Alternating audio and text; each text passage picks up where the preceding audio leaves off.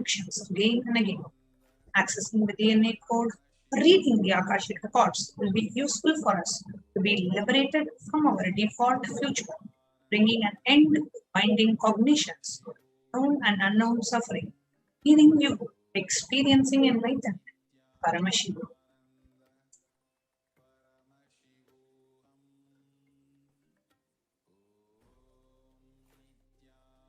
Now, only an avatar can actually read and can actually alter the Akashic readings. Some of the initiated Balasans of the Nithyananda Gurukul view the Akashic record. However, it is only an avatar that can alter, edit, upgrade, and change the Akashic record. During the darshan and the dikshas, the Supreme Pontiff of Hinduism blesses and upgrades the Akashic readings according to the prayer of the devotee. Now, what kind of questions that you can ask in the Akashic readings? Now, the most accurate and unbiased answer to any questions about your life, destiny, purpose, or any or everyday part of your life. Now, you can ask questions about your personal life, professional life, spiritual life. You want to know something about the past, or you want to know something about the future. You're curious to know something. You want to know about, many people ask about what is the purpose of their life, or they say, what is the right career path for me? Or some people have even asked, when will I get married? Who's my life partner? Is this the right person for me? Somebody has even asked that they wanted to know, that who the real mother was, because they didn't know and they've never seen the biological mother. So people ask all sorts of things. Somebody even asked, I want to know which date I'm going to die. So people ask, you can ask any question that you wanted to know about your life in the past, present, or future, or even if you can even ask questions about the global issues that are there. Let's say, for example, the COVID pandemic. If some aspect of this COVID pandemic wants some clarity, you can even ask questions about the global pandemic or any other global issue for that matter, and Devi Parashakti will directly reveal the answers from the cosmic archives. So we are all so blessed that Devi Parashakti herself is coming down from Kailasa, the enlightened time-space zone, be able to answer our questions live, and you can listen to the answers live and understand the live answers and experience the ultimate transformation. Now the question will be, okay, how do I submit my questions in the Akashic reading session? That's what we are going to cover next. What are the different ways we can submit our questions for the Akashic reading session? So there are various different social media platforms through which you can submit your questions to Devi Parashakti.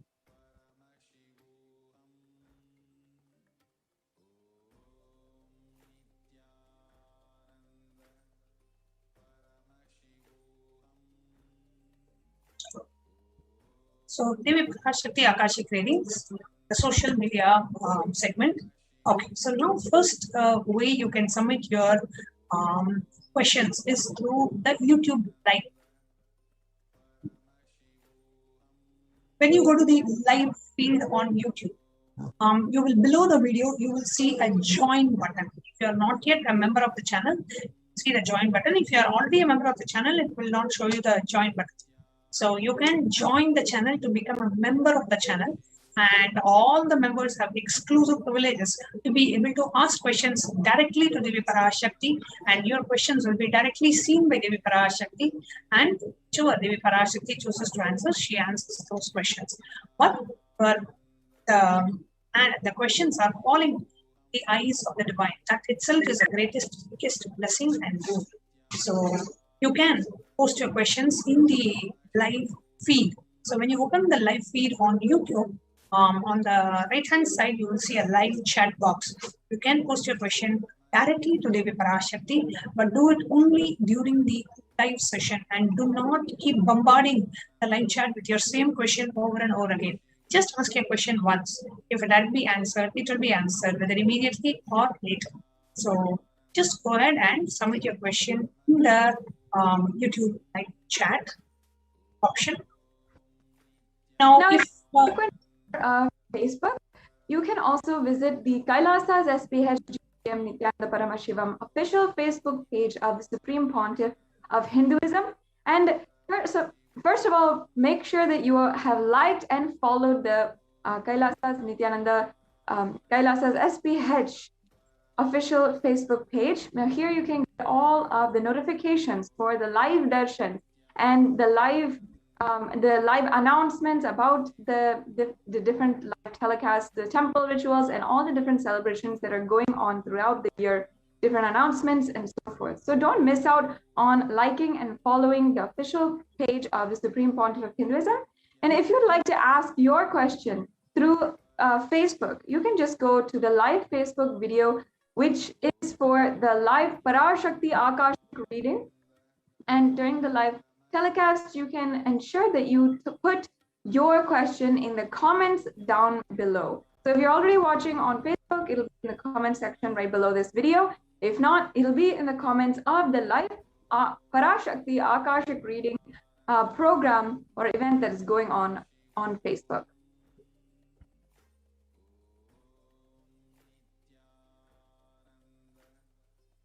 The third option that you have is a tweet.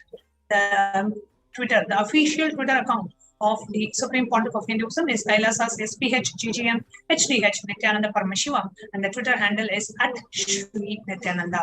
So if you are not yet a follower of the Supreme Pontiff of Hinduism on Twitter, now is the time to go ahead and follow @Shri Nithyananda on Twitter, and you can ask your questions in the reply section of the tweet with the hashtag Ask the Avatar. So when you use the hashtag Ask the Avatar and put it as a reply tweet to their main live feed. So every day we will be having the live feed on Twitter as well. And to that live feed, just reply to that live feed with your question with the hashtag Ask the Avatar as projected on the screen. The next platform in which you can submit your questions is the Instagram platform. Now, in the Instagram, the official Instagram handle of the Supreme Pontiff of Hinduism is also @Shri Nithyananda, and so you can follow the Shri Nithyananda on Instagram, and you can ask your questions in the comments.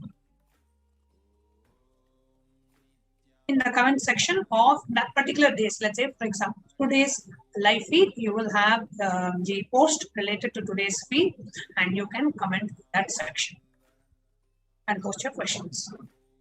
And finally, the kailasa.org website, you can ask your questions on WhatsApp. So on the kailasa.org website, you have two widgets on the main screen.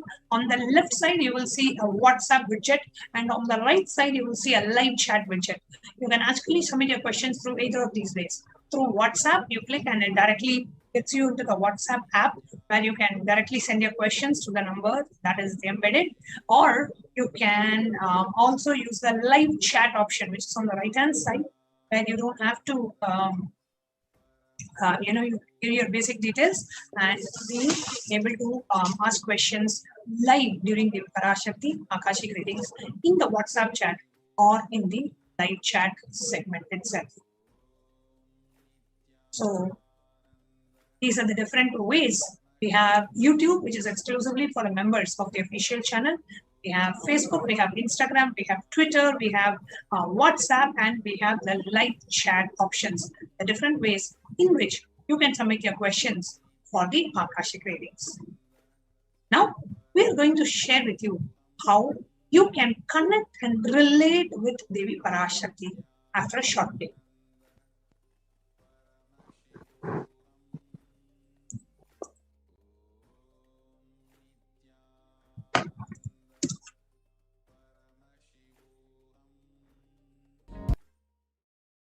We get you ability to build beautiful relationships in your life. We get you direct spiritual support, and we make sure you become wealthy.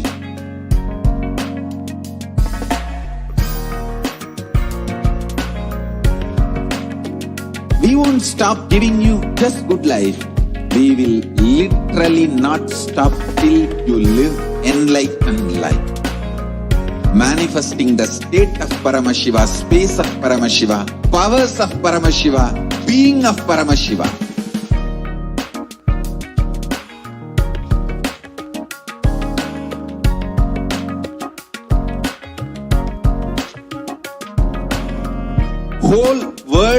should become Kailasians. I want the whole world to know Hindus have something great to contribute to the world.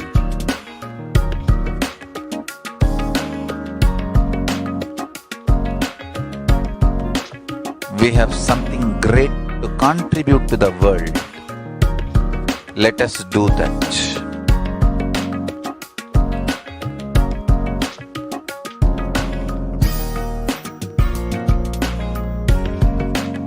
Kailasa is proper customized spiritual service helping you to identify your root patterns of suffering.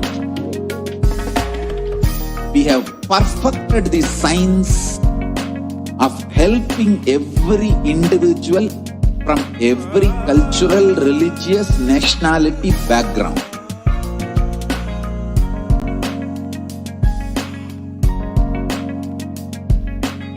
You will have lowest reactionary assumptions, highest awakened response, alive response for life continuously.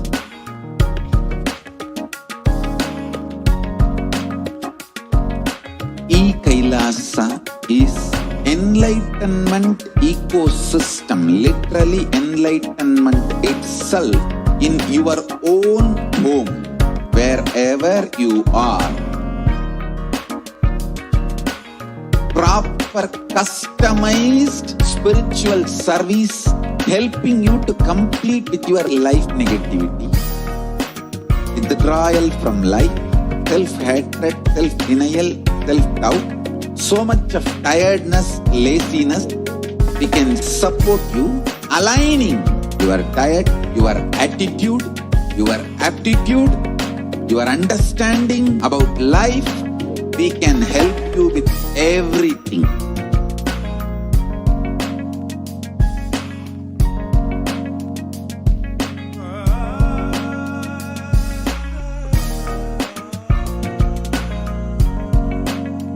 If you are interested in enlightenment, we will immediately bring this to you. If you are not interested, we will explain the whole science, inspire you and make you interested in enlightenment time.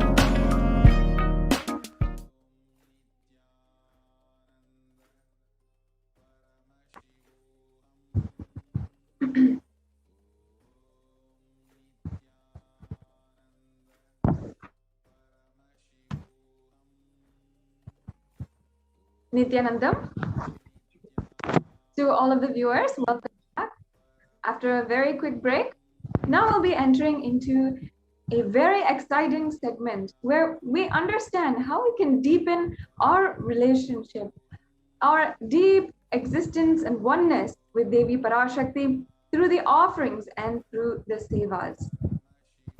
So let us now understand what is the significance of offering. What is the real context behind these offerings and sevas?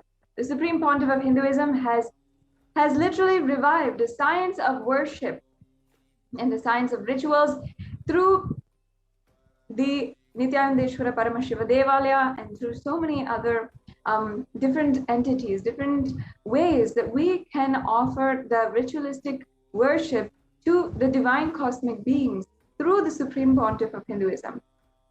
And each and every one of these sevas has a unique significance and is referred to in the Shastras, in the ancient Hindu scriptures of Sanatana Hindu Dharma. And that is from where the Supreme Pontiff of Hinduism has revived them and ultimately revived the science behind how we attain supreme oneness and a deep feeling connection to Devi Parashakti. Devi Parashakti has been answering, granting boons, giving the request of all of humanity, different people from all over the world. If they just ask a question, regardless of the fact if they are offering, if they're feeling gratitude for it, if they're understanding or anything, if you ask a question, Devi Parashakti has been answering. And out of a person's gratitude, out of their individual gratitude, later on or even before that, if they'd like to offer these sevas and make sure that they deepen the relationship that they have with Devi Parashakti and offering the gratitude for making whatever they wanted manifest into reality, these are the different sevas. So let us now enter into this segment and understand the significance of offering. Now, what is really an offering mean? Does Devi Parashakti really waiting for us to offer? For whom is this offering? Now, just to give a small example of what is the significance of this offering. Now, let us say you are, it's, I know most of you in the US have just finished the long weekend. So let's say you are just sitting in your house and it's a holiday, and suddenly you are hearing a knock on your door. And you're wondering, I wasn't expecting any guests or my friend to turn up today. Who is this? So you kind of anxiously and curiously peep out through the window and see that it is Devi Parashakti herself standing. You run to the door and open the door, and you're not able to believe your eyes. It is literally Devi Parashakti standing there, right? And you just know that she has come down, and you're not able to believe your eyes. You're pinching yourself and you're seeing, is this true? Is this really Devi Parashakti? Am I dreaming or is it real? Immediately what you will do, you will fall at her feet and you'll say, please, please, please come inside, come inside. You will make her sit. You will do what you can. You will offer some flowers. You will, whatever you can. You will worship her. You will talk to her. You will still not be able to believe that it is actually Devi Parashakti who has come down to to bless you, shower you with all the boons, to connect with you and to make you feel that, you know what, you are taken care. She is there taking care of you, protecting you. So let us say Devi Parashakti is in your living room and she's sitting on a couch and you're just talking to her and connecting with her and relating with her. So then what really happens at that time? Right? So you will feel like, you will ask, okay, Devi Parashakti, can I give you some food to eat? Can I pour some water at your feet? Can I offer some flowers at your feet? Can I give this? Can I give that? Why? Is it that Devi Parashakti came to your house to receive flowers from you? No. That is the way we relate with the Devi Parashakti. That is the way we connect with her. We feel, if I do this, it is my biggest blessing that I'm able to put some flowers at her feet, that I'm able to, touch her feet and do the Para Puja, that I'm able to offer some clothes to her. She partook the food offering that I gave her. Lifelong you will be telling it. You know what? Parashakti herself came and she partook my food. She accepted my cloth offering. She accepted my Pada Puja. This will be a lifelong celebration for you. You will never forget that moment. And that moment will be the most cherished moment of your time. So that is the significance of the offering. You will literally feel that the divine being is real. Devi Parashakti is there and you are making that offering. So the offering to Devi Parashakti is a way that you experience that immense feeling connection and you know that Devi Parashakti is real and it is not some mental construct. She is physical and she is real in your life. That experience is given to each and every one of us when we partake in these offerings. And you can choose whatever offering you want. You can choose those offerings and request the darshan and the blessings and the boon. And ultimately, the deep feeling connection and bhakti and devotion and surrender to Devi Parashakti herself. So that is the significance of the offering.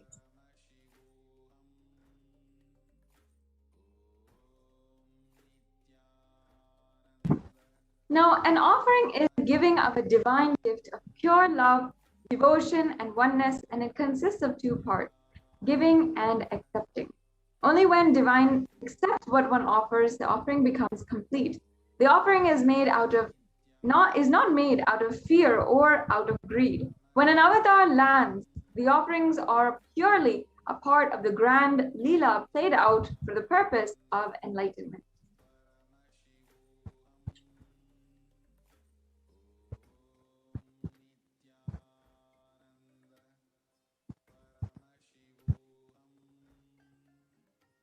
Let us now look at the Dhyana Shloka, which describes the very form of Devi Parashakti.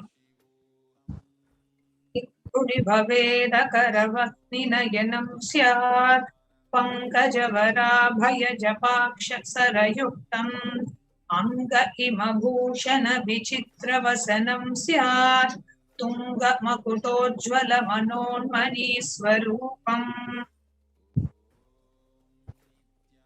And now I'll chant the English translation.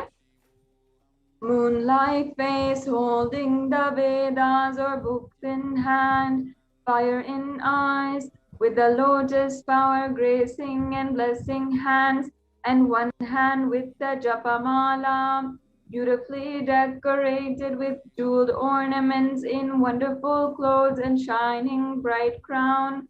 Her name is Manonmani. This verse is a direct reference from the Mula Agama, the Manonmani Dhyana. The next Dhyana Shloka we have for Devi Parashakti. Dhyaye Devim Trinetram Sashini Bhavadanam Vedahastam Dadanam Savye Patmam Varadamapare Chabhayam Sakshamalam Divyairavaranayir Vibhushitatanam Brahmadibhih Pujitam Devimeva Manonmanim Pradidinam Kamarthadatrim Shubham.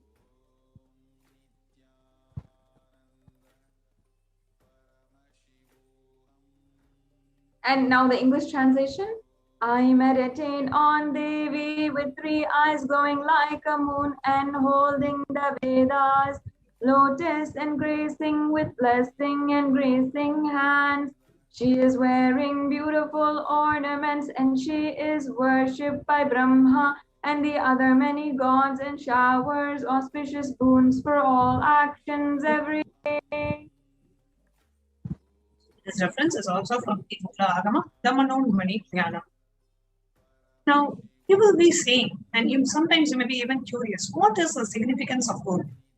Why do we offer, why many of the offerings that we do to the divine beings and the divine, to Devi Parashakti and all the other divine beings of Hinduism, why do we make the offering in gold? The direct reference is from the Atharva Veda, which talks about gold. Let's understand that the gold is a divine element. Gold doesn't have dosha. Gold is therefore considered as a divine element. When I say dosha, gold and rudraksha, these two do not have dosha. Means if you wear it and you can even what you are wearing, the chain, you can even offer it to the divine. Because that jewelry or whatever you are wearing, because it is gold, the gold doesn't carry the dosha of the person who's wearing it, or you do not add anything to it. You do not add any impurities, or it doesn't carry anything, even though you may be using it. So the gold as an element itself doesn't have any dosha. It purifies anything it touches. Hence, it is an element of spiritual significance and great spiritual power of healing and enlightening. The vibration of the gold has the power to infuse sattva energy and positive thought currents for anyone who wears and anyone who sees or operates it in its vicinity. Gold is actually present, referenced in all of the scriptures, including the Agamas, the Vedas, the Shrutis, Smritis, and Itihasas and Puranas. In all of the Hindu scriptures, gold is the most auspicious and purest metal which purifies our being. In Hindu civilization, everything was built in gold, exchanged in gold. Ritual feasts were offered in gold bricks.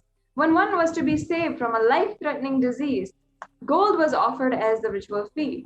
Gold was in abundance and used for weighing equivalent amounts of commodities, including cows. Kingdoms were built in the huge doors of gold. The streets would have huge columns and huge archways made out of gold, and the horses, cows, elephants, and all of the animals were also dressed in gold as they lived in coexistence and harmony in the whole Hindu civilization.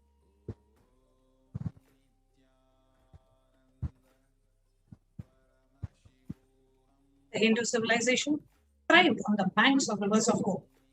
The Indus River, called Hiranmaya, the river of gold in Rig Veda, the river Saraswati, was called Hiranyavardhini in Atharva Veda.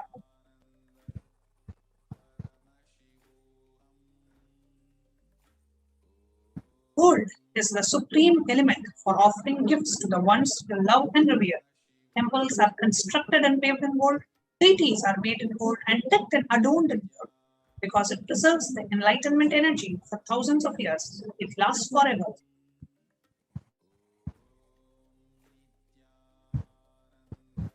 Now we will begin the different various array of offerings that we have to present to all of you with the first and foremost one of the offerings that you can even make today at any amount.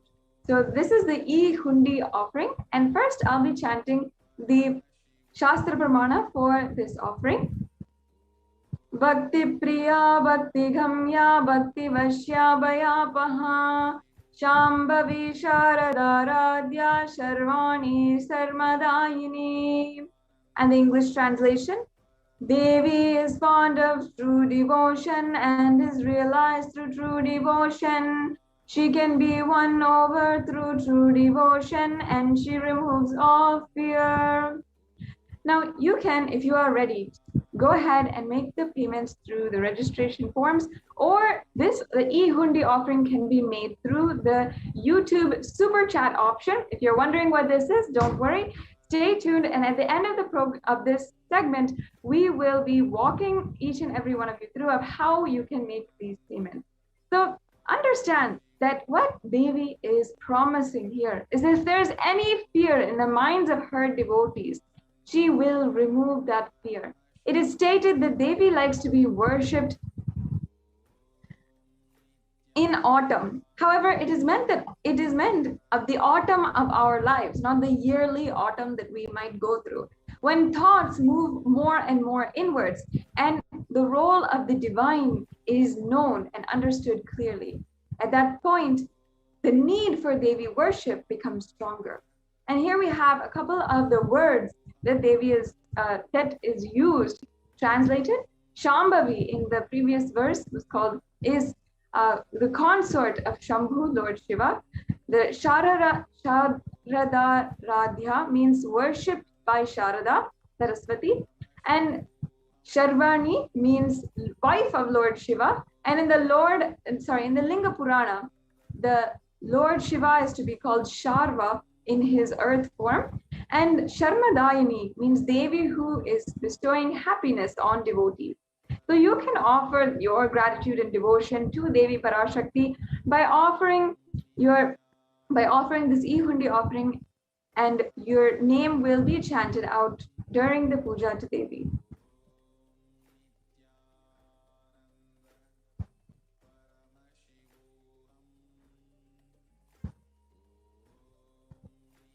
The next offering that we have for Devi Parashakti is the offering of the Sankalpa.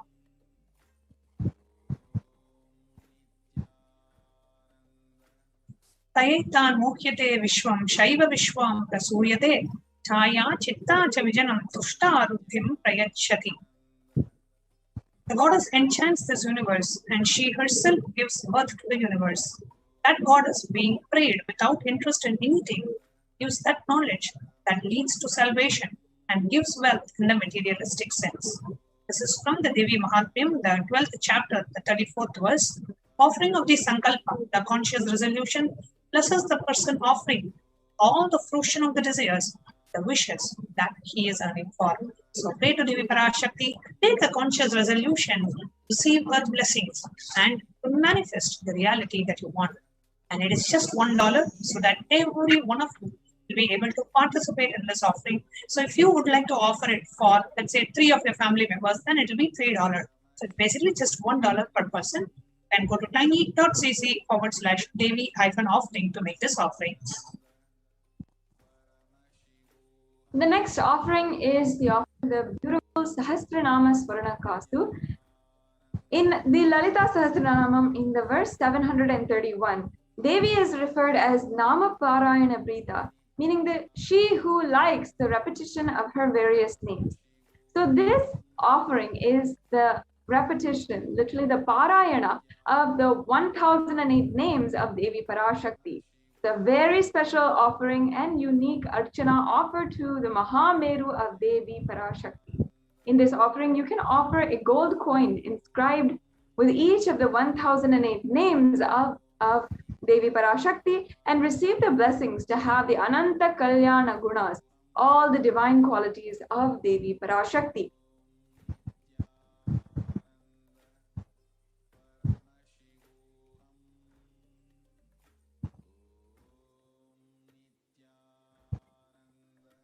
The next offering we have is that of the Mukta Anguti, the finger ring with the pearl.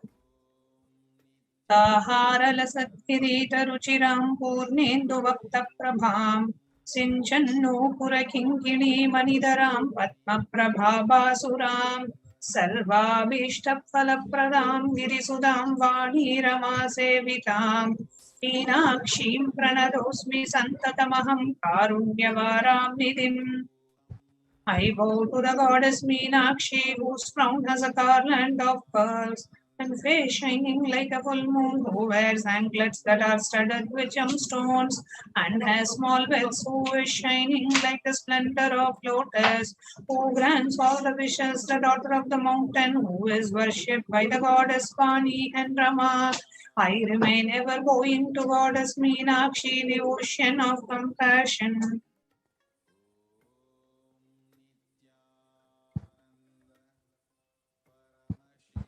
Offering, offer the pearl finger ring and receive the blessings to be showered by her compassion and pure love in all your business endeavors.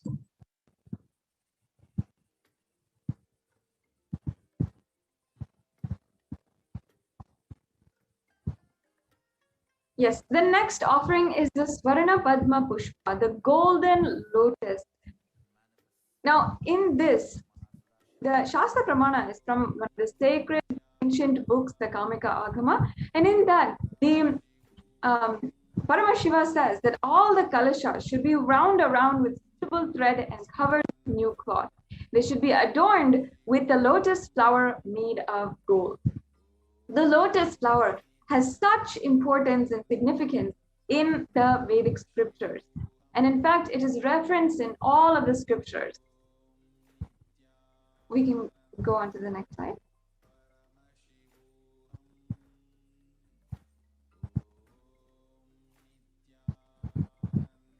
And there are hundreds of scriptural references for using the lotus in the worship of Paramashiva. In fact, almost everything in worship of the ultimate involves the consecration of deities, of worship, or meditating on the mudras and asanas used during worship involves the lotus flower, the lotus leaf, the lotus pericarp, and the lotus petals. The lotus is thus considered a very divine, sacred flower. And further, the lotus is also referenced as Shakti of Paramashiva, which is also understood as the lotus. Even the base of the Paramashiva Linga, as you're seeing in the picture, is a lotus. And the disciple of Paramashiva is considered as a lotus as well, which is about to bloom. So you can offer the Swarna Padma Pushpa in any size which you wish to and be blessed to have the state, space, powers, and being of Parashakti in your inner space amidst any and every adverse situation in your life. The next offering we have is that of the golden florin, the Swarna Metti. The reference in the Lalita Sahasranama, it says, Nakadiditi Samchanna Namachana Tamoguna Padadvaya Prabhajala Parakrata Saroruha. You, Devi, whose brightness from the two nails destroy the darkness of ignorance from the minds of your devotees, prostrates at your feet. Whose brightness from your 2 feet overpowers that even of the lotus flower. So, offering of the Swarna Metti, the golden touring, Devi Parashakti, adorning her sacred feet, be in the space of constant gratitude for receiving her blessings in even the most difficult aspect of your life. So the offering of the Swarna Metti is $750. You can visit tiny.cc/Devi-offerings. Make this offering. The next beautiful offering is the Swarna Mangalika. Now, Devi Parashakti is referenced as, described as the Shuddha Sarabhi Varshani, meaning she who makes the nectar flow in all of our nerves from the Sahasrara, she who gives the very pleasant experience of the ultimate. Actually, in Hinduism, the Mangtika, which all of the women, the Hindu traditional women, will wear on their forehead, on their hairline, and we're offering it here, the golden hairline jewelry. So the Mangtika actually represents the nectar which is flowing from the Sahasrara Chakra, which is fully opened. And the Sahasrara Chakra is described to be 1,000-petal lotus. So when it is open and the nectar is flowing from it, the Mangtika is the representation of the nectar of the flowing from the Sahasrara Chakra. The next slide, please. So you can offer this golden hairline jewelry in order to experience the overflowing gratitude and complete completion with Devi Parashakti in your life.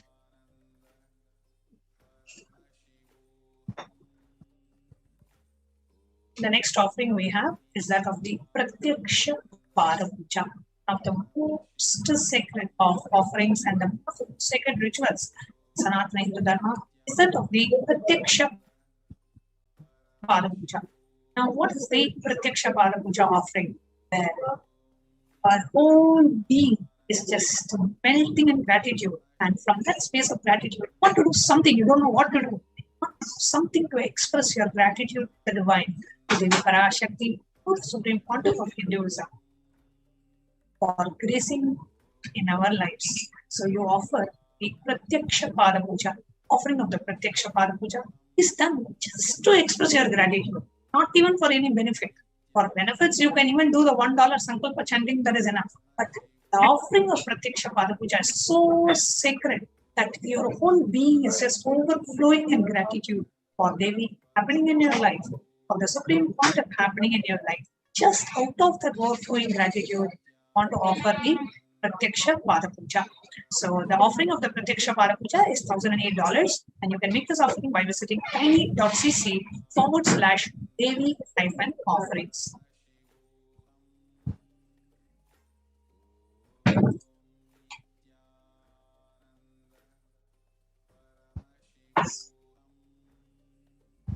Yes, and the next offering that you can make at the feet of the Supreme Pontiff of Hinduism himself is the Vastra Seva.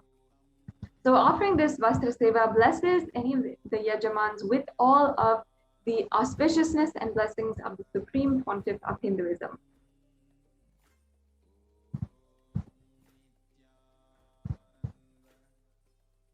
And the offering of the Vastra Seva is the sacred offering of the divine cloth for wearing. So after the Pratyaksha Parapuja, you can offer this Vastra Seva as a beautiful divine gift of love and gratitude to the Supreme Pontiff of Hinduism.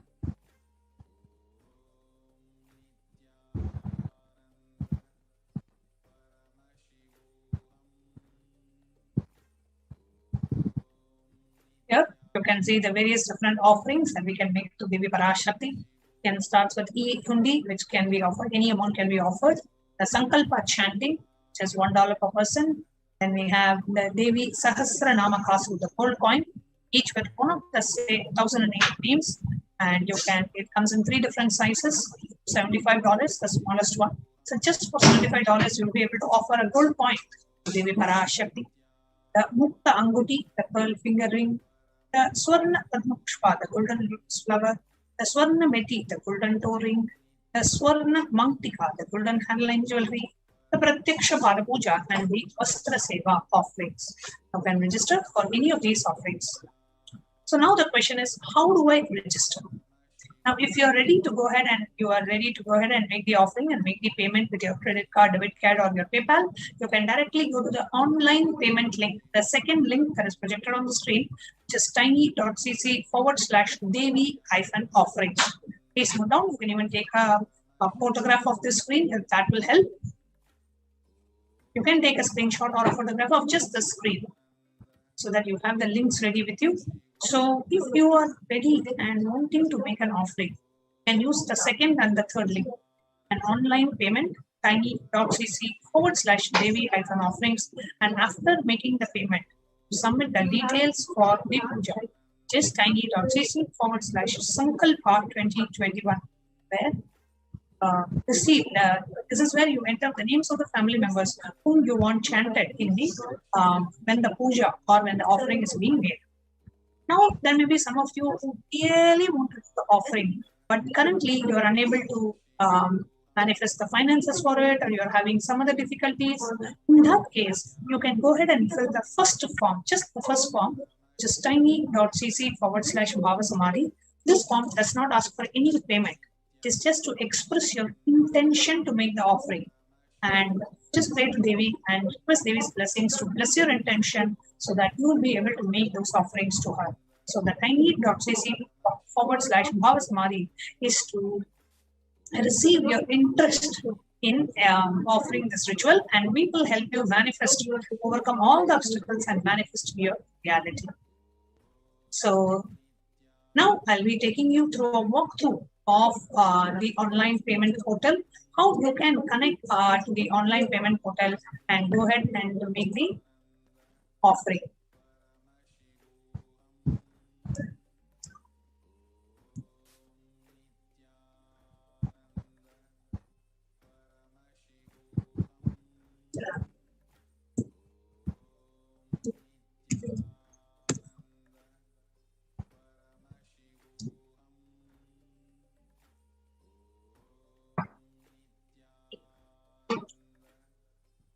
I will now be taking you through a step-by-step walkthrough.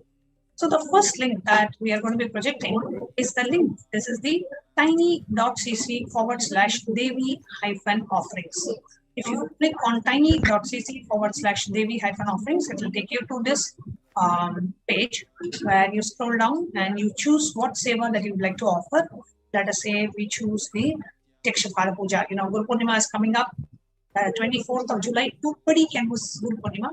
So you go ahead and choose Pratyakshapara Puja. As soon as you choose any offering, immediately the cost of the offering will pop up in the bottom. You can increase the quantity. Let's say you want to do it separately and your husband wants to do it separately. So you can increase the quantity by 2, or you can just have it as 1 and click on add to cart.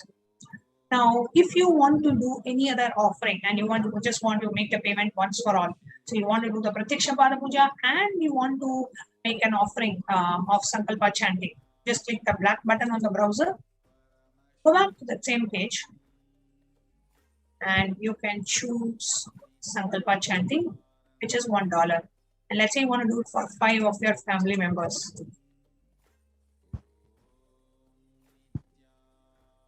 So you click on add to cart. It adds 5 Sankalpa names to the cart. Come down, check down verify the cost, click on proceed to checkout. In the next checkout page, basically you enter your billing details, your credit card details, click on I agree to the terms and conditions. It's very, very straightforward. It's your basic billing information. And go ahead and say that I agree to the terms and conditions, and you click on place order on the bottom right. After you place the order, it will say successful and you will get an order number. Note down that order number and go to tiny.cc/Sankalpa 2021 and you click on next. And here you can go ahead and agree to the terms and conditions, enter the payment details, and click on offering for Devi Parashakti Akashik readings. So you click on Devi Parashakti Akashik reading and then click next. In the next page, you can choose that you're making an offering for Pratyakshapara Puja and the Sankalpa chanting, and you can enter the names of your family members to be chanted the puja in the offering. Then the final offering that we have is that of the YouTube live, the super chat. Now, if you are on the YouTube live, on the right side, you will see a chat window, or if you're on a mobile, it will be below the live stream. And in that chat window, see 2 options in the bottom, which is a dollar symbol, and you will see the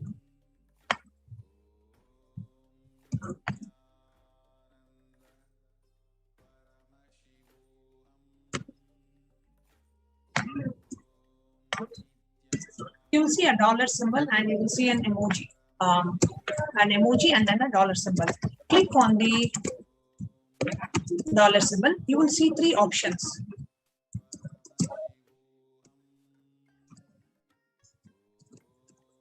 Now, in the 3 options, the first option is for you to join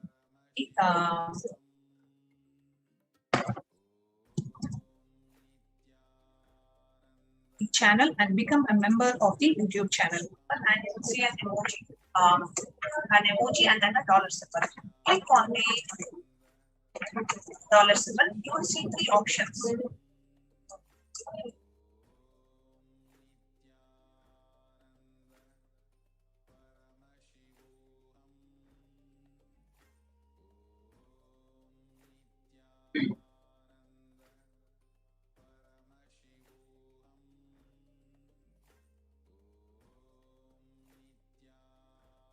Yes.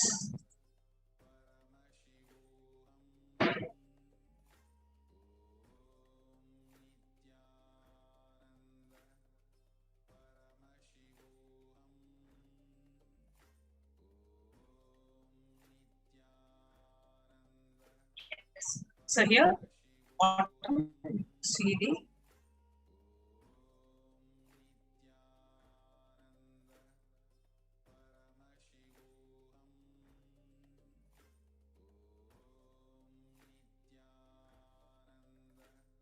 okay. So here you can see the member channel will be able to post their questions in the Devi Parashakti Akashik reading. That is why here, if you are not able to see the dollar symbol or the emoji, it's because of that. And for those of you who want to join the channel, then go ahead and click on join here, which will make you the member and you will be able to participate in the live chat. Bronze, silver, gold, premium, and platinum. And you click on join.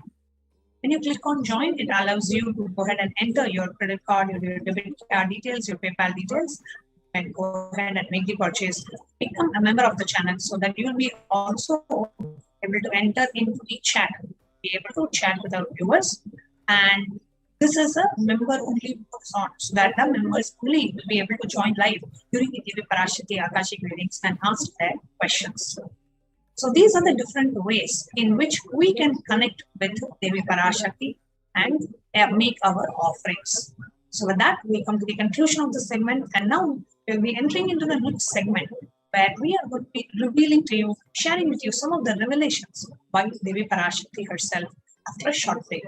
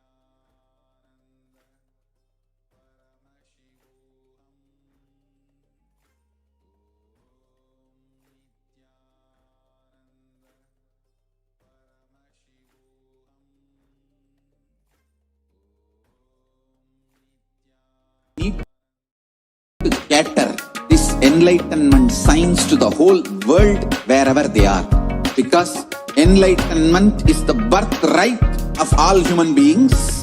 Kailasa is responsible to provide that to all human beings.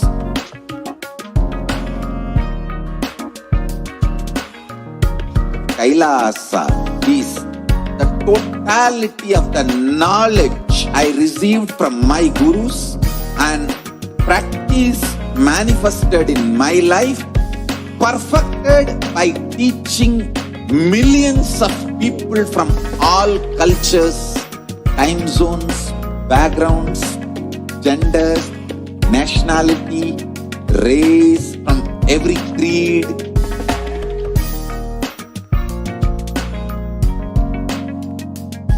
So this absolutely perfected knowledge available to you, served to you in your home without even you moving out of your couch, free of cost.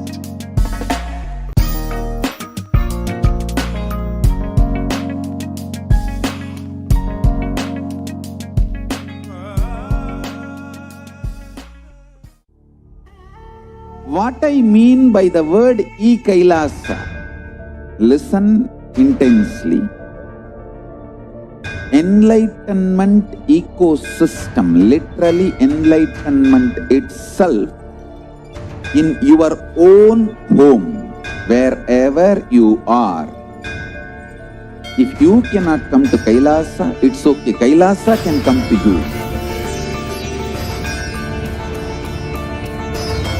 Kailasa coming to you is Kailasa.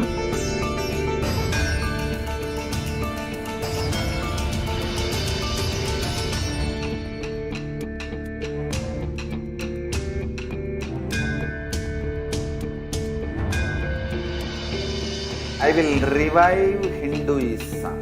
I am a Hindu revivalist, not by any revolution, but by evolution.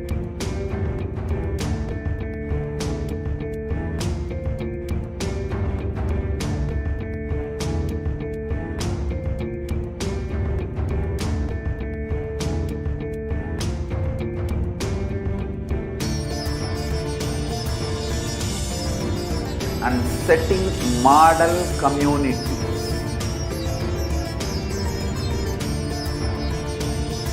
Kailasas, enlightenment ecosystems, Sarvanya Pitas all over the world.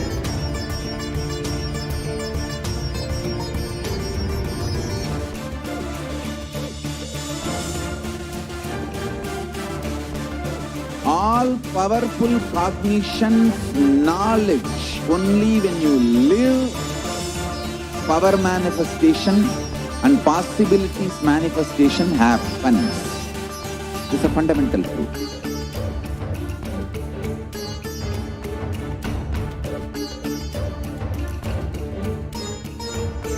Hinduism cannot live exclusively as one sampradaya. No.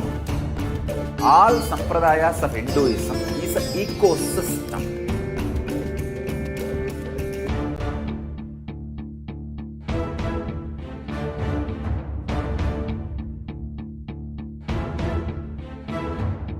So don't keep quiet thinking that if one sampradaya is attacked, only that sampradaya is going to be affected.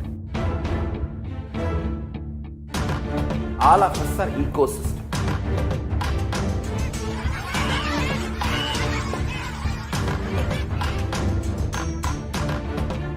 I invite all of you to get involved and enjoy Hinduism by the principle of Dharmo Rakshati Rakshitaha. When you protect Dharma, Dharma protects you. We will make the whole planet flourish spiritually. The spiritual prosperity will happen to the whole planet. We all have to coexist together.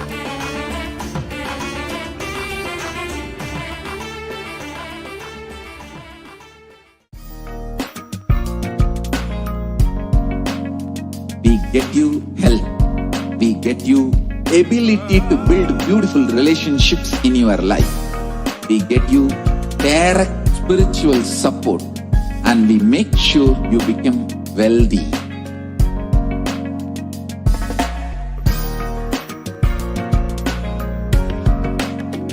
We won't stop giving you just good life.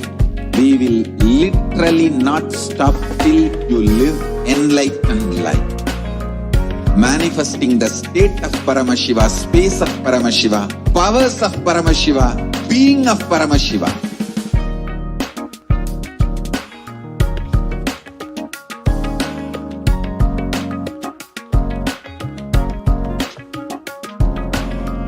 Whole world should become Kailasian. I want the whole world to know Hindus have something great to contribute to the world.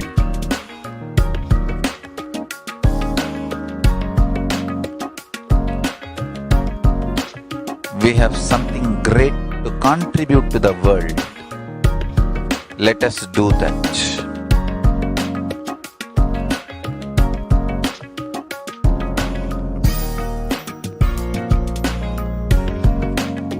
Kailasa is proper customized spiritual service helping you to identify your root patterns of suffering. We have perfected the science of helping every individual from every cultural, religious, nationality background.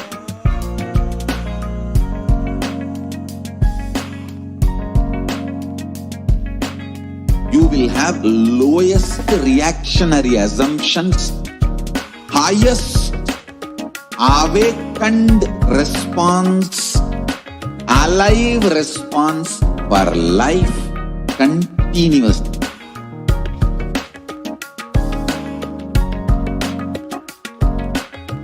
Kailasa is enlightenment ecosystem, literally enlightenment itself in your own home, wherever you are. Proper customized spiritual service helping you to complete with your life negativity, withdrawal from life, self-hatred, self-denial, self-doubt, so much of tiredness, laziness. We can support you aligning your diet, your attitude, your aptitude, your understanding about life. We can help you with everything.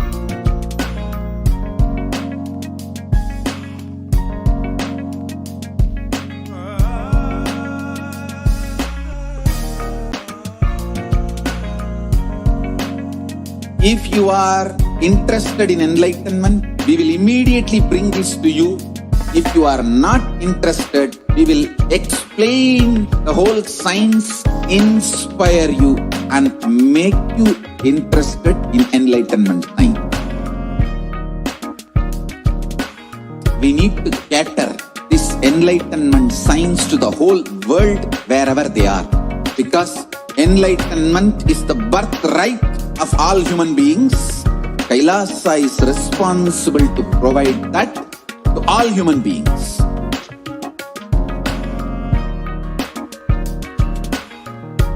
Kailasa is the totality of the knowledge I received from my gurus and practice manifested in my life, perfected by teaching millions of people from all cultures, time zones, backgrounds, genders, nationality, race, from every creed.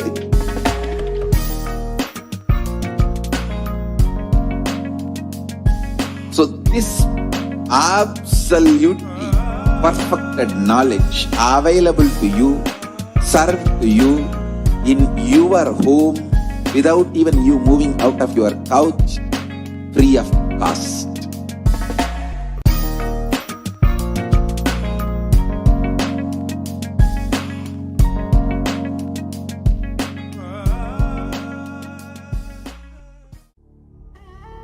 What I mean by the word Kailasa, listen intensely.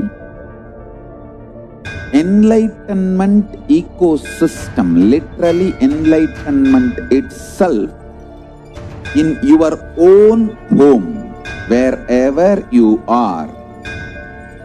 If you cannot come to Kailasa, it's okay. Kailasa can come to you.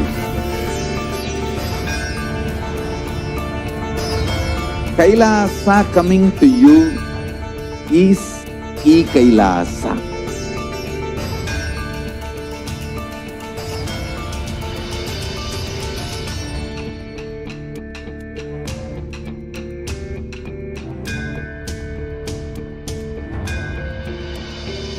I will revive Hinduism. I am a Hindu revivalist, not by any revolution, but by evolution.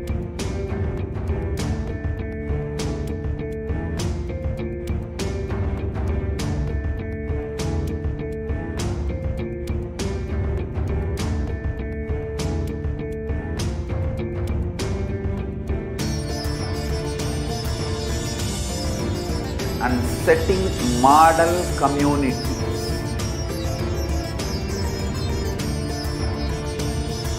Kailasa, enlightenment ecosystems, Sarvanya Peethas all over the world.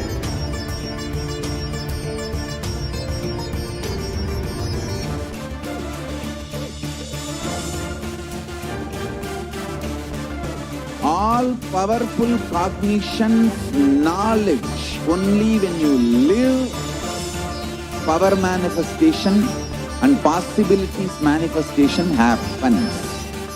It's a fundamental truth.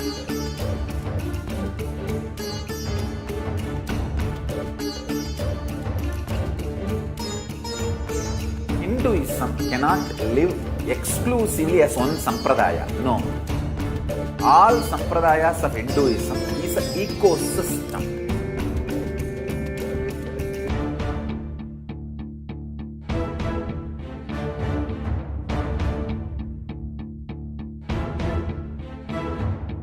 So don't keep quiet thinking that if one sampradaya is attacked, only that sampradaya is going to be affected. All of us are ecosystems.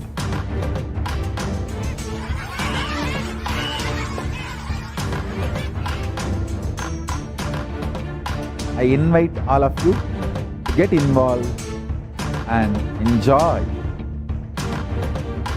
Hinduism by the principle of Dharmo Rakshati Rakshitaha. When you protect Dharma, Dharma protects you. We will make the whole planet flourish spiritually. The spiritual prosperity will happen to the whole planet Earth. We all have to coexist together.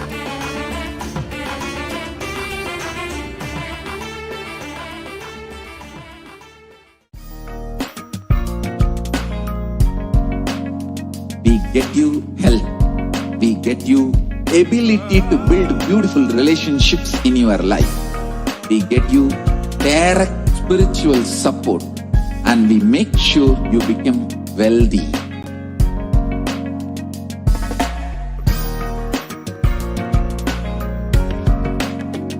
We won't stop giving you just good life.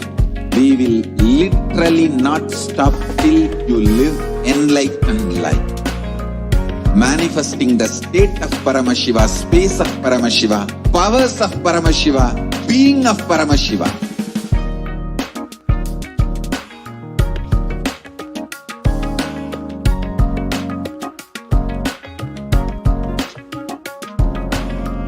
Whole world should become Kailasians.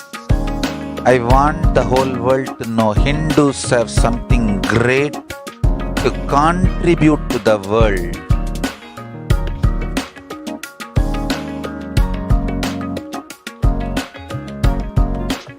We have something great to contribute to the world. Let us do that.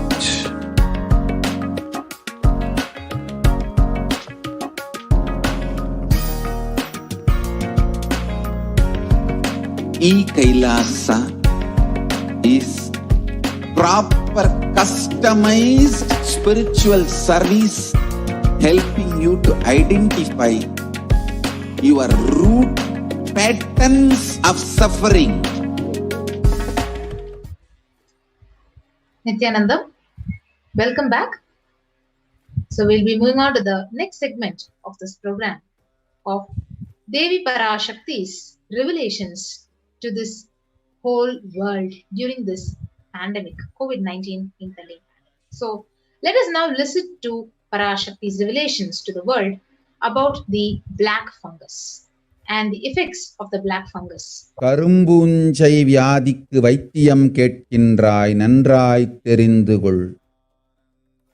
கரும்பூஞ்சை வியாதி நுரையீரல் மட்டுமல்லாது மூளையையும் நசுக்கி மனிதனை ஜடமாக்கி மரணத்திற்குள் தள்ளும் உயிரியல் ஆயுதம். மனிதர்கள் மீது நடத்தப்படும் உயிரியல் போர் இது. நவபாஷாணத்தின் மீது பொழியப்பட்ட நீரும் மஞ்சளும் பாலும் வேம்பு ரசமுமே இதற்கு மருந்து. அதை அருந்தி உடலிலே அதை ஊற்றி நீராடி இருந்தவர்க்கு காவல் அம்பிகையின் சக்தி.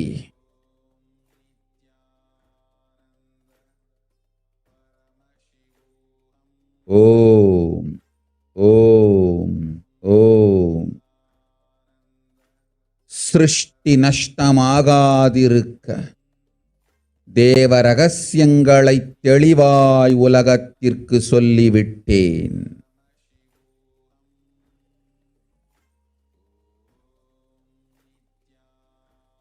இந்த ரகசியங்கள் எல்லாம் உலகத்திற்கு நாம் நித்யானந்தன் வடிவு கொண்டு சொல்லும் பொழுது எதிரிகள் பெருங்கோபத்தொடு நித்யானந்தன் திருவுருவை அழித்திடாமல் இருந்திடவே அவன் திருவுருவை கைலாயத்திற்கு கொண்டு வந்து பாதுகாப்பாக்கிக் கொண்டு பிறகு இந்த உண்மையெல்லாம் உலகத்திற்கு சொல்லுகின்றேன். அன்னை பராசக்தியும் கூட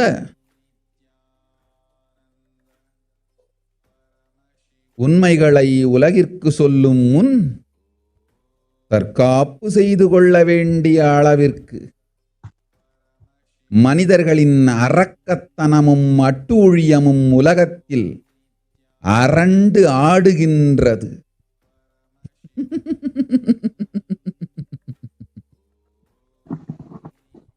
ஓம் ஓம் ஓம் ஓம் ஓம்.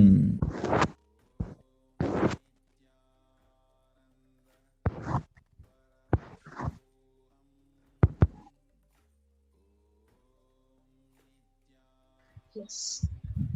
So this is the translation of what Parashakti has revealed exactly in the Akashik reading about the black fungus.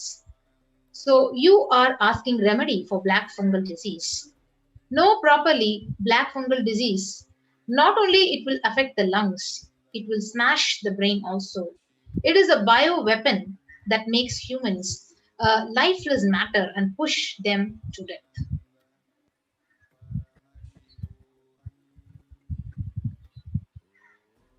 And Devi Parashakti then said, the demonishness and atrocities of humans is dancing in the world that even Mother Parashakti needs to do self-protection before telling the truths to the world.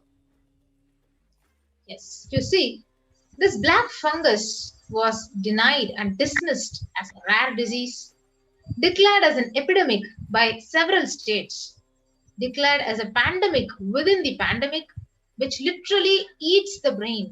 It mutilates the bodies, the face, eating the bones, and affects only the COVID patients. It is extremely fatal, and 50% of the people who are infected with the COVID and the black fungus literally die out of it. And as you can see here an article where they're speaking about the black fungus disease linked to COVID that spreads across India. This is from the 23rd of May 2021. And here it's saying that the fungal disease with a name is having actually 50%, is affecting 50% of the COVID patients, and is initially, but now the fungus can spread to others and can be literally spread to anyone within anyone who, even if they do not have COVID. So they're stating here how many people, 7,200 people in India have this black fungus disease, and this was 2 months back in May.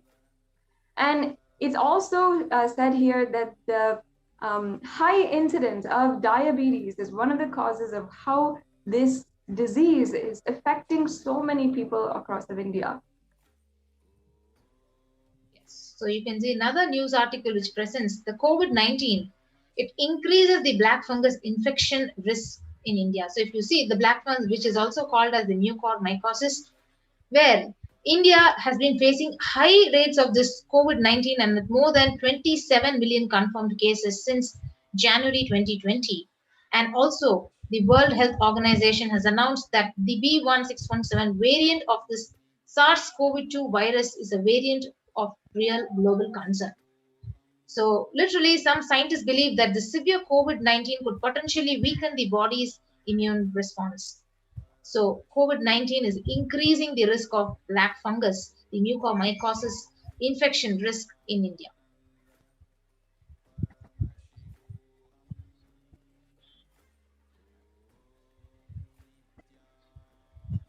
Yes, please go ahead. From the 28th of May, the deadly black fungus outbreak declared an epidemic as cases climbed to 12,000 across India. So a range of states across India have declared that the outbreak of the black fungus epidemic with a total number of cases which has hit 12,000. So this was, again, a pandemic within a pandemic. You can see a pandemic within the COVID-19 virus. So the incidence of death and the death toll after the COVID-19, the soaring number of fungal infections among the recovered patients have emerged. A new medical concerns with one more article which says more than 12,000 cases of this fungal infection have been reported from different parts of the country that has created a sense of panic among the people.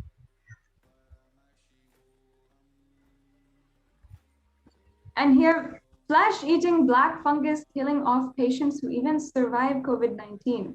Here you can see black fungus has a near 50% mortality rate and is tragically killing many who were relieved to have beaten COVID-19. The infection can eat through skin, soft tissue, or even bone as it attacks the brain or other critical organs. Once it starts growing that way, it's very difficult to control. Doctors are studying the outbreak in India, saying steroids used to treat COVID also weaken the immune system, leaving patients more susceptible to the fungus. Yes. So here is how exactly Devi Parashakti words saying that it is literally smashing the brain. That is how the black fungus is actually working, and even how doctors are studying it. And Devi Parashakti even revealed to the world, saying that human beings will die like rats and cats on the streets. And we have seen so many news articles, so much devastating news saying that the dead bodies floating in a large quantity in Ganga. The authorities are fudging numbers and under-reporting, and even the dogs are eating those dead bodies. And because dogs ate those dead bodies, they are dying, and poor human beings eating those dogs' dead bodies because they don't have any food, and they are also dying.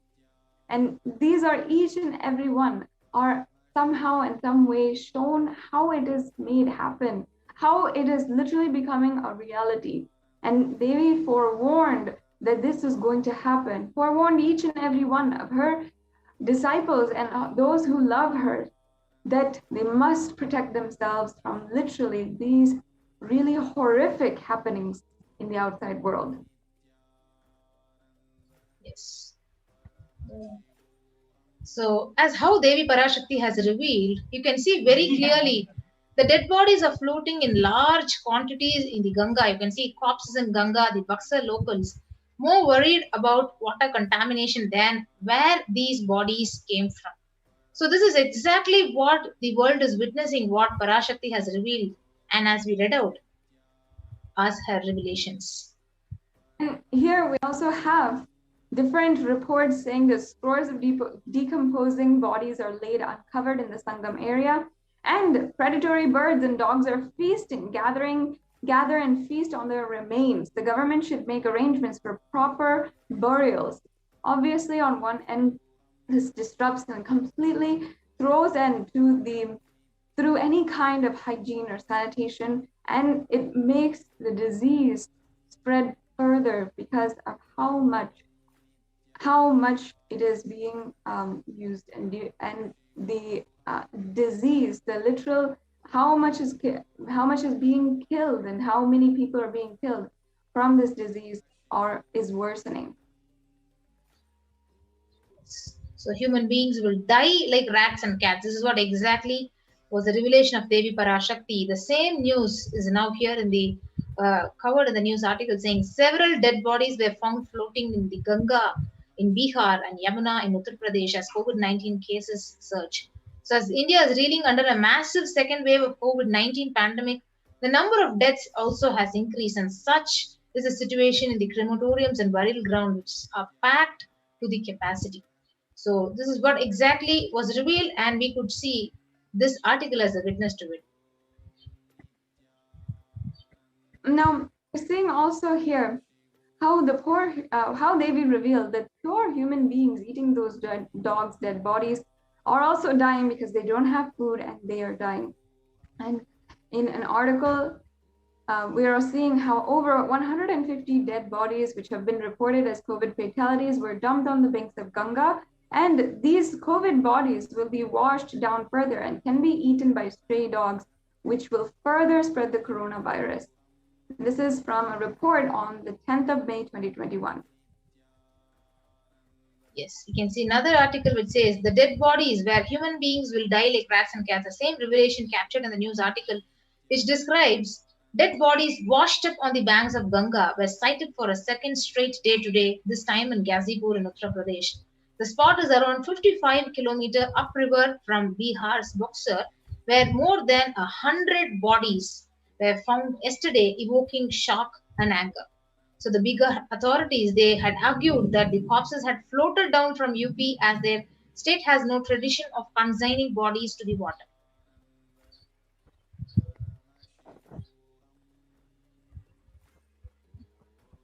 And here we also have that another article where it's showing that dozens more bodies wash up on Ganga River, and the reports are downplaying the number, especially as we see that literally at least 40 bodies were pulled from the river, from Ganga, in some like 50 kilometers downstream from Gunnar. So then the dead bodies are not being counted. The reports of these should not be believed. How many people are being affected?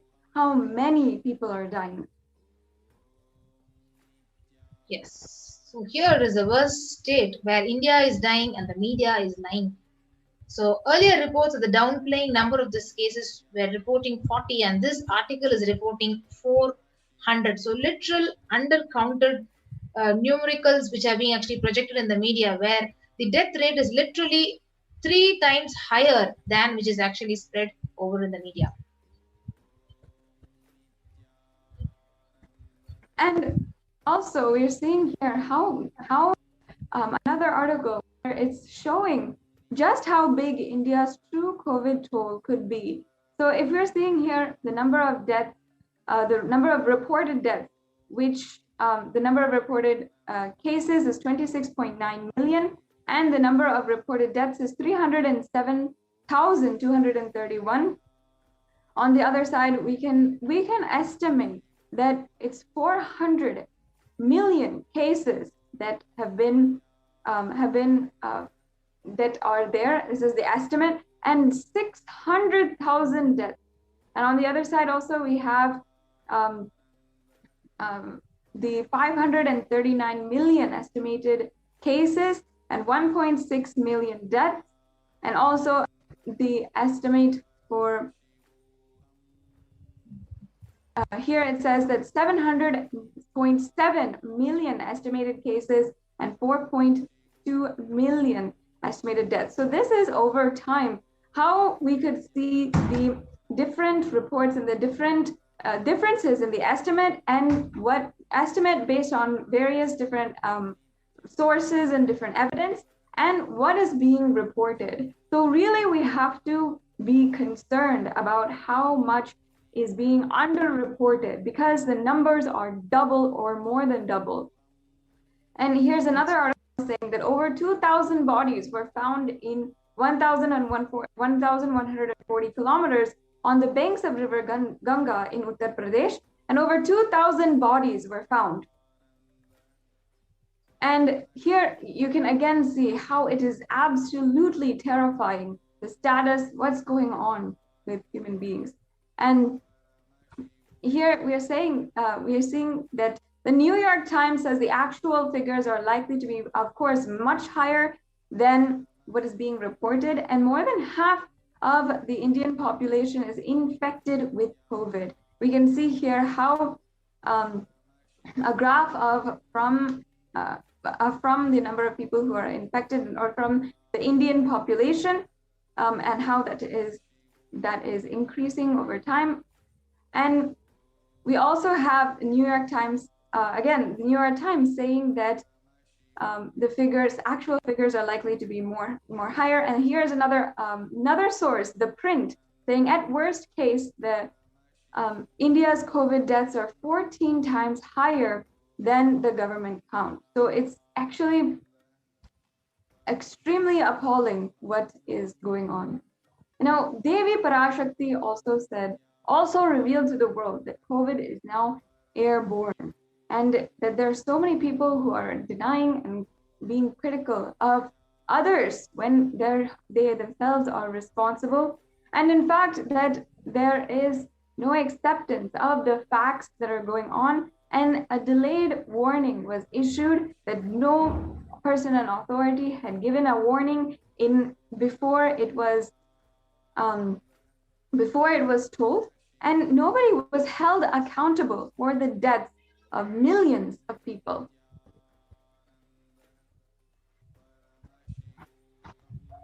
The COVID vaccine is creating variants, and here we have the Montenegro has promoted several controversial and unverified claims surrounding vaccinations, homeopathy, and the COVID-19 pandemic. This is who is a French virologist. Many people who are saying that that there are so many variants that are being created of the COVID-19 virus. We also have here again how the Nobel Prize winner Montaigne had reveals that the COVID vaccine is creating variants again.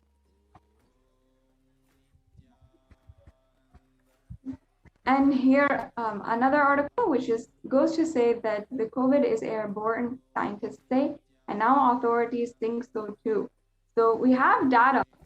We have the data that COVID-19 is airborne. However, authorities, the people who are giving the message, relaying the message, and guiding the people on how to be precautious about the pandemic that is ongoing, they are delayed in accepting the whole truth.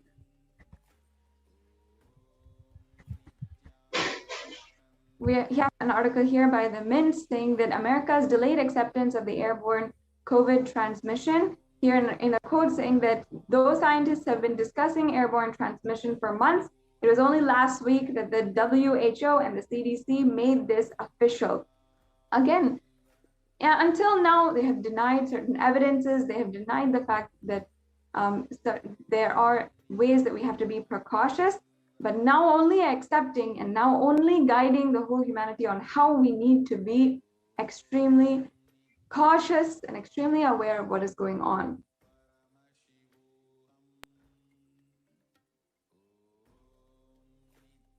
And again, now after there's so many people affected by the disease, by millions of people being infected and then millions of people dying, now they're releasing the guidance on how they should, what to do about the airborne transmission, about how it's airborne and so forth. But nobody is held accountable for the people, the millions of people who died before this, because they didn't know and they weren't guided properly on how the COVID-19 pandemic was airborne.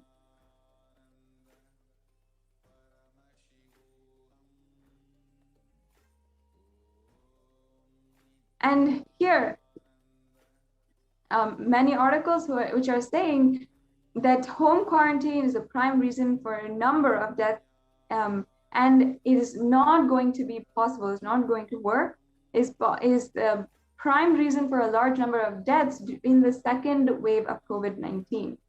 And this was happening in Assam. And this goes to show what the guidance of the Supreme Pontiff of Hinduism and Devi Parashakti herself is literally a forewarning, warning us all about how grave this is and how much we should be cautious. We should make sure we protect ourselves. In Maharashtra, the government announced that Tuesday to stop home quarantine, which shows a high COVID positivity rate than the state's average. And the state's public health minister, Rajesh Tope, said that the decision is taken to ensure better healthcare facilities to patients in districts which are showing higher positivity rate.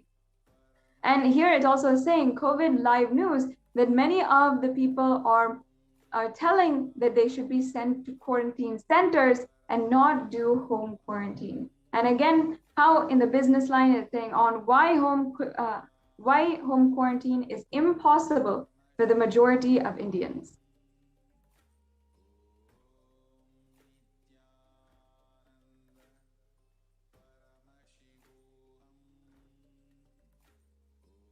And again, another article saying self-isolation for COVID-19 is impossible for 40% of Indian families.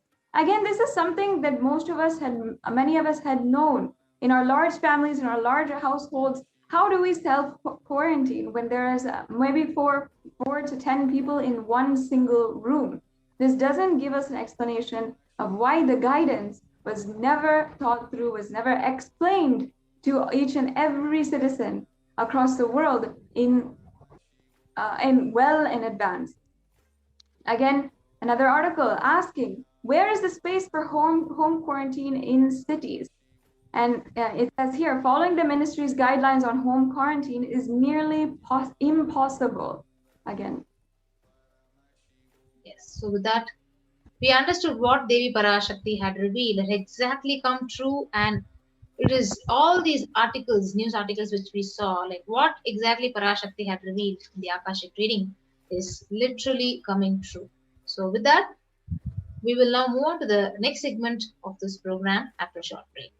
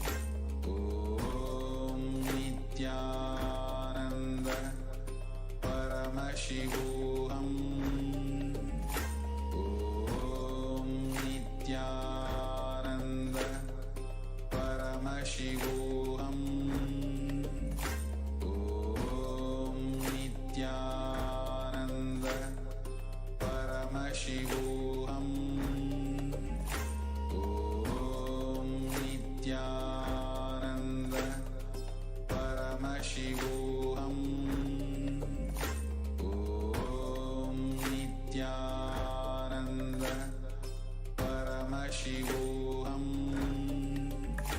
Om Nithyananda Paramashivoham. Om Nithyananda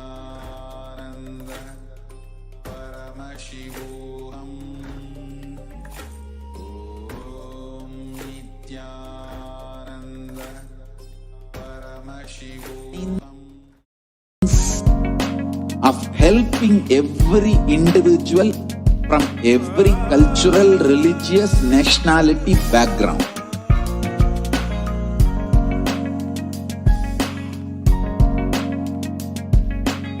You will have lowest reactionary assumptions, highest awakened response, alive response for life continuously.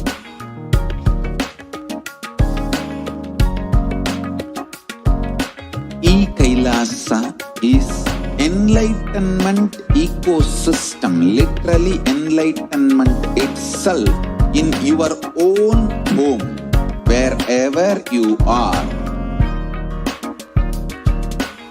Proper customized spiritual service helping you to complete with your life negativity, withdrawal from life, self-hatred, self-denial, self-doubt, so much of tiredness, laziness. We can support you aligning your diet, your attitude, your aptitude, your understanding about life. We can help you with everything.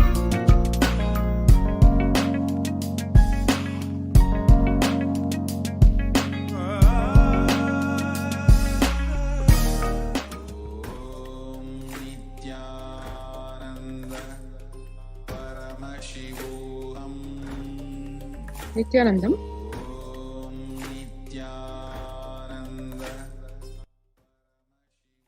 And now let us look at the next segment, which is the spiritual routine that is followed in Kailasa's de facto spiritual embassies as COVID care protection centers. In today's world, which is affected globally by the corona pandemic, younger adults are more likely to report symptoms of anxiety and/or depressive disorder during the COVID-19 pandemic. 56% of the youth in the age group 18 to 24, 49% of the age group 25 to 49 are experiencing, reporting symptoms of anxiety and/or depressive disorder. The next group, which is the age group 50 to 64, almost 40%, and the elderly generation, which is 65 plus up, at about 30% of the people are experiencing symptoms of anxiety and/or depressive disorder. The average share of adults reporting symptoms of anxiety disorder and/or depressive disorder, if one compares between 2019 and 2021, which is about 2 years back to today, it is a whopping increase of about almost 4 times, 11% to 41%. This is as per the Household Pulse survey, and this data is released by the US Census Bureau. The share of the adults reporting symptoms of anxiety and/or depressive disorder during the COVID-19 pandemic, as one can see, almost the whole world is affected by it across the age groups. So not only we have the physical impact, the diseases, the deaths, the debilitating symptoms, and the after effects of the corona pandemic, which includes various infections, including black fungus, white fungus, yellow fungus, and now the recently discovered Delta and Delta plus variants.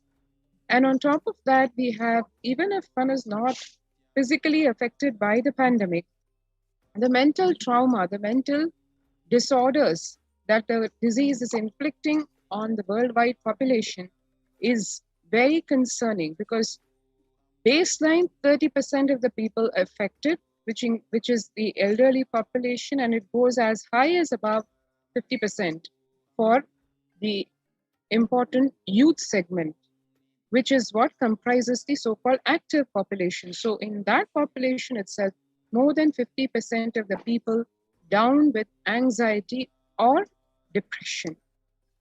And to study further, when companies, including HR segments, the human relations companies and segments of various companies, did a survey in terms of asking employees how they feel for more than half the time at work, the results are indeed very worrisome, because 34% of the employees said they felt tired more than half the time. 34% said they felt stressed. 27% felt burnt out. 22% felt discouraged. 19% felt distracted. 17% felt depressed. And this is for more than half the time at work, which is a syndrome which one is seeing across all the segments in terms of population, in terms of the type of work, because as one can see in the further data, for example, in America, the American Psychological Association, the studies reveal that nearly 8 in 10 people, American citizens, say the coronavirus pandemic is a significant source of stress in their life. Nearly 7 in 10 say they have experienced increased stress over the course of the pandemic. And these statistics lead one to declare, because it's more than 70% of the population, it is now a national mental health crisis, because COVID-19 is now the significant stressor for most Americans. To add to this, 1 in 4 essential workers, which is 25%, have been diagnosed with mental health disorders since the start of the pandemic. And COVID-19, the reports say, could exacerbate doctors' existing mental health burden. Because on the physical level, more than 60,000 healthcare workers in the US have contracted COVID-19, 300 have died, and if we compare relatively, an estimated 300 to 400 physicians die by suicide every year. Similarly, of the health workers who treated patients during the COVID-19 outbreak, 50% showed signs of depression, 45% showed signs of anxiety, and this is just according to the preliminary research. So we have a situation where to treat the pandemic and to give both support, mental strength, and tools and techniques to overcome the corona pandemic, we have the frontline defense being doctors, physicians, healthcare workers. But now 50% of them almost themselves are down with depression or anxiety. So it is indeed a situation where the whole mental health crisis is exploding on the face, and it has its ramifications in terms of the healthcare that the physicians are able to provide to the patients. The self-reported mental health among pregnant women and new mothers, the other segment which was studied, is before COVID-19 pandemic, 15% of the pregnant women and new mothers felt depressed, and 29% experienced anxiety. But during this COVID-19 pandemic, 40% of pregnant women and new mothers are suffering from depression, and a whopping 72% of pregnant women and new mothers are suffering from anxiety, which, needless to say, will have its effects not only on the mothers, but also on the children either yet to be born or just born. The US cases of depression have tripled during the COVID-19 pandemic. A large study finds a dramatic increase in the number of adults in the United States reporting symptoms of depression during the COVID-19 pandemic. The number of adults experiencing depression in the US has tripled, according to a major study. Researchers estimate that more than 1 in 4 US adults now report experiencing symptoms of depression. Before the pandemic, 8.5% of US adults reported being depressed. That number has risen to 27.8% as the country struggles with COVID-19. So one can see here the numbers are not just linearly increasing, but it's almost an exponential rise, as 3 times, 4 times is what we are seeing the numbers of people affected in those relevant segments, be it healthcare workers, be it pregnant women, be it the workforce. In every segment, the number of people affected has increased almost a few times compared to just a couple of years back. Further research is showing 76% of the US employees are currently experiencing worker burnout. 57% say worries about COVID-19 have been a contributing factor. And one would imagine that political issues, which are usually on the forefront of people's worry list, that actually is looking faded at a 33% saying worries about political issues have contributed to the burnout, whereas almost double at 57% are saying they are worried about the COVID-19 pandemic. The pandemic's impact on mental health. 78% of the global workforce says the pandemic has negatively affected their mental health. 85% say their mental health issues are causing sleep deprivation, poor physical health, reduced happiness at home, strained family relationships, or isolation from friends.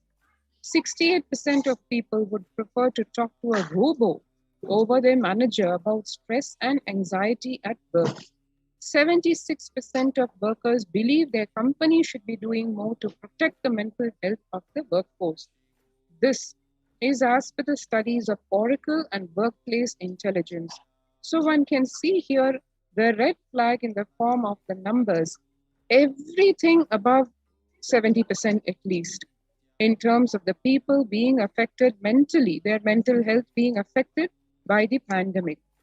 And the one more concerning aspect is the young workers, the youth are the hardest hit.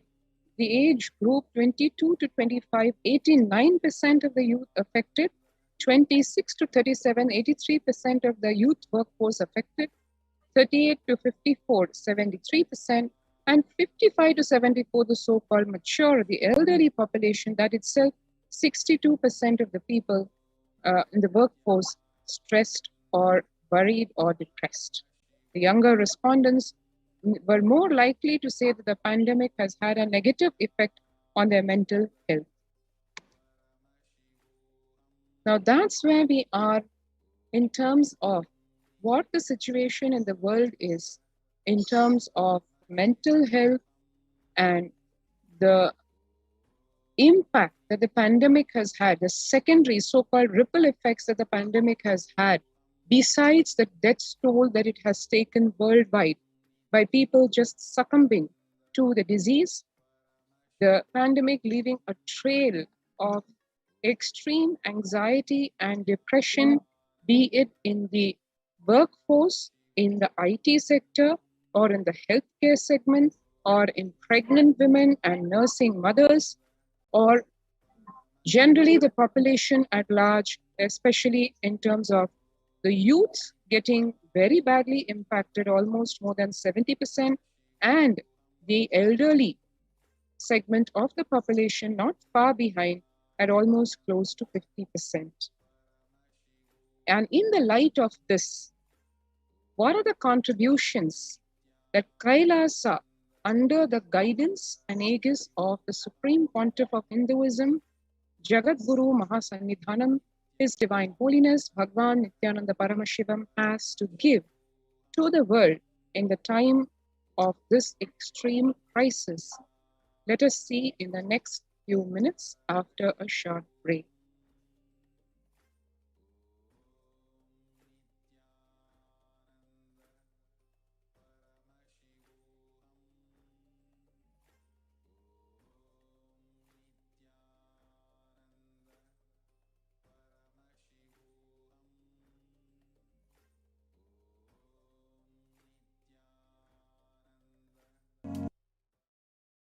If you are interested in enlightenment, we will immediately bring this to you.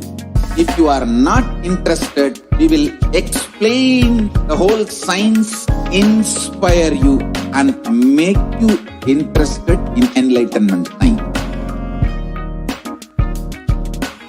We need to cater this enlightenment science to the whole world wherever they are, because enlightenment is the birthright of all human beings. Kailasa is responsible to provide that to all human beings.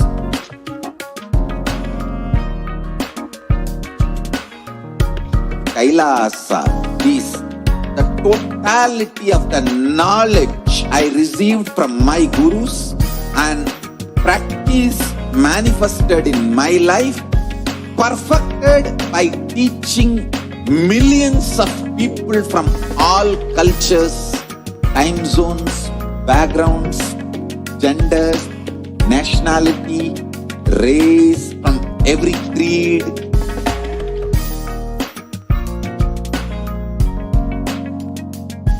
So this absolutely perfected knowledge available to you, served to you in your home, without even you moving out of your couch, free of cost.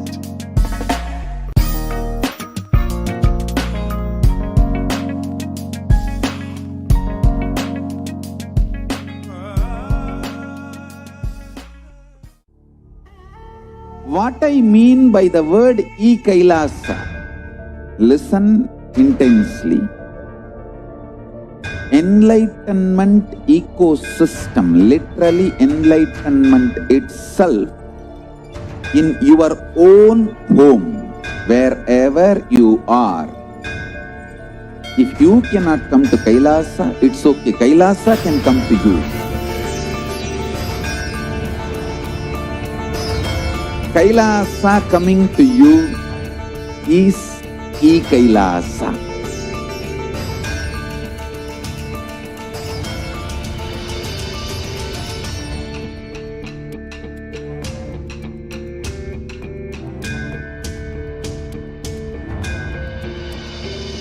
I will revive Hinduism. I am a Hindu revivalist, not by any revolution, but by evolution.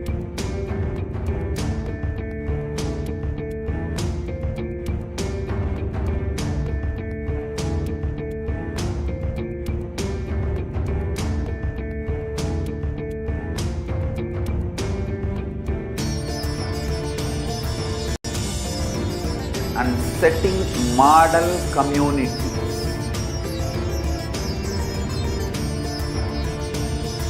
Kailasas, enlightenment ecosystems, Sarvanya Pitas all over the world.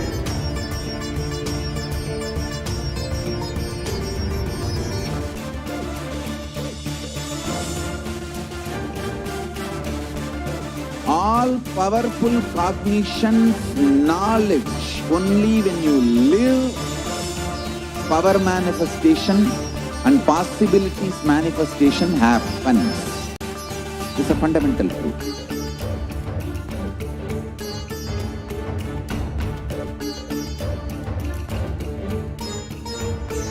Hinduism cannot live exclusively as one sampradaya. No. All sampradayas of Hinduism is an ecosystem.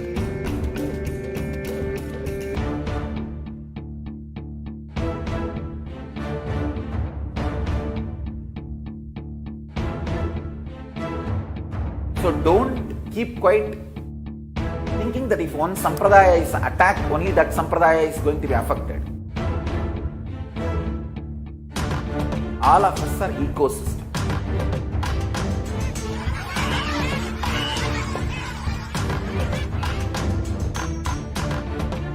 I invite all of you to get involved and enjoy Hinduism by the principle of Dharmo Rakshati Rakshitaha. When you protect Dharma, Dharma protects you. We will make the whole planet flourish spiritually. The spiritual prosperity will happen to the whole planet. We all have to coexist together.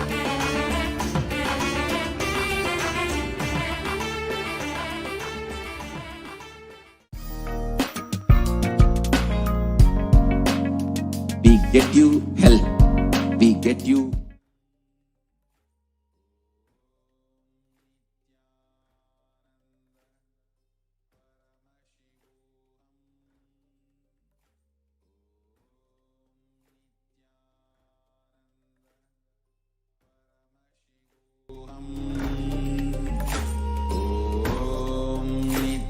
Nithyananda Paramashivoham. Om Nithyananda Paramashivoham. Om Nithyananda Paramashivoham. Om Nithyananda Paramashivoham. Om Nithyananda Paramashivoham. Om Nithyananda Paramashivoham. Om Nithyananda Paramashivoham. Om Nithyananda Paramashivoham. Om Nithyananda Paramashivoham. Om Nithyananda Paramashivoham. Om Nithyananda Paramashivoham. Om Nithyananda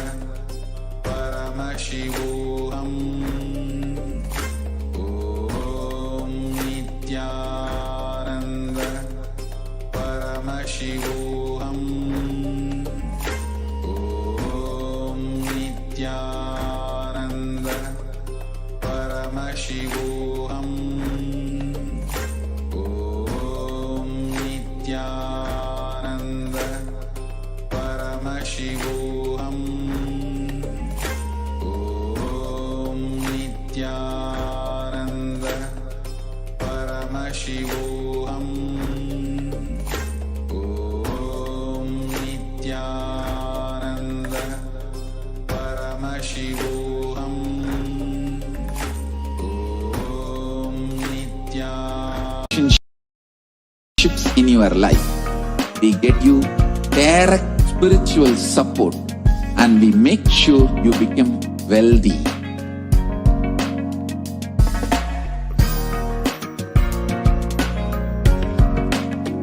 We won't stop giving you just good life. We will literally not stop till you live enlightened life. manifesting the state of Paramashiva, space of Paramashiva, powers of Paramashiva, being of Paramashiva.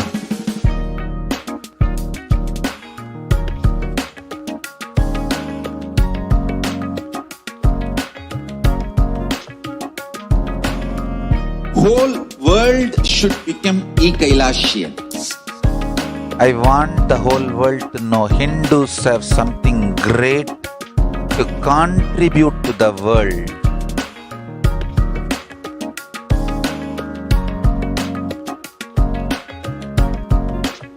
We have something great to contribute to the world.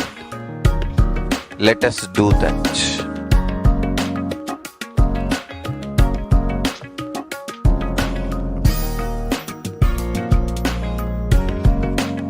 Kailasa is proper customized spiritual service helping you to identify your root patterns of suffering. We have perfected the science of helping every individual from every cultural, religious, nationality background.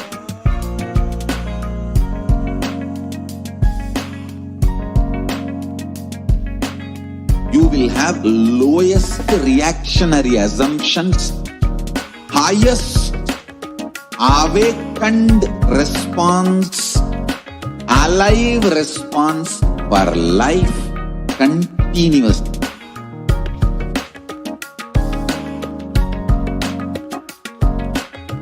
Kailasa is enlightenment ecosystem, literally enlightenment itself in your own home, wherever you are.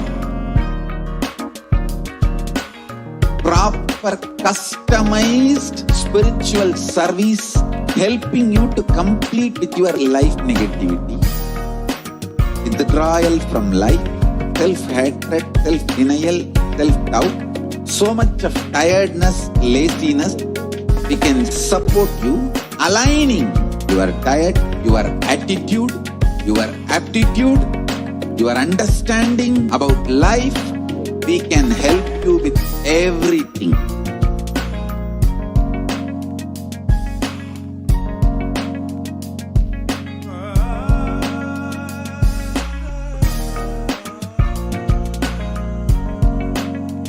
If you are interested in enlightenment, we will immediately bring this to you. If you are not interested, we will explain the whole science, inspire you and make you interested in enlightenment science.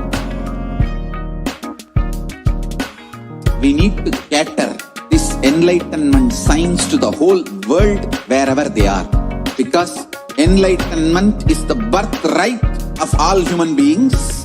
Kailasa is responsible to provide that to all human beings.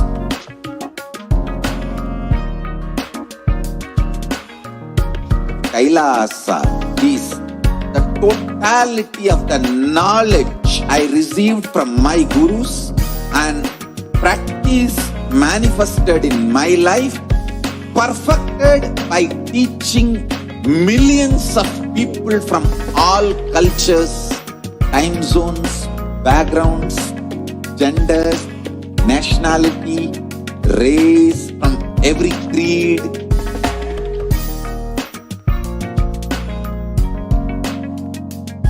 So this absolutely perfected knowledge available to you, served to you in your home without even you moving out of your couch, free of cost.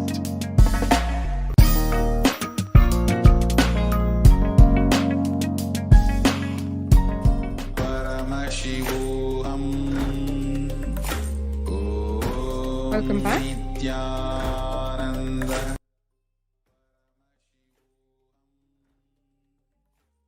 And now we will see the contributions from Kailasa's Department of Human Services.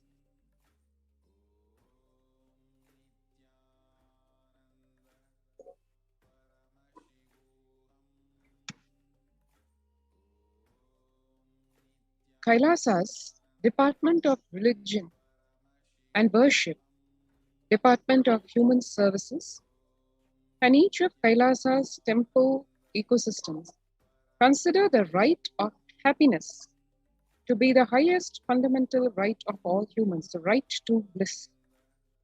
The ultimate for Hinduism and Kailasa, led by the Supreme Pontiff of Hinduism, Nithyananda Paramashivam, is the material and spiritual well-being and prosperity of humanity.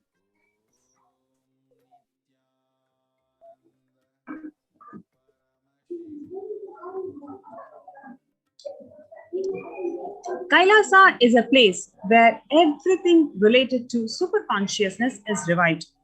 All the sampradayas, all the spiritual ecosystems created for the enlightenment will be revived and established in such a way that it never gets lost again. They're forever serving the humanity.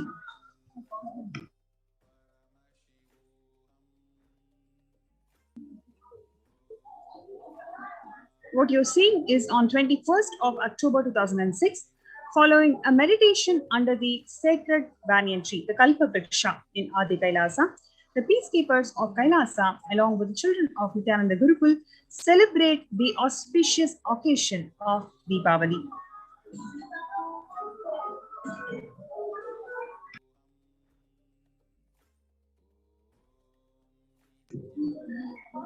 (22nd of December 2018), where the peacekeepers of Kailasa and participants of Paramashivoham meditation program take part in the celebrations of traditional flag hoisting ceremony in Adi Kailasa, Vididi.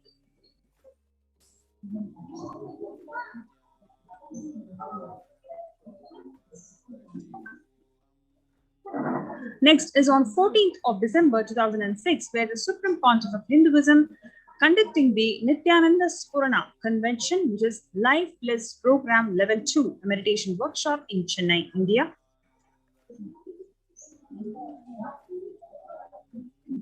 The Supreme Pontiff of Hinduism conducting the Nithyananda Spurana Convention program at St. Peter's Engineering College in 17th of December 2006.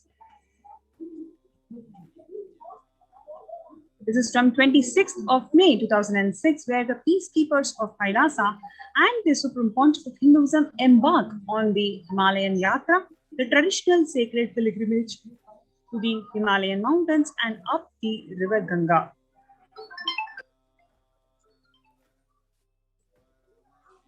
The temple ecosystem of Tiruvannamalai serves as the driving factor in maintaining the lifestyle of health, wealth, and well-being of the denizens of Tiruvannamalai, one of the remaining living temple ecosystems.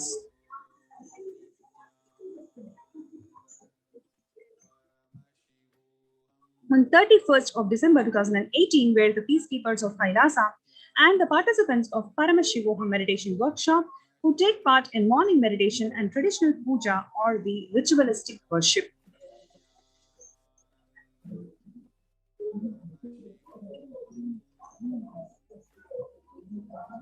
On 11th of September 2016, where the peacekeepers of Kailasa, led by the Supreme Pontiff of Hinduism, who take part in the Karaseva, the voluntary contribution of the physical service towards the cleaning or construction of the sacred Hindu temple.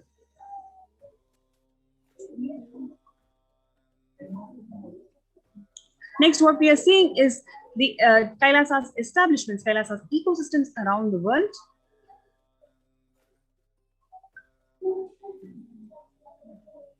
In 1994, where the Supreme Pontiff of Hinduism is receiving the traditionally passed Kailasa in Tiruvannamalai onto the hands from his Guru, Mata Vivekananda Puri. And what you're seeing on right is the Kailasa in Tiruvannamalai receiving the visitors and delegates for the Kalpataru meditation workshop and Sivadiksha.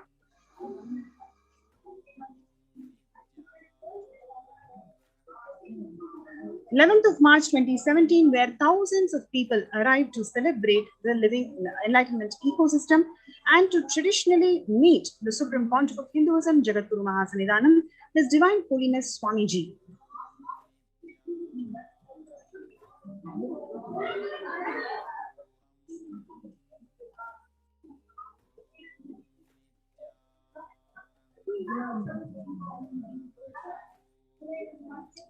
Now, next we are seeing the Kailasa in Los Angeles, California, USA, as a 25,000 square feet temple complex housing 80 plus deities. It is one of the largest Hindu temples ecosystems in the West.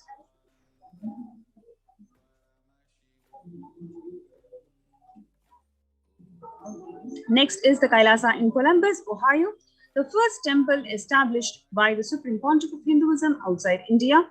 The temple physically came into life in just 9 months. The chief presiding deities of the temple are Sri Nithyananda Paramashivam and Devi Nithyanandeshwari Parashakti. The deities are 7 feet tall granite weighing about 6 tons, and their divine faces have been directly hand-carved by the Supreme Pontiff of Hinduism.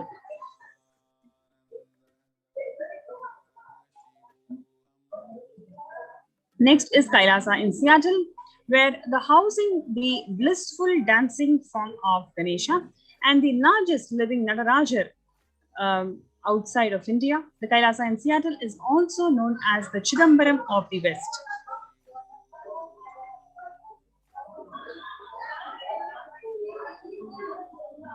Next is Kailasa in San Jose, which is inaugurated in 2009.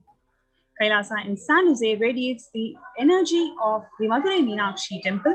The chief presiding deities of temple are Devi Meenakshi, the Shivalinga, Lord Sri Nithyanandeshwara and Devi Nithyanandeshwari, which have been created, installed and energized by the Supreme Pontiff of Hinduism himself.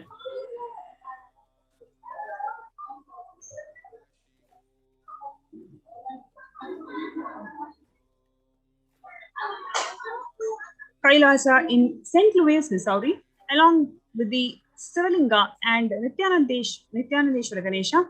Kailasa in St. Louis carries the energy of Tirumala Tirupati of South India and houses one of the tallest Venkateshwara deities in North America, along with his consorts Sri Devi and Bhudevi.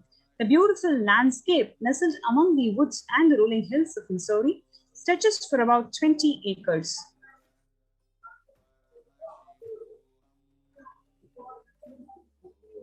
Next is Kailasa in Phoenix, Arizona, which is a home to over 21 deities and with a temple structure of 2,500 square feet. Kailasa in Phoenix have been directly established by the Supreme Pontiff of Hinduism, serving as an energy center, energy field of meditation, worship, and celebration over 7 years.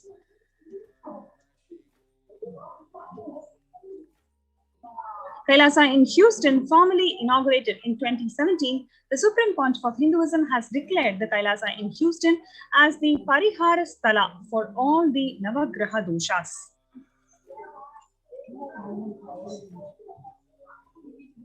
Kailasa in Toronto, Canada, inaugurated on July 2011. Kailasa in Toronto is the only Hindu temple in the West with all the 63 Nayanmars and 18 Siddhas residing as vivid deities.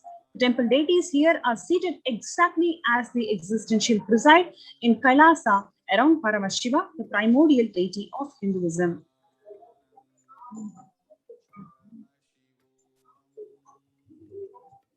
Next, what we are watching is the active and alive Sangha of the Kailasa in Toronto from 2011 onwards, which has been blessed to radiate the super conscious energy of Kailasa. The temple ecosystem goes on providing various services to the community, including Annadan and other traditional Hindu ceremonies.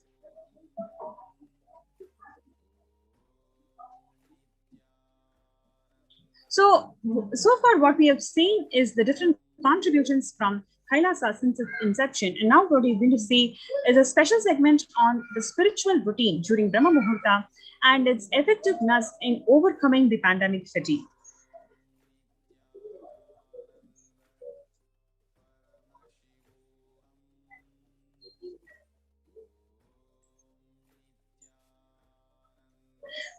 Let us look into the revelations to the world by Devi Parashakti, where the Supreme Pontiff of Hinduism, Jagadguru Mahasannidhanam, His Divine Holiness Swamiji is manifesting as the Devi Parashakti when she revealed on 12th of May 2021, when she told that, I came as Nijavatara.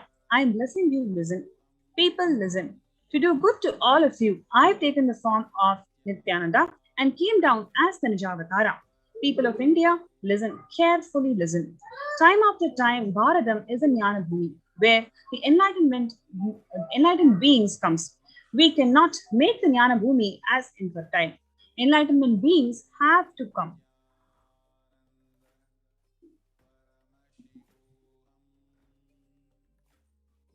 They have to live, it has to flower. Few hypocrites, because they are stuck in delusion, we cannot sacrifice the world. Cosmos cannot be destroyed. The ship I did to save the cosmos from being destroyed, that is called Adi Kailasa. The ship I did to protect the beings from Pralaya is Adi Kailasa. Because of the conspiracy of Drohis and enemy rules, captain has to leave the ship.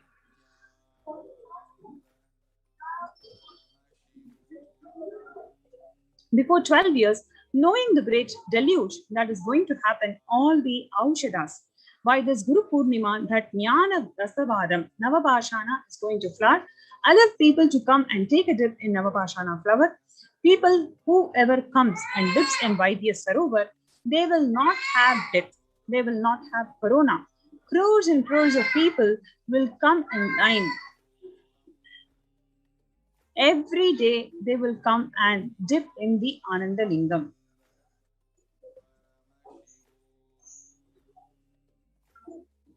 Listen well to my words. For India, I made the ship as protection. The Nithyananda Navapashana Lingam in Vaidya Sarovar.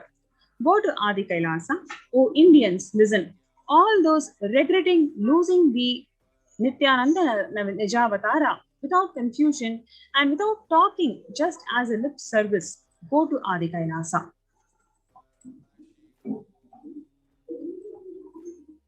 Crores of people will come there looking for health, Navapashana, water feast and medicine to get health and protection and enlightenment.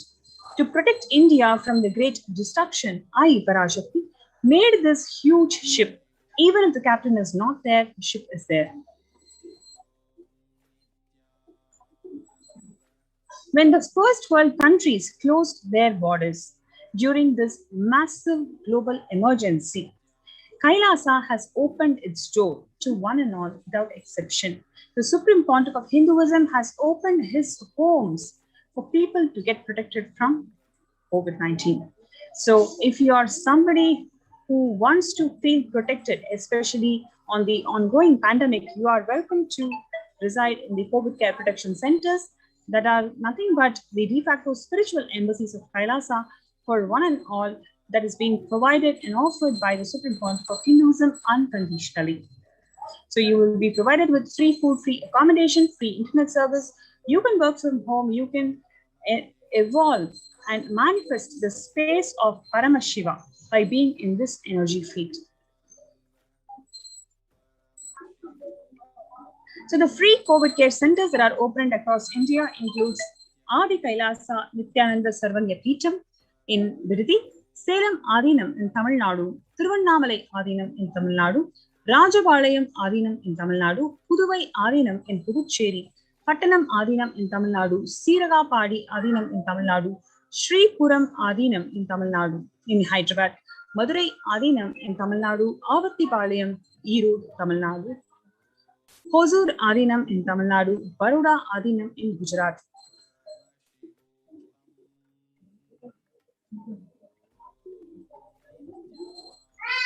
Free multiple COVID care centers are opened across India that offers various spiritual services and social services in Kailasa's de facto spiritual embassies across India. And we have this cosmic revelations on global pandemic.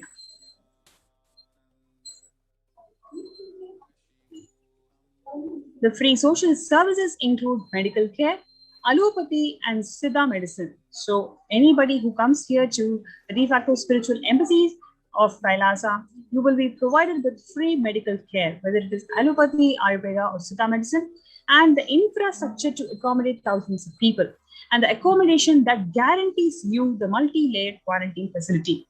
You will be completely protected from the environment to interact with anybody who's not in quarantine. And you have enough amount of personal protective medical equipment, and then you have emergency ambulances, food security management through food banks, and you have organic farming that you can do.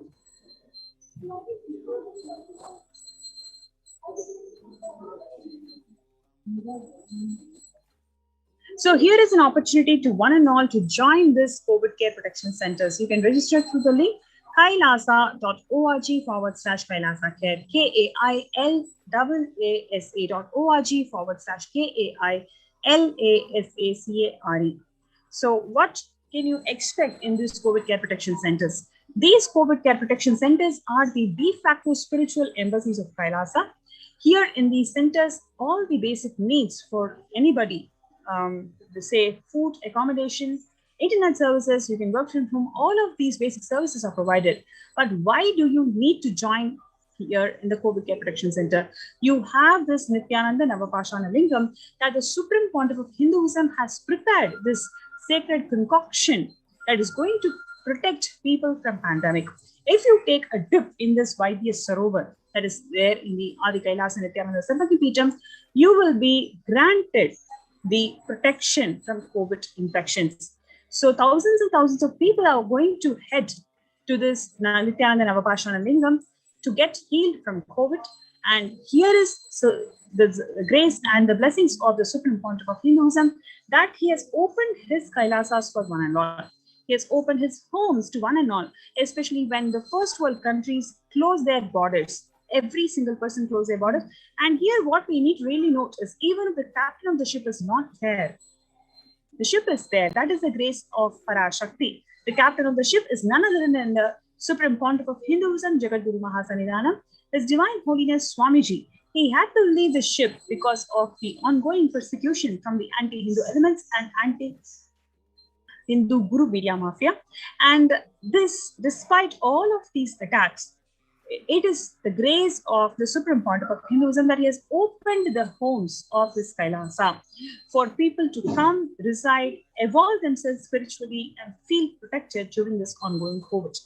So we provide this opportunity to one and all for you to be part of this COVID care protection centers. The place where you can register is kailasa.org/Kailasa care. So let's take a few minutes for us to get registered in this link, kailasa.org/Kailasa care, before we go to the next segment.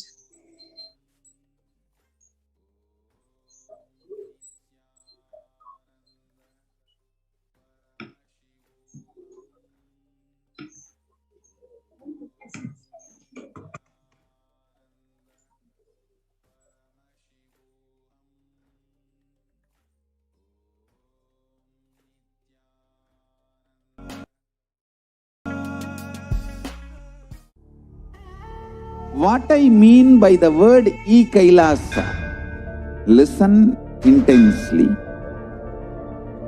Enlightenment ecosystem, literally enlightenment itself, in your own home, wherever you are.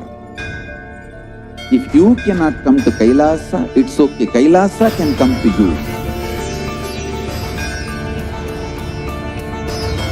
Kailasa coming to you is Kailasa.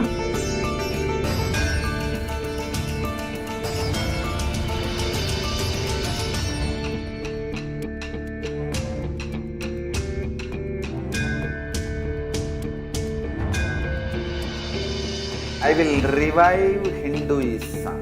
I am a Hindu revivalist, not by any revolution, but by evolution.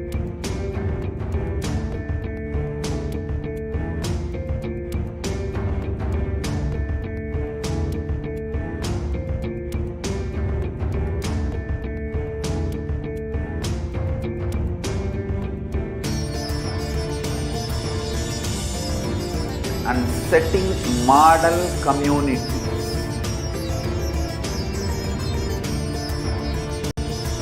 Kailasas, enlightenment ecosystems, Sarvanya Peethas all over the world.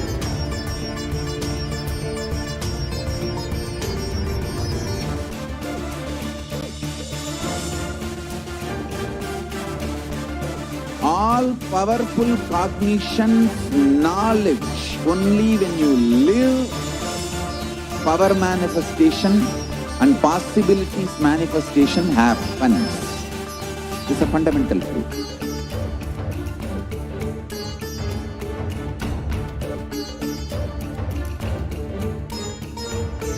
Hinduism cannot live exclusively as one sampradaya. No. All sampradayas of Hinduism is an ecosystem.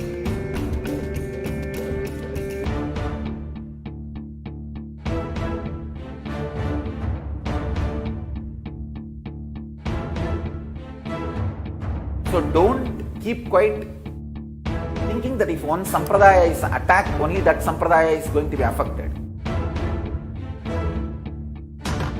All of us are ecosystem.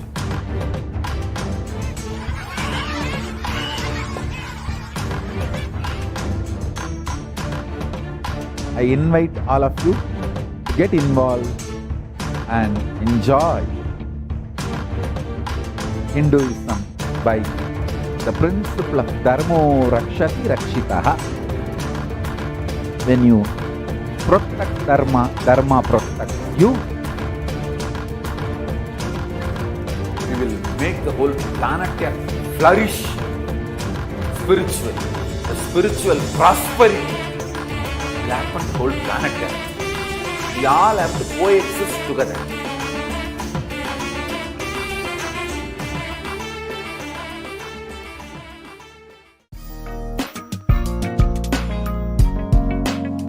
We get you health. We get you ability to build beautiful relationships in your life.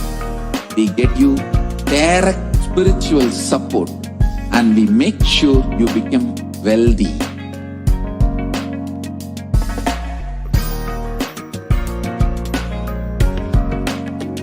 We won't stop giving you just good life. We will literally not stop till you live enlightened life. Manifesting the state of Paramashiva, space of Paramashiva, powers of Paramashiva, being of Paramashiva.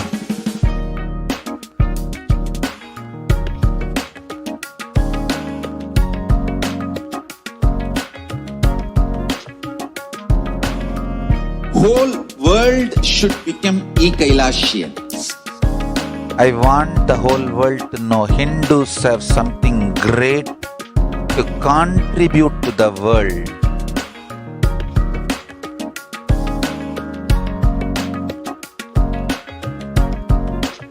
We have something great to contribute to the world. Let us do that.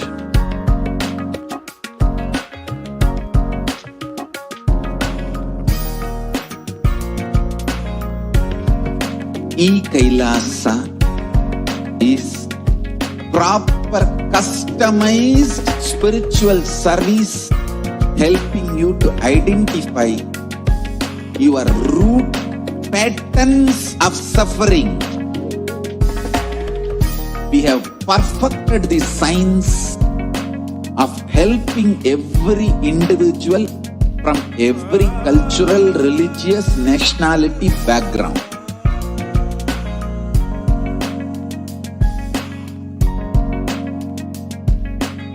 You will have lowest reactionary assumptions, highest awakened response, alive response for life continuously.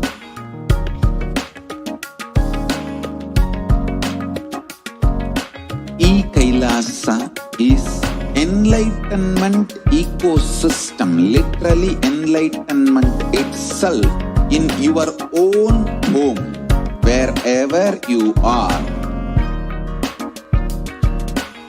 Proper customized spiritual service helping you to complete with your life negativity, withdrawal from life, self-hatred, self-denial, self-doubt, so much of tiredness, laziness. We can support you aligning your diet, your attitude, your aptitude, your understanding about life. We can help you with everything.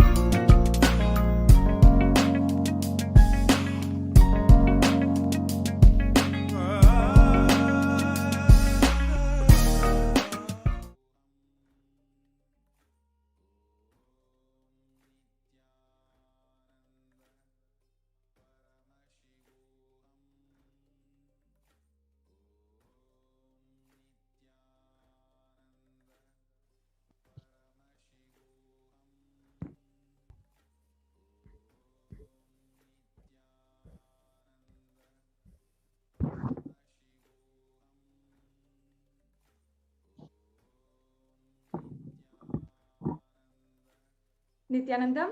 Welcome back to all of the viewers who are joining us for today's program as we are moving more and more towards the live Parashakti Akashik reading at 10 p.m. IST today. And I hope every single one of you is sharing this with all of your friends, your family, and ensuring that everyone who is interested in the very least and wants to have the divine blessings of Devi Parashakti in your life, and you can make sure that you share this link with everyone and anyone that you know. The Devi Parashakti Akashik reading is at 10 p.m. IST and 9:30 a.m. EST. Make sure that you are tuning in and you're staying tuned for the live Parashakti Akashik reading. Now we're moving into the next segment in today's program, the continuation in the series of presentations on the persecution of the Supreme Pontiff of Hinduism. And in so many different ways, we've heard the stories of survivors of child sexual abuse, the stories of survivors of brutal assault and rape, the stories of survivors who have literally seen their homes just light up in flames and need to be kicked out onto the streets. And in each of these instances, it is not just an attack against one adina, one monastery, one person, or even if you say it's an attack against the Supreme Pontiff of Hinduism, still it is an attack against Hinduism in its entirety. Hinduism for the last 1,000 years has been under continuous series of attacks and is literally going through genocide after genocide. And today, the dying population of Hindus is extremely alarming. But we have to ask ourselves, why are the bells not ringing? The number of Hindus in Pakistan is slowly dwindling to less than 1%. And even officials do not know how many Hindus are actually living there and continuously who are being attacked and needing to flee. And the Hindus in Afghanistan, Hindus in Bangladesh, Hindus in Malaysia, in every single country that was once a Hindu desha, Hindu country, the Hindus are under attack. They're continuously facing violence by different anti-Hindu forces and supremacist forces. And the population of Hindus is dwindling, is dying, and is becoming more and more vulnerable. We have to ask ourselves, why isn't an alarm going off inside of each and every one of us? Why aren't the bells ringing that Hinduism is dying, that Hinduism is actually losing its numbers, losing its existence slowly in the world? We have to be disillusioned by the reality that we are living in. We have to be disillusioned by whatever idea that we have that Hinduism is still alive and that it is still in its most authentic form. We have to understand that it has gone far from what it once was, and it's losing its origins, losing its roots.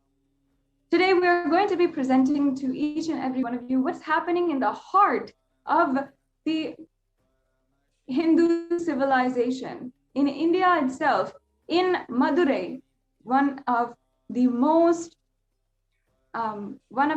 prolific and most powerful centers for Hinduism, an epicenter for the ancient Hinduism that is still alive today, and at least in the infrastructure.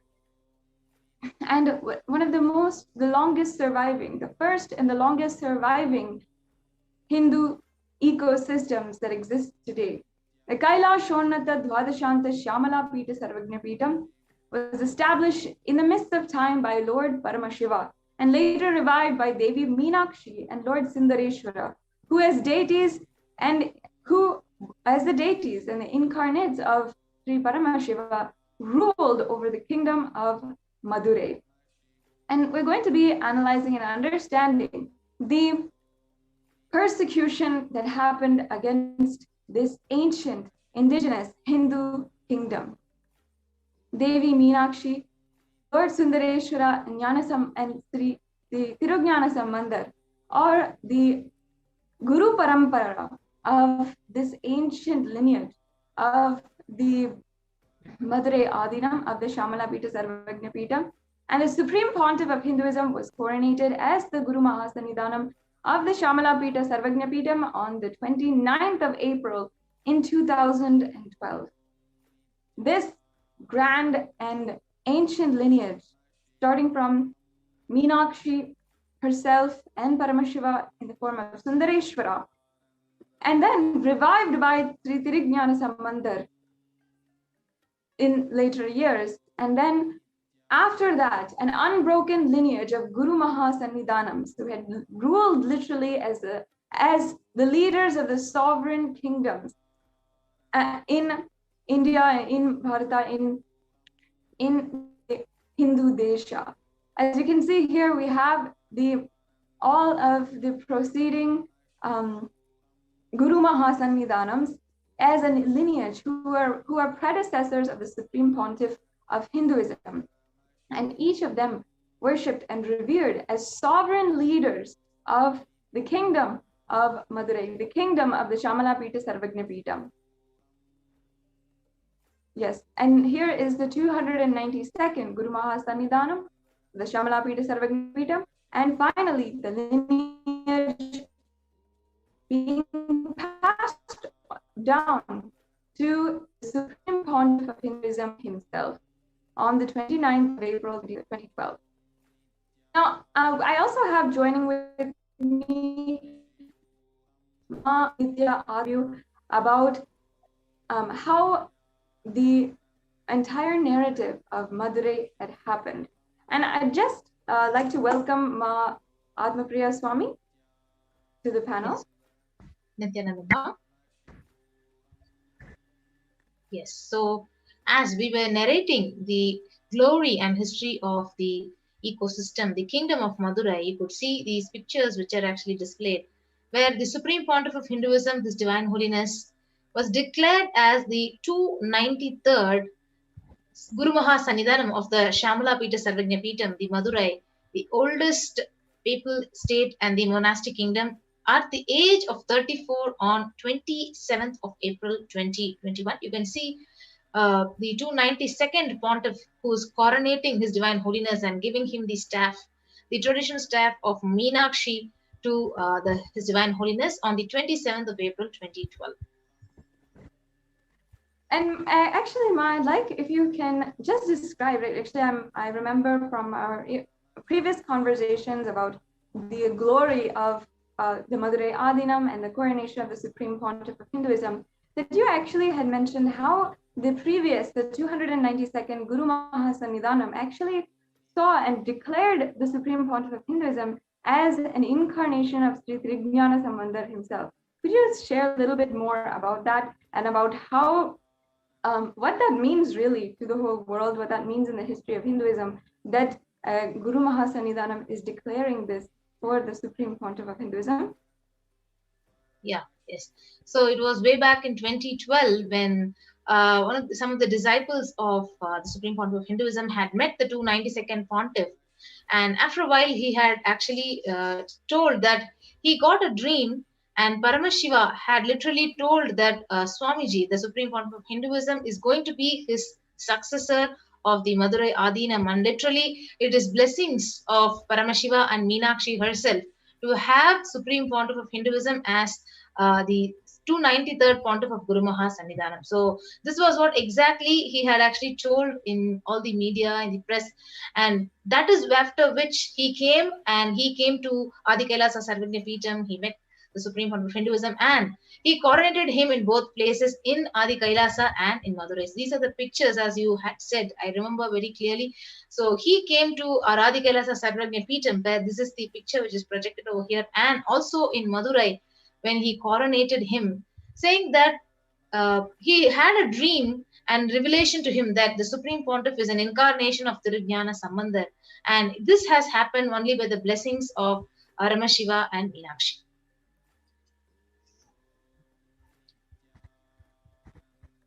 And here we have a photograph of the immediate lineage of all of the four predecessors of the Supreme Pontiff of Hinduism, and it is going from the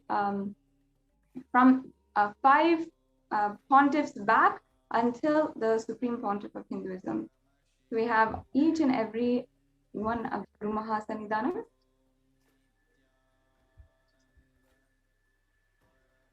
Yes, so these are the pictures you could see. Sorry. The aftermath of the coronation of His Divine Holiness as the 293rd Pontiff of the Madurai Kingdom. So he literally walked the streets with the 292nd Pontiff, and he met each and every person in the street, and every day he used to go to the Meenakshi temple and heal people who ever come to the Adinam and offer annadan to more than 5,000 people per day. So that was the beautiful contribution after the coronation of the Supreme Pontiff of Hinduism.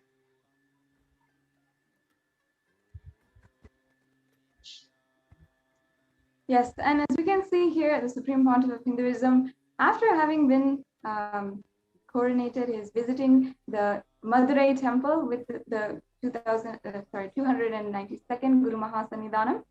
And after this, he had done so much to revive and to bring back life into the Madurai Adinam, whether it is the reconstruction of the reconstruction and repair work around the Madurai Adinam, around this ancient heritage, or giving free food every single day, or reviving the ancients, such as the Jnanapal.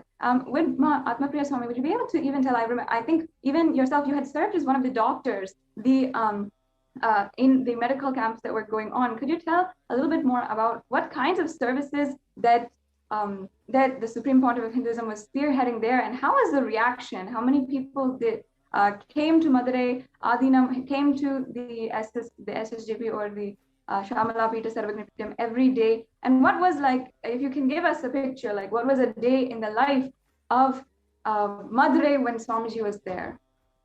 Yes, so when the Supreme Pontiff of Hinduism was there in Madurai, so literally in terms of Annadan, I could see around more than 200 volunteers were staying in campus in the Shamalapita Sarvagna Pitam, and we were cooking and serving pure sattvic organic food in the Madurai Adinam, and per day, like for one meal. So we used to give 3 meals 24/7. So it is not only limited to 3 meals. Anytime anyone walks in, they can actually have a full meal, a fulfilled meal. So minimum 1,000 to 2,000 people, they enter the campus and they have a fulfilled meal.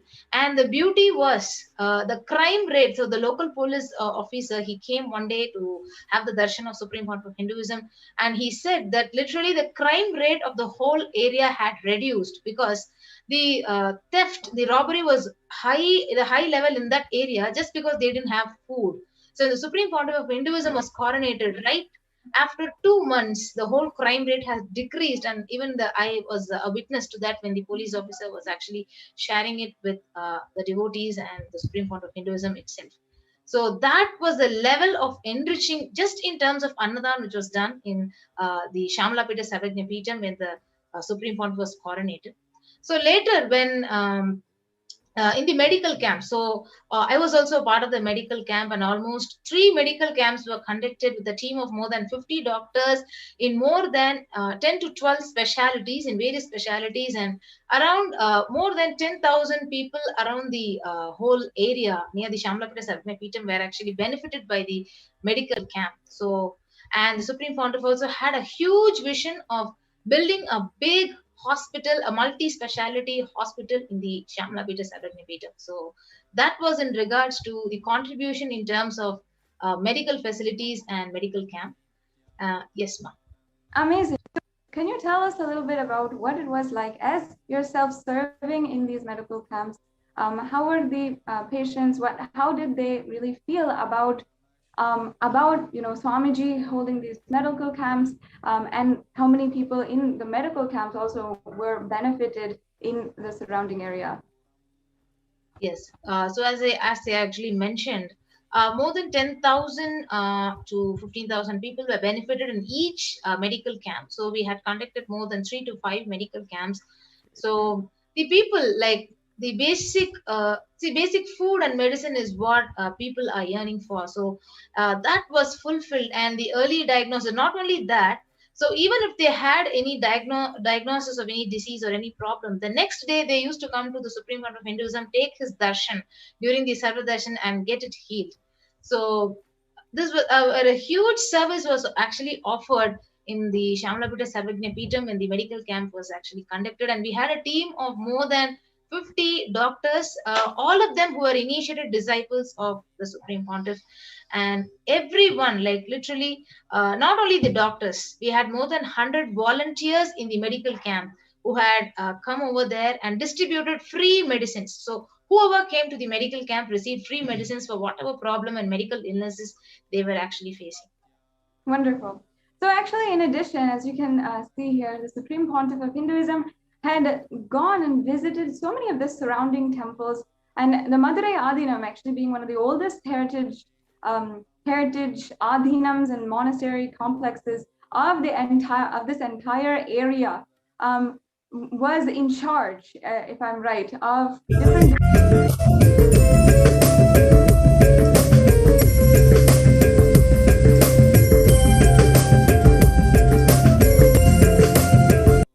And the Adhinam. So as a part of this, the Supreme Pontiff of Hinduism had visited these temples, had initiated so many repair projects, not just repair, but recovery, reconstruction, and had initiated even volunteers coming from all over the world in order to begin the restoration of these ancient heritage. And these are some of the oldest temples in the area, if I'm right.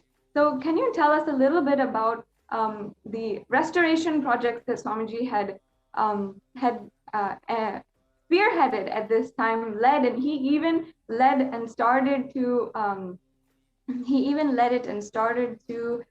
do the same, like lead all the volunteers in restoring. We have footage of that, which is an amazing thing. If you can describe that, Ma, we'd really like to know about these restoration projects that the Supreme Pontiff of Hinduism spearheaded at this time.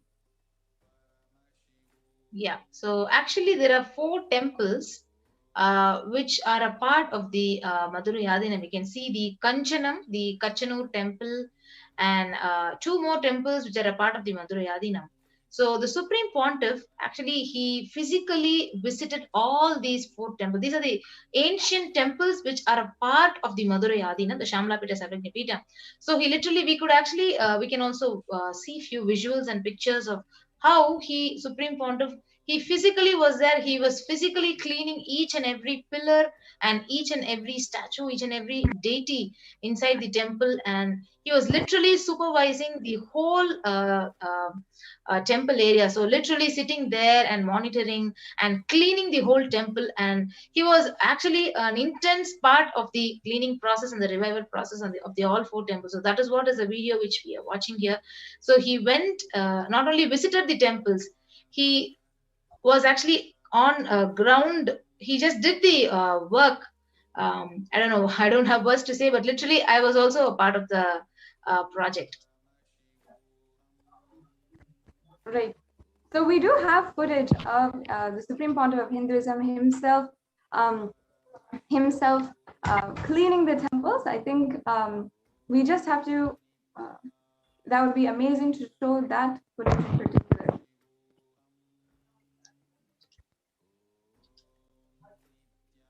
Yeah. I think now we have to stop the screen share and then we can start. Yeah, we can just show that video of the Supreme Pontiff of the Supreme Pontiff of Hinduism himself spearheading the project of restoration in Madurai. And we're doing this, we're understanding about this is because the Supreme Pontiff of Hinduism had literally gone, visited temple by temple, had literally shown so many different heritage sites to the whole world, brought the Shamalapita Sarvagnapitam to the international audience. And from all over the world, volunteers had literally signed up to come to start and join in on these projects. And there was, as you can see here, these are some of the temples where the Supreme Pontiff of Hinduism himself led the restoration projects. And these temples, if you have an estimate of how old these temples are, I'm quite sure that they're some of the oldest temples in the area, even.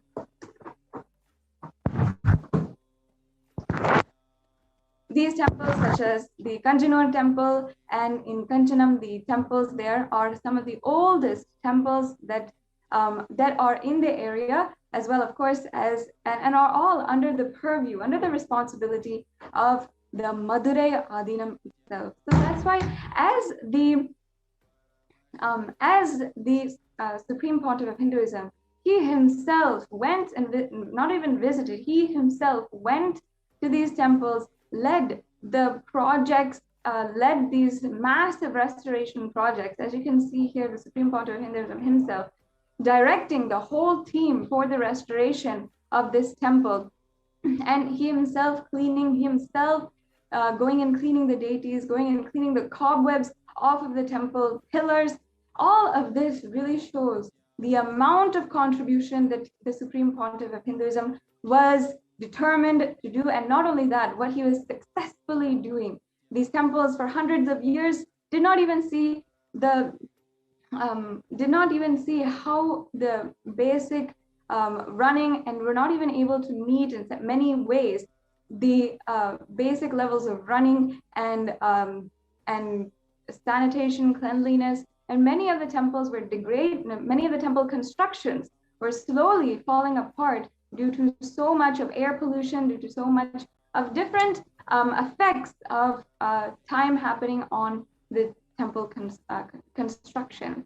And due to this, the Supreme Pontiff of Hinduism saw it necessary, absolutely necessary, to ensure that these projects are underway and happening, and therefore he himself went and cleaned these temples, as you can see here. Now, the very why we are showing this, and the very astonishing fact is then, despite having contributed so much, shown in so many different ways, the amount of restoration he was doing, the amount of contribution he was doing, how, as Mahatma Priya Swami had mentioned before, literally the crime rates in the surrounding area of the Kailasa Shamalapita Sarvagnapitam had decreased, and 10,000 people in the surrounding areas were continuously being benefited. It's not a joke to be able to do this kind of good to the people. And people around Madurai were celebrating the Supreme Pontiff of Hinduism continuously, always visiting the temple, visiting Madurai temple when the Supreme Pontiff of Hinduism had graced and received the blessings of Devi Meenakshi. Every single morning there would be a procession to the Devi Meenakshi Madurai, the main temple of Madurai, and both the 292nd Guru Mahasanidhanam and the Supreme Pontiff of Hinduism as the 293rd Guru Mahasanidhanam would go to the temple to receive the darshan of Devi Meenakshi. And at that time, literally crowds of people would be gathering around just to have a glimpse, the blessings, and seek the guidance of the Supreme Pontiff of Hinduism. So in this way, the Supreme Pontiff of Hinduism has given so much has contributed so much to the Madurai Adinam, to Madurai itself. It's not a joke to be able to say that 10,000 people in the surrounding areas were continuously being benefited. As you can see here, as I mentioned, the Supreme Pontiff of Hinduism going to the temple to receive the darshan. And like this, going to every single temple. And not only that, the programs that were being offered when Mahatma Priya Swami joins us back, we'll see how the programs that were ongoing continuously in the Madurai and also in the surrounding areas were also benefit people. Programs about how to live a conflict-free life, how to overcome anxiety and fear, and how to really be able to live life powerfully.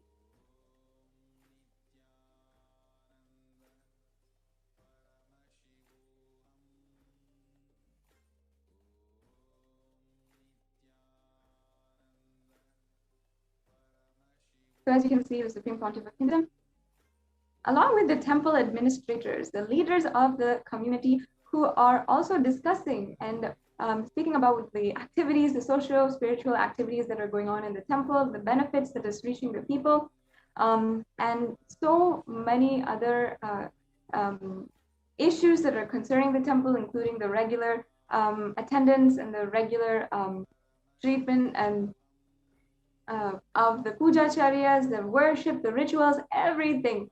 The Supreme Pontiff of Hinduism would be consulted for his guidance by the temple administrators and the leaders of the surrounding area.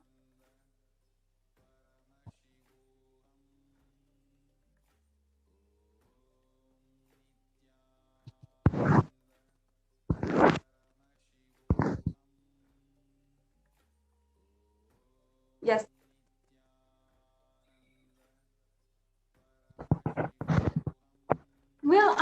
We'll be understanding next.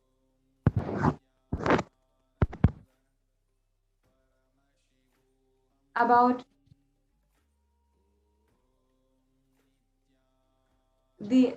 sorry for that technical glitch. Now in the next few minutes, we'll be understanding about, despite having successfully transformed this indigenous kingdom, revived this indigenous kingdom of the Shamala Pita Sarvagna Pitam, even though he had revived this, the Shamala Pita Sarvagna Pitam, the Supreme Pontiff of Hinduism had literally been undergone so much of attack over the course of just a few weeks. More than 50 petitions and 50 cases were filed against the Supreme Pontiff of Hinduism in acts of abhorrent, incessant lawfare, making up absolutely baseless allegations that would go out onto the media and then have massive campaigns of hate speech against the Supreme Pontiff of Hinduism. We'll now be understanding how the attacks against the Supreme Pontiff of Hinduism ensued in the following month after a very quick break.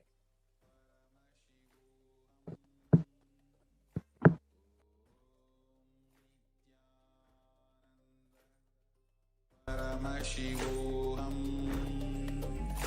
Om Nithyananda Paramashivoham,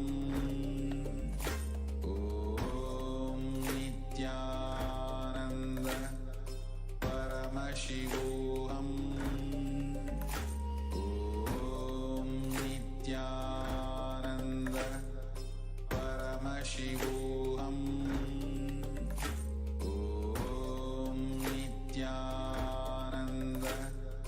Paramashivoham, Om Nithyananda Paramashivoham, Om Nithyananda Paramashivoham, Om Nithyananda Paramashivoham. Nithyananda Paramashivoham, Om Nithyananda Paramashivoham, Om Nithyananda Paramashivoham. If you are interested in enlightenment, we will immediately bring this to you. If you are not interested, We will explain the whole science, inspire you and make you interested in enlightenment science. We need to cater this enlightenment science to the whole world wherever they are. Because enlightenment is the birthright of all human beings.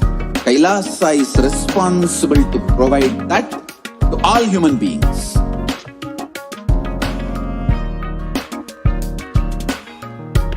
Kailasa is the totality of the knowledge I received from my gurus and practice manifested in my life, perfected by teaching millions of people from all cultures, time zones, backgrounds, genders, nationality, race, from every creed.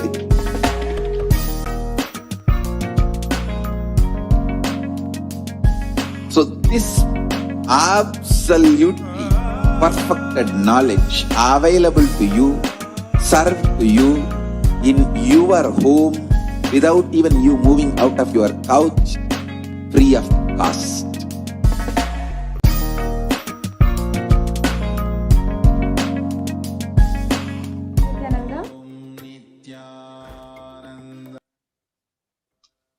Yes, Nithyananda.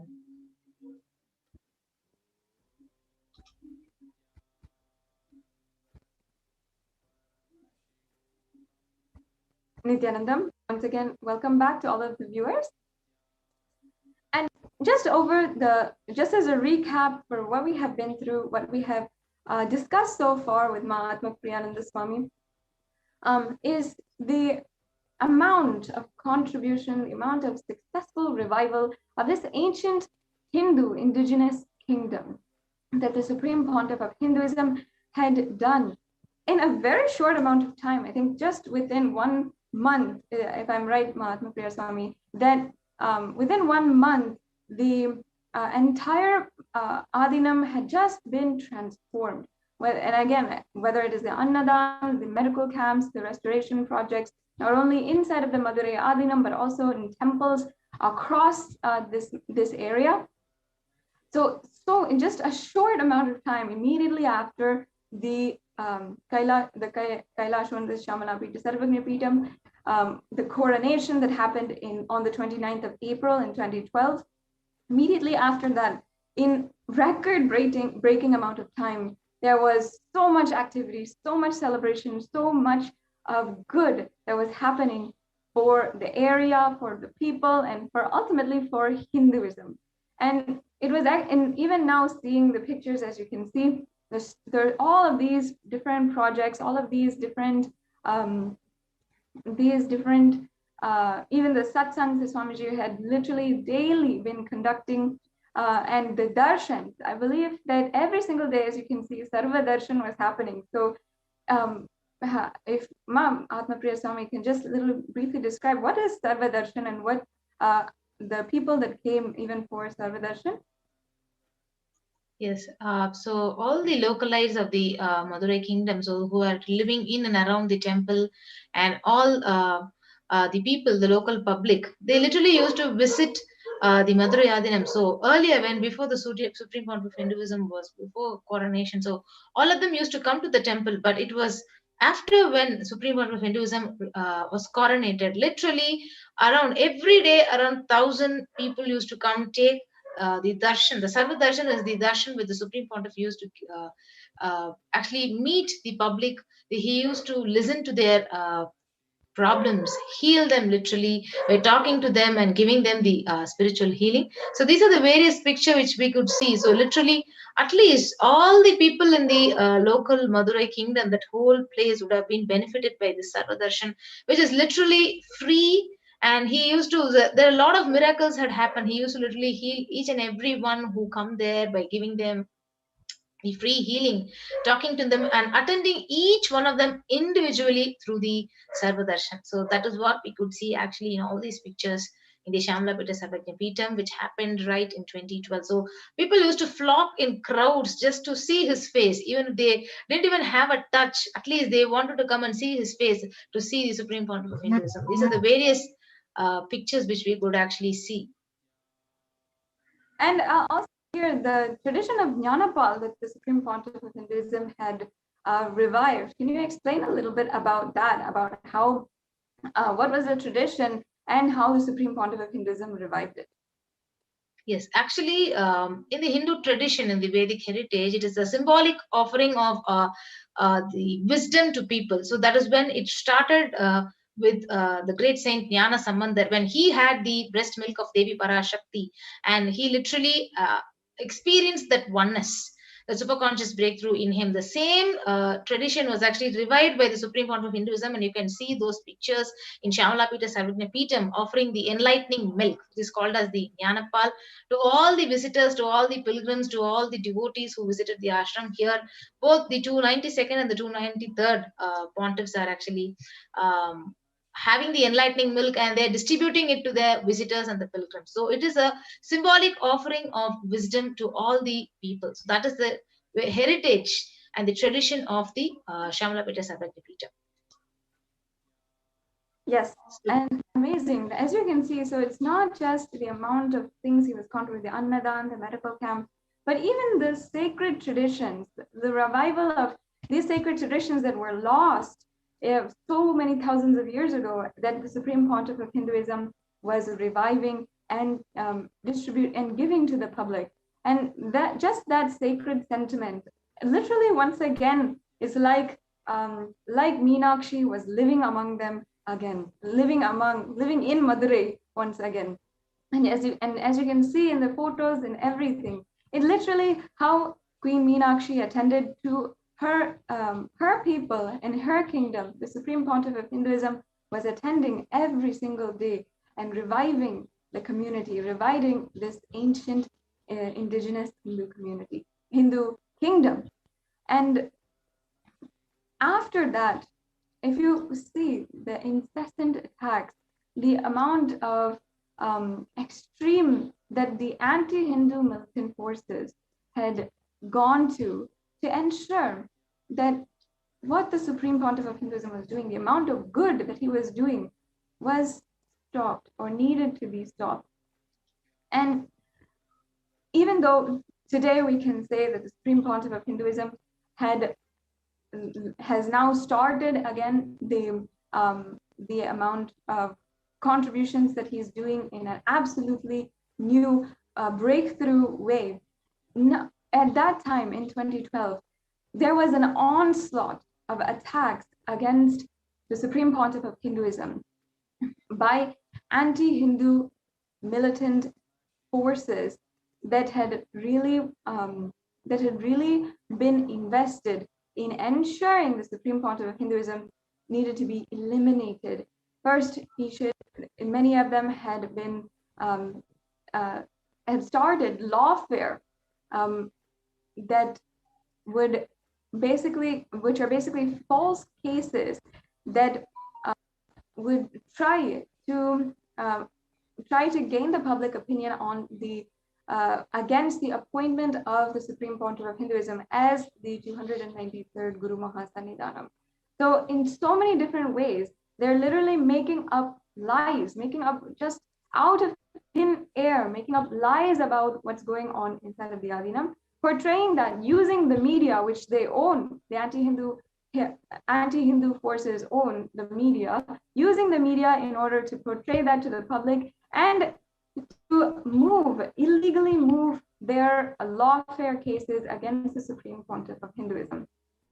So, Atmapriya Swami, if you can just brief us on a little bit about what were the lawfares, the cases that were filed against the Supreme Pontiff of Hinduism that were absolutely baseless, that allegations were just so atrocious. If you can share your insider point of view on that and share that with the viewers, please. Yes, so actually you could see here after the coronation of the Supreme Pontiff of Hinduism, around the Hindu leaders from more than 53 organizations, they had actually pledged their support to the Supreme Pontiff as the 293rd Pontiff. But on the 10th of May 2012, so if you see, a false case, a lawfare was actually filed by an unknown anti-Hindu militant who actually he filed a case that the appointment of the Supreme Pontiff of Hinduism as the 293rd Pontiff is illegal. So that was the first illegal attack which started. So it continued on the 12th of May 2012, where you can see a false complaint claimed to have visited the Madurai Adinam on the night of 12th May, that he was served holy water spiked with intoxicants, and that he has reached an inebriated state, and in front of him His Divine Holiness and several women were in compromising position on beds made of white tiger skins and elephant tusks. So this is what is the most stupidest of the case which was filed, because I was a witness and I was an inmate there, right in Madurai Adinam, doing all these services. So this was a brutal false case which was filed against, stating that women, like all the women, are dressed inappropriately inside there, and they are seen in compromising position on the beds with men, and there is a tiger skin and elephant tusk there in the Adinam, and women are doing prostitution. And one of the guys called Sole Kannan, he said he had seen all these things happening right in front of his eyes there inside the Adinam. So this was the atrocious attack, especially saying calling all the sannyasis by names as prostitutes. So that was the attack on the women, like especially even myself and so many other sannyasis who were there were personally attacked by this false complaint on the Madurai Adinam, where literally day in and day out, all the sannyasis were serving thousands and thousands of people through Annada and through medical camps, and as we had seen all the pictures. And every activity which we do was directly contributing to the public at large. So this was the false complaint on the 12th of May 2012. And on the 26th of May 2012, one unknown, like a caste supremacist, Jagadala Pradaban, he filed a false complaint saying that His Divine Holiness had to be removed as the 293rd Pontiff of Madurai Adinam. So several cases were filed against Supreme Pontiff of Hinduism, even though Hindu leaders from more than 54 organizations had supported him, that his coronation is true, it is legal. So that was the brutal attack in Madurai Adinam. Yeah, I would like to point out several things here. One, this is an example of how the anti-Hindu militant forces use the sexual objectification of women, and they use that in the media, like trying to show in the media that women are prostitutes, that there's prostitution going on inside of a monastery where we have taken up vows of sannyas, where we've taken up vows of chastity and of service to the whole world, but completely twisting that and portraying that in the media and sexualizing us, objectifying us, and making it an absolute opposite. When a woman stands up to do service to the whole world, volunteers and wants to do service, this is how they portray in the opposite way, and not only file cases but also portray in the media, so that the public view is an absolutely opposite frame or image that is portrayed to the whole world, thus literally assassinating the character of the Supreme Pontiff of Hinduism and all of the women sannyasis. And it's like, and thus after that, then justifying the attacks that they do, the rapes and assault that they do against the women, just with this, just with the media, talk, and what the campaigns in the media have been speaking about and spreading hate speech about the women of inside the Adinam. And not only that, they use the legal cases as well as the media hate speech that is being spread in order to justify the subsequent violent attacks against sannyasis of the Nithyananda order. And in Madurai also, we saw several different attacks where literally our sannyasis were hospitalized. Even the Supreme Pontiff of Hinduism had to intervene and go to the hospital to ensure that the sannyasis were healed and being taken care of. And even the destruction of the properties, like the cars, they were thrashed and like literally stones pelted into the cars, the property of the Adinam, property of Kailasa. What had really, honestly, we have to ask ourselves, what had provoked this violence when we're doing so much of good inside, when we're doing so much of good and we're we're successfully reviving an indigenous Hindu kingdom. The way that the anti-Hindu militant forces had literally conspired and strategized these attacks in order to ultimately oppress the Hindu kingdom, continue further, and ensure that the work of the Supreme Pontiff of Hinduism was delayed and could not be done. As you can see here, this is some of the most brutal staged mobs of the anti-Hindu militant forces. They literally send these henchmen and these people to attack the sannyasis, and then in the media they'll try to portray as if there is hatred, there is so much of public outcry in quotes against the sannyasis, whereas the truth is they sent their henchmen and they're hired people in order to literally cause so much of havoc, violate the sannyasis and sannyasinis, and literally put them in the hospital. Yes, so here you could see the visual where two sannyasis at the Madurai Adinam's Kanjanur Agnishwara temple, it's a part of the Madurai Adinam, the Shyamlapeta Sarvajna Peetham. So a mob of at least 100 people, they beat up the sannyasis and they escaped, but the mob, they smashed their car, and the two sannyasis, they managed to drive away. And first they ran to the first local police station, and then they filed a complaint, and then they went to the hospital. They themselves got admitted. So that was the sad pictures. You can see the visuals, how the people, the mobs are beating up the sannyasis and then attacking the sannyasis just for the good which we had done to the public. And a really disheartening thing here is that in the heart of the whole Hindu civilization, in Madurai itself, the anti-Hindu, such amount of oppressive power, such a supremacist oppressive power, where they can conspire these attacks, and we're literally powerless to stop it. As you can see here, some of the really heart-wrenching photographs of the sannyasis who were hospitalized and the Supreme Pontiff of Hinduism attending to them personally.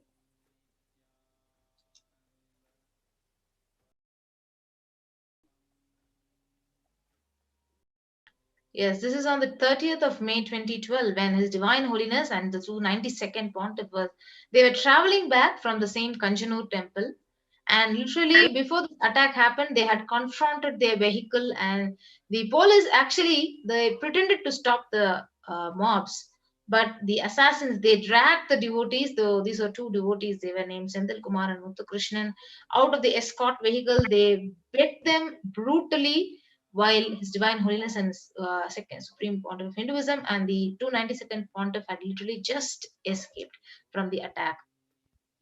So these were the two people who were actually beaten up by the mobs when the attack was happening.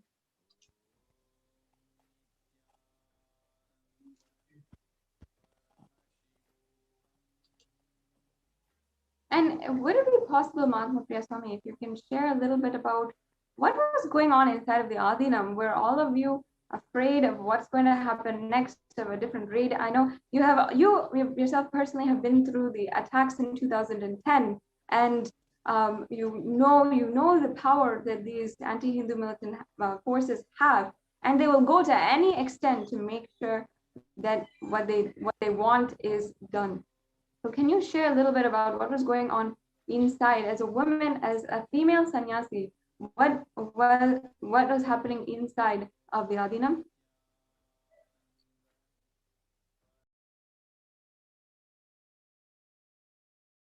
It seems like we have a technical difficulty. And I just like to share with all of the viewers also, once again, that the attacks against the Supreme Pontiff of Hinduism that happened surrounding the revival of the ancient Hindu indigenous kingdom, the Kailasa known as the Shamala Pita Sarvagna Pitam, was literally a brutal forced attack that was destroying once again, one of the most ancient Adinams, one of the most ancient heritage sites and heritage structures of Sanatana Hindu Dharma. And the Supreme Pontiff of Hinduism, as we had explained before, in just a matter of a few weeks after his coronation, crime rates in the surrounding area of the kingdom had gone down. The restoration of temples had started. The people were being fed free food every single day. Medical camps were going on. A surrounding population of 10,000 people was being attended to, and they were feeling so uplifted by the presence of the Supreme Pontiff of Hinduism. Yet there was so much of brutal onslaught that the Supreme Pontiff of Hinduism had to undergo. Why does this have to happen? What were the intentions of these anti-Hindu militant forces? And not only that, they have specific agenda against Hinduism. If you even see in the writ petitions that they have filed, and just previously we had seen the writ petitions that they had filed, how they were attacking specific Hindu rituals, Hindu traditions, saying that the holy water that we are distributing, that we are offering to the divine, and also then distributing as prasada, taken and drunken immediately, the holy water was mixed or spiked with alcohol. Can you imagine if this was said against any other religion? If this was said in any other circumstance, this is a direct, just hurting the religious sentiments. How can they take something so pure, something so sacred as a Hindu sacred ritual that is ongoing, the offering of waters to the feet of the Guru and the feet of the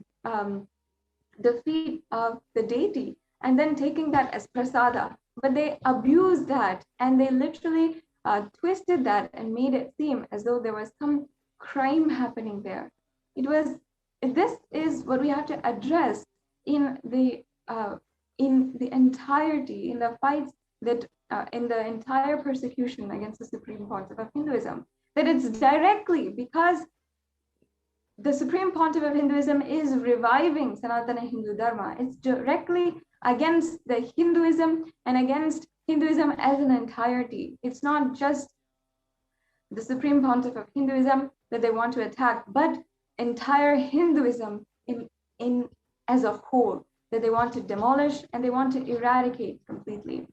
In the surrounding community of Madurai, even though it is the Madurai Adinam and the Shamala Pita Sarvagna Pitam is surviving until today, still there's so much of corruption inside that makes the temple functions and the temple functions, the temple administration, all of that ultimately not benefit the temple ecosystem, and making the temple ecosystem weaker and weaker. And because the Supreme Pontiff of Hinduism had been coronated as the Guru Mahasannidhanam of the Shamala Pita Sarvagna Pitam, Hindus in the whole ecosystem were feeling so much of hope that finally there would be some hope that Madurai could be the civilization that it once was. And that there was hope that that there was going to be so much of revival of the sacred Hindu practices and the ecosystem of Madurai. However, we have seen continuously how this attack against the Supreme Pontiff of Hinduism has only worsened and worsened. Now today, the Supreme Pontiff of Hinduism has revived the Shamala Pita Sarvagna Pitam despite so much of attack, again in Madurai, and the services are continuing today as the Shamala Pita Sarvagna Pitam, many of you know, and you can even see the activities continuously being shared across on social media and being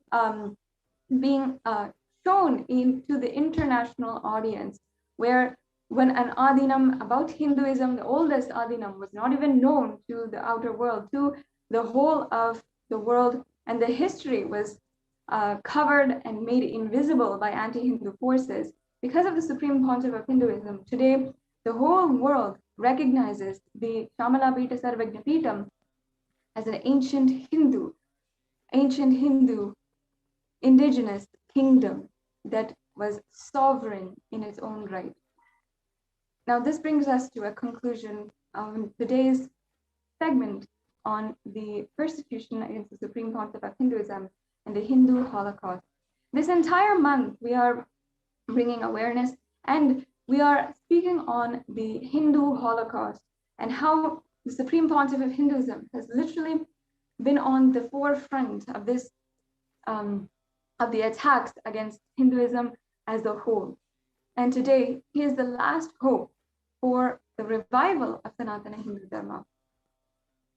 So I request each and every one of the viewers, take a few minutes to go to the link below and see how the United Nations has recognized the persecution of the Supreme Pontiff of Hinduism, and the Human Rights Commission of the United Nations has actually listed Kailasa as among the persecuted communities and has recognized the Supreme Pontiff of Hinduism for the amount he has been reviving the ancient Hindu indigenous kingdoms. He has been protecting the rights of Hindu women and minority Hindu women, and he has and the amount of persecution he has been through just for this.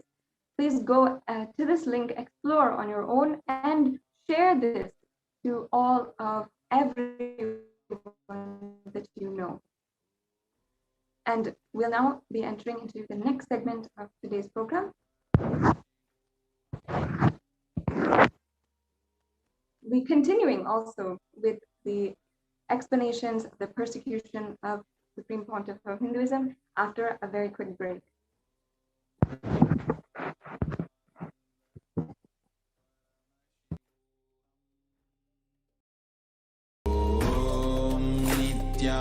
Nithyananda Paramashivoham. Om Nithyananda Paramashivoham. Om Nithyananda Paramashivoham. Om Nithyananda Paramashivoham. Om Nithyananda Paramashivoham. Om Nithyananda Paramashivoham. Om Nithyananda Paramashivoham. Om Nithyananda Paramashivoham. Om Nithyananda Paramashivoham.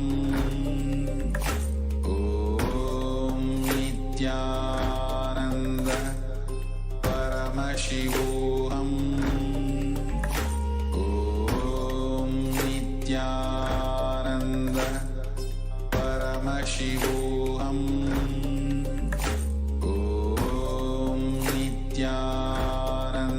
Nithyananda Paramashivoham. Om Nithyananda Paramashivoham. Om Nithyananda Paramashivoham. Om Nithyananda Paramashivoham.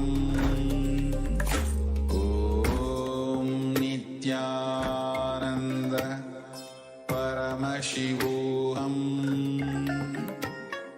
Om Nithyananda Paramashivoham.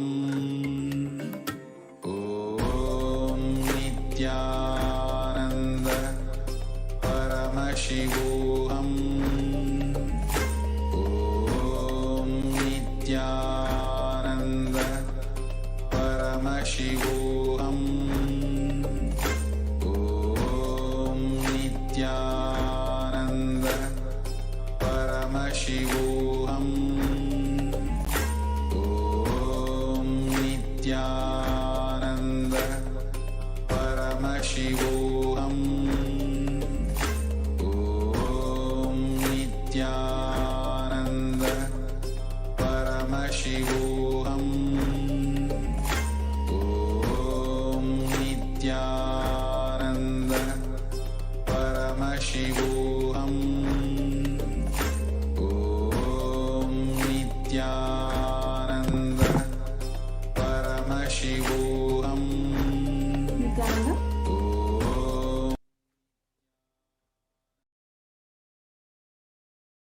Nithyanandam.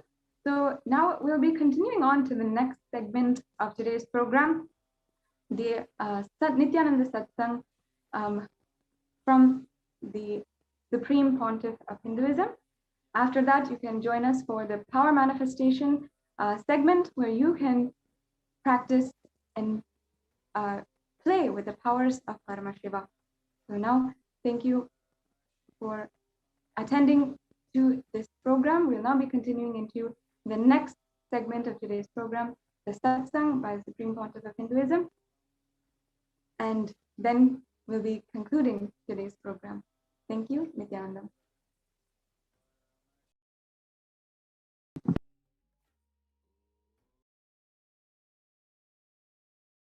Connecting with the divine with your eyes closed is meditation. Connecting with the divine with your eyes open is darshan. Come, let us all now move from meditation to darshan. Slowly, very slowly, please open your eyes. என்னப்ப நல்லவா எந்தாயும் அல்லவா தன்னை உணர்த்திடும் தியானம் அளிக்கவா என்னப்ப நல்லவா எந்தாயும் அல்லவா தன்னை உணர்த்திடும் தியானம் அளிக்கவா எங்கும் நிறைந்தவா எண்ணம் கடந்தவா பொங்கும் அருவியாய் ஆனந்தம் தந்தவா எங்கும் நிறைந்தவா எண்ணம் கடந்தவா பொங்கும் அருவியாய் ஆனந்தம் தந்தவா என்னப்ப நல்லவா எந்தாயும் அல்லவா தன்னை உணர்த்திடும் தியானம் அளிக்கவா ஏழாம் உடல்கள் தாண்டி நித்திய வாழ்வும் கண்டிட கேடான காலில் நன்மை வென்று நிலை நின்றிட ஏழாம் உடல்கள் தாண்டி நித்திய வாழ்வும் கண்டிட கேடான காலம் தன்னை வென்று நிலை நின்றிட சீடான பாவம் வழி நீங்க பெரும் வாழ்வினே கொண்டாட நித்யானந்த ஸ்புரணம் தன்னை நிகவா சீடான பாவம் வழி நீங்க பெரும் வாழ்வினே கொண்டாட நித்யானந்த ஸ்புரணம் தன்னை நிகவா என்னப்பன் அல்லவா எந்தாயும் அல்லவா தன்னை உணர்த்திடும் தியானம் அளிக்கவா என்னப்பன் அல்லவா எந்தாயும் அல்லவா தன்னை உணர்த்திடும் தியானம் அளிக்கவா ஏழாம் உடல்கள் தாண்டி நித்திய வாழ்வும் கண்டிட கேடான காலில் நன்மை வென்று நிலை நின்றிட ஏழாம் உடல்கள் தாண்டி நித்திய வாழ்வும் கண்டிட கேடான காலம் தன்னை வென்று நிலை நின்றிட சீடான பாவம் வழி நீங்க பெரும் வாழ்வினே கொண்டாட நித்யானந்த ஸ்புரணம் தன்னை நிகவா சீடான பாவம் வழி நீங்க பெரும் வாழ்வினே கொண்டாட நித்யானந்த ஸ்புரணம் தன்னை நிகவா என்னப்பன் அல்லவா எந்தாயும் அல்லவா தன்னை உணர்த்திடும் தியானம் அளிக்கவா என்னப்பன் அல்லவா எந்தாயும் அல்லவா தன்னை உணர்த்திடும் தியானம் அளிக்கவா ஏழாம் உடல்கள் தாண்டி நித்திய வாழ்வும் கண்டிட கேடான காலில் நன்மை வென்று நிலை நின்றிட ஏழாம் உடல்கள் தாண்டி நித்திய வாழ்வும் கண்டிட கேடான காலம் தன்னை வென்று நிலை நின்றிட சீடான பாவம் வழி நீங்க பெரும் வாழ்வினே கொண்டாட நித்யானந்த ஸ்புரணம் தன்னை நிகவா சீடான பாவம் வழி நீங்க பெரும் வாழ்வினே கொண்டாட நித்யானந்த ஸ்புரணம் தன்னை நிகவா என்னப்பன் அல்லவா எந்தாயும் அல்லவா தன்னை உணர்த்திடும் தியானம் அளிக்கவா என்னப்பன் அல்லவா எந்தாயும் அல்லவா தன்னை உணர்த்திடும் தியானம் அளிக்கவா ஏழாம் உடல்கள் தாண்டி நித்திய வாழ்வும் கண்டிட கேடான காலில் நன்மை வென்று நிலை நின்றிட ஏழாம் உடல்கள் தாண்டி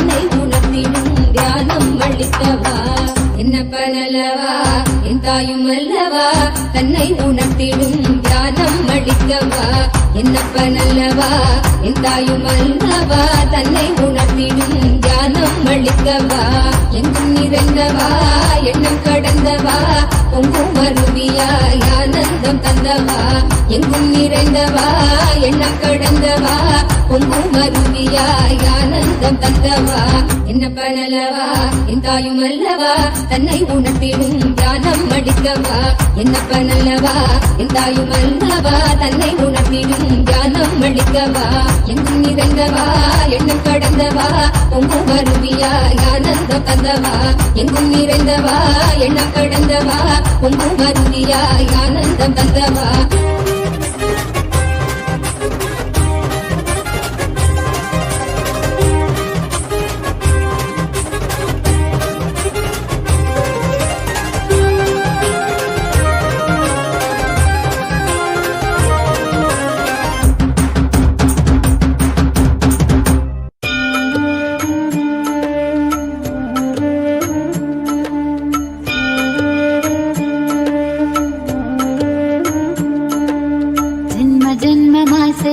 தவமோ உற்ற நண்பனாய் நித்யானந்தன் வந்து உதித்தான் ஜென்ம ஜென்மமாய் செய்த தவமோ உற்ற நண்பனாய் நித்யானந்தன் வந்து உதித்தான் காக்கும் இறையே நட்பின் உருவாய் வந்த களிப்பால் கட்டு கடந்தா மகிழ்வு கொண்டே மலை போல் வரும் துயர் யாவையும் நொடிப்போதினில் கொடியாக்கிட புயலாய் வருவான் துணையென வருவான் ஜென்ம ஜென்மமாய் செய்த தவமோ உற்ற நண்பனாய் நித்யானந்தன் வந்து உதித்தான் ஓம் நித்யானந்தேஸ்வர Paramasiva சமாரம்பாம்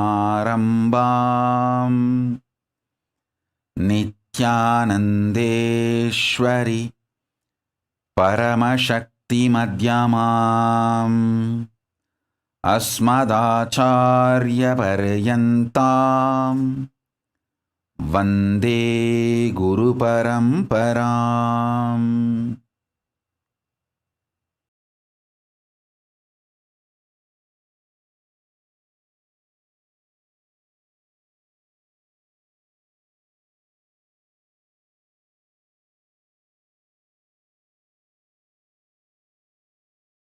I welcome you all with my love and respect.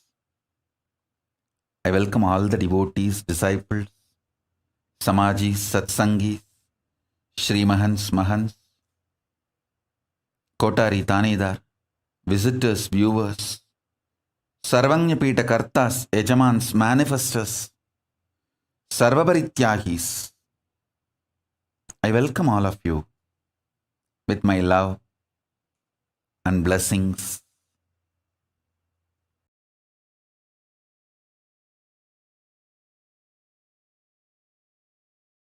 Paramashiva's message directly from Kailasa. Listen.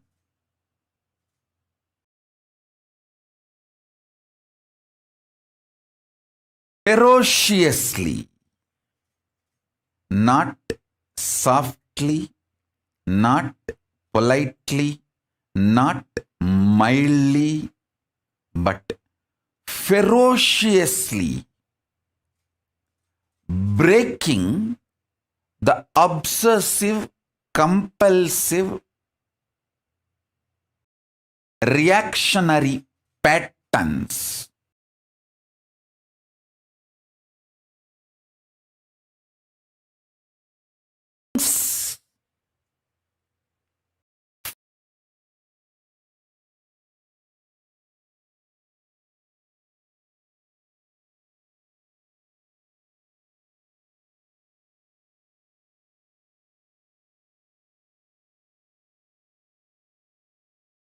Ferociously, reactionary pattern.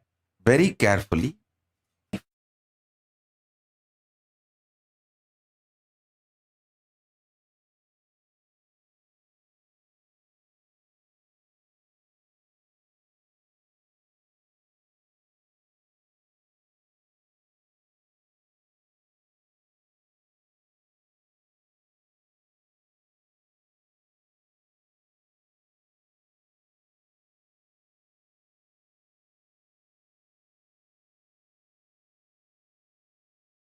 Then I'll translate. Listen.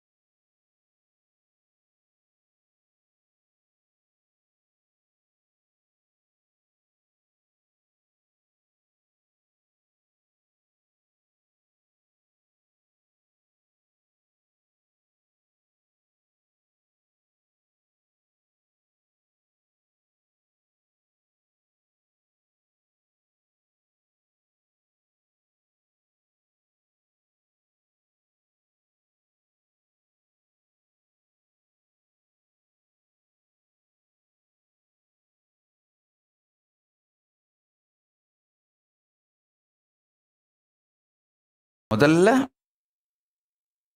உடம்பு வளையறதுனால உடம்ப சரி பண்றதுனால மனசை சரி பண்றது ஹடயோகம். ஜடம் சிற்ஜட கிரந்தி மேல் வேலை செய்வது. பிறகு மனச நிமித்தினாலே உடம்ப நிமித்திர முடியும்னு புரிஞ்சிக்கிறது தியான யோகம்.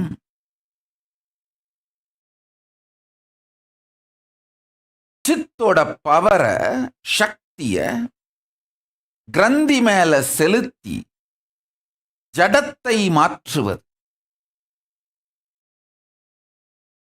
பிறகு சித் மலர்ந்தாலே கிரந்தி ஜடம் இந்த ரெண்டுமே நம் விருப்பத்தின்படி இயங்கும்னு தெரிஞ்சுக்கிறது யோகம், சமாதி யோகம். Now I'll translate. Listen.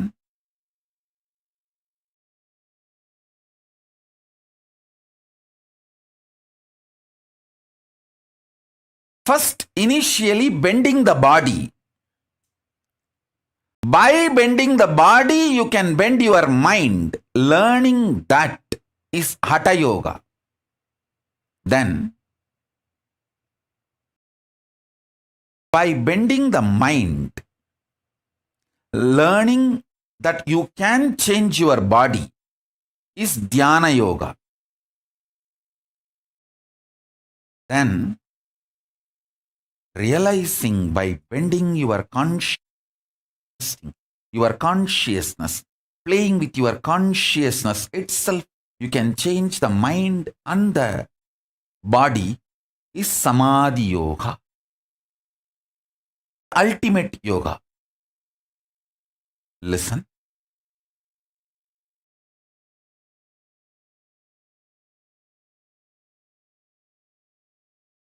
Then, after a few days, I had the opportunity to have darshan of Arunagiri Yogeshwara. That time, I was asking him some clarification. Beautifully, Arunagiri Yogeshwara explained to me. I'll repeat again the exact statement.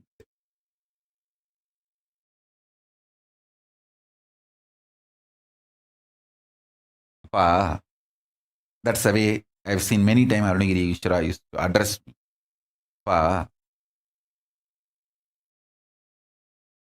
படிப்படியா பண்ணா சாத்தியங்கள் மலரும்பா. ஒரேடியா உடைச்சாதான் சக்திகள் மலரும்பா. I'll translate this word. Listen. See, if you break your patterns step by step, slowly, you will achieve the great possibilities. But if you break the patterns ferociously, only then you manifest powers.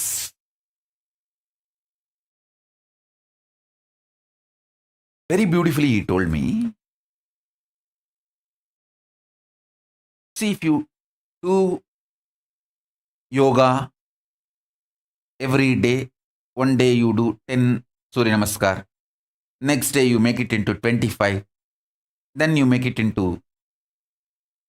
like 50 Surya Namaskar, then you add Surya Namaskar and Pranayama, then you add Surya Namaskar and Pranayama and meditation. This way you will manifest your possibilities. But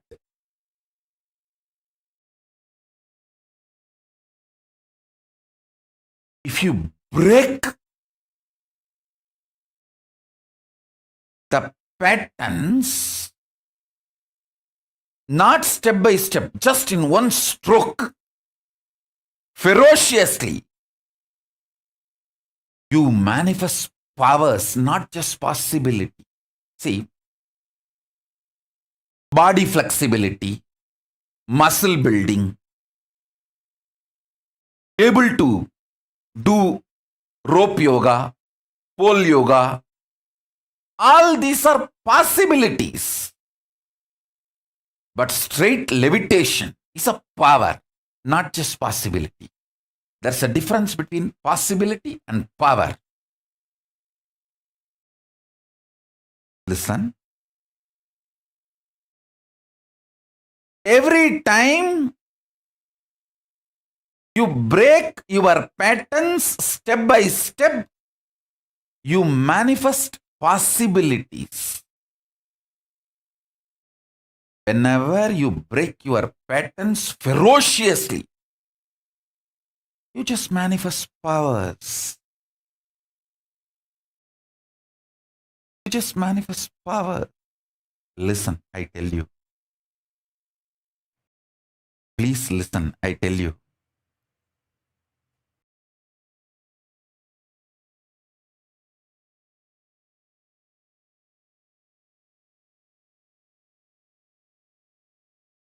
Understand?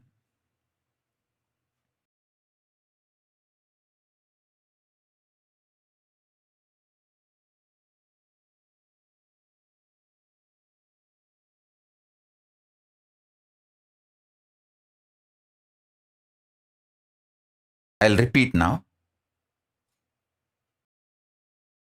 All of you intensely listen.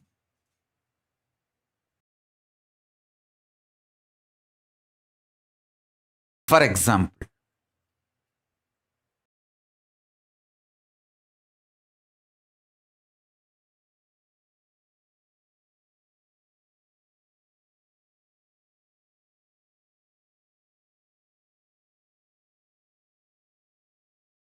yes, I think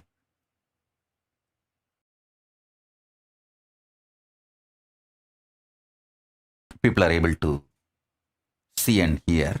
Let me repeat now. Whenever you break your patterns, the obsessive, compulsive, reactionary patterns, whenever you break those patterns in you ferociously, you manifest powers. I tell you, this really happened. One person came to me with rheumatoid arthritis problem. It was very severe. The fingers have started getting twisted, and the effect of the disease is seen even physically, not just in the form of pain alone. The body started getting distorted.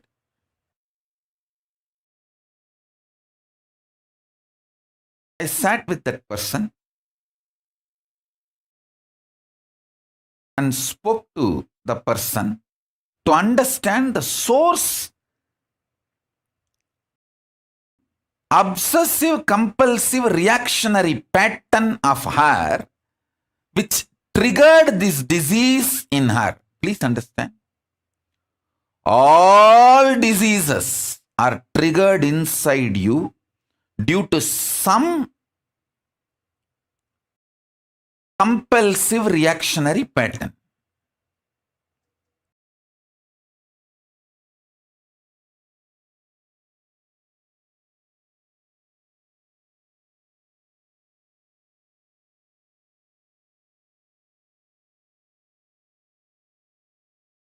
So I wanted to study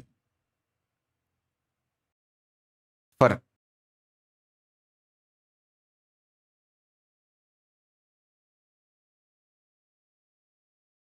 minutes her anger towards mother-in-law and how she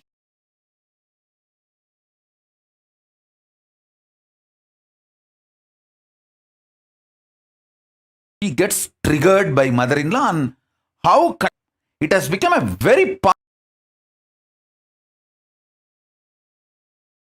perfectly on somebody else and does this.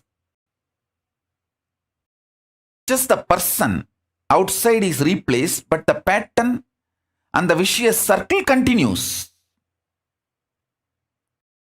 I thoroughly studied her within that few minutes.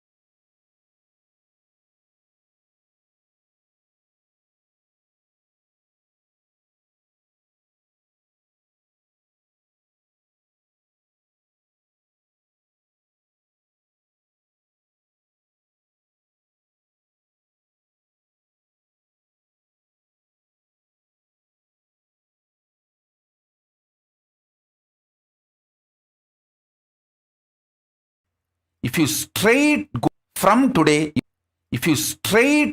from today, you are going to see Paramashiva in her.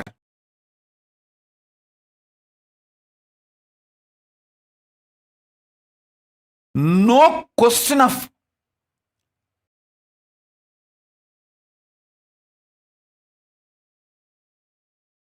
if I fall at my mother-in-law's feet, crumple me under her feet and jump on me and kill me.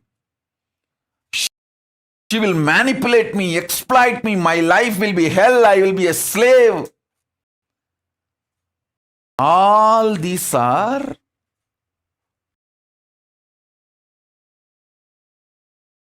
the cousin brothers of your obsessive compulsive reactionary pattern. Please understand, this obsessive compulsive reactionary pattern, when it gets cultured in you,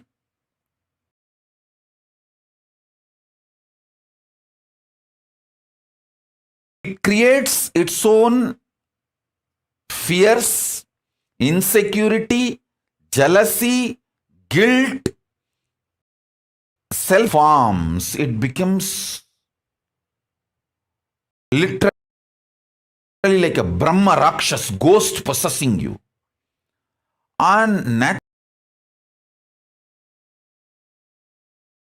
naturally, if you have to go and fall at the feet of mother-in-law and surrender, you will feel, no, she is going to exploit me. The death is much fears, emotions, insecurities, self-doubt, self-denial. So much will come up.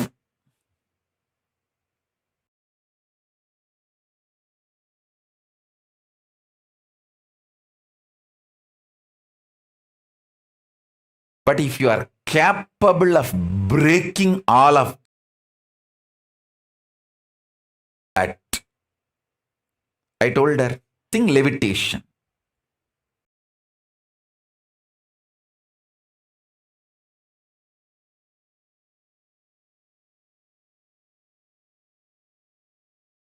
I asked, or levitate you want for me?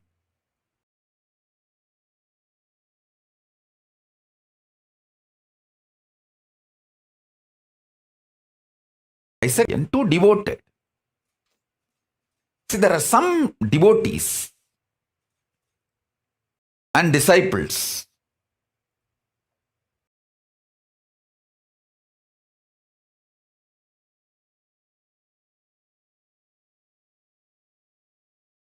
throw tantrum. I just know they are just throwing tantrum, but they don't mean what they say. I'll give you one or two examples.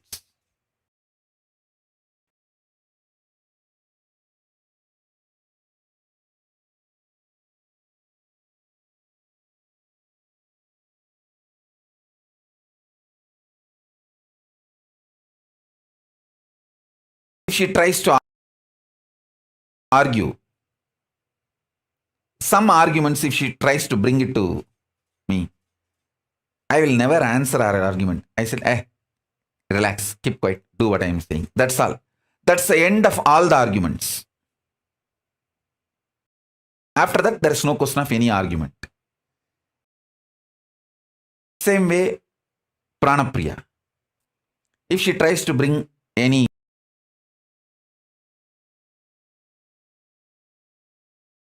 arguments, this is a judgment, execute. She will just do it.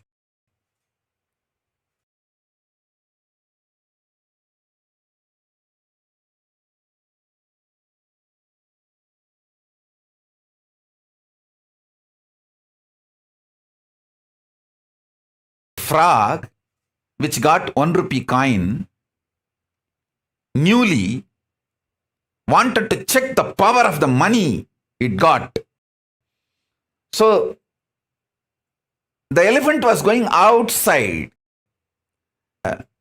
house, came out of that frog hole and standing, waving that 1 rupee coin towards the elephant and saying, hey, now I became so rich.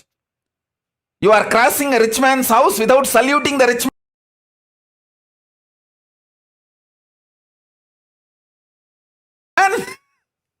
Will the shouting of frog, even if he hears, he will say, hey, keep quiet. And he will walk. Exactly same way. If you treat your patterns, you will manifest powers.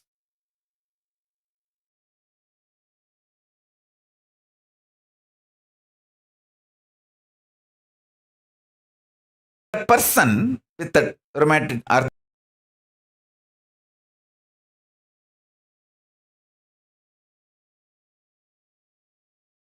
arthritis, she's seeing me only first time attending the program, but before even seeing me physically and devoted, very sincere. So I told her, naturally, I want power for you, not just the possibility. She asked me that, do you want me to manifest possibility or powers? I said, naturally, powers, not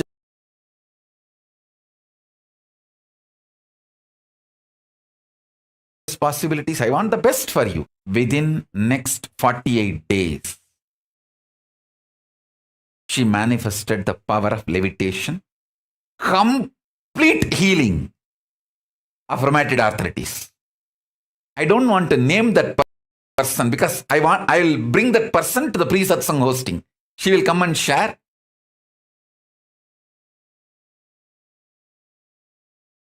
She actually did. She went.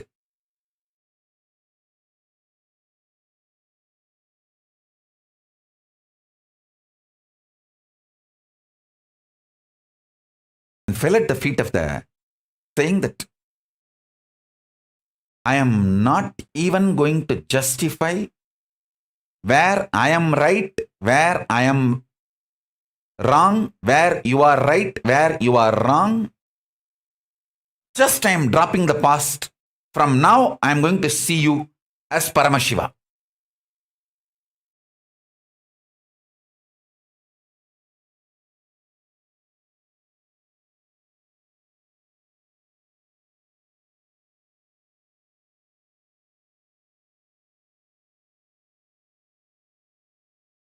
See, if she went and did completion,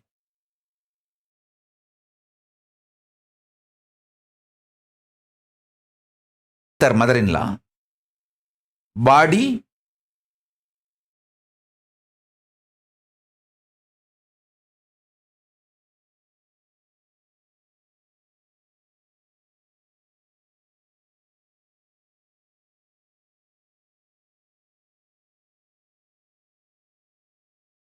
but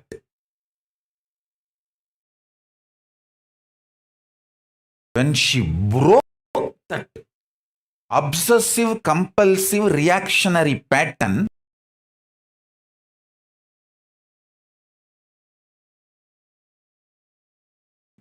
with all its self-hatred, self-denial, everything,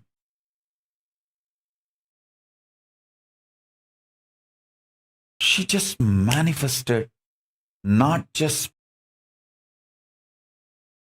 possibility, she just manifested power. Not only she got healed of the whole rheumatoid arthritis problem, the whole body got filled so much with samana energy, she started experiencing levitation. I tell you, listen, I tell you,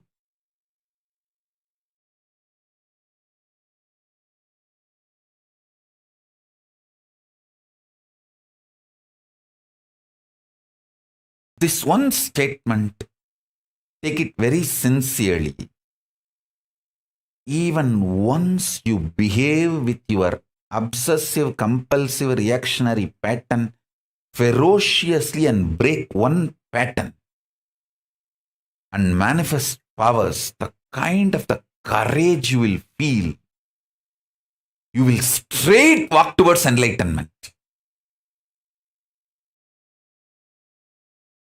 Because after that, every obstruction, every barricade, every stopping will look very funny.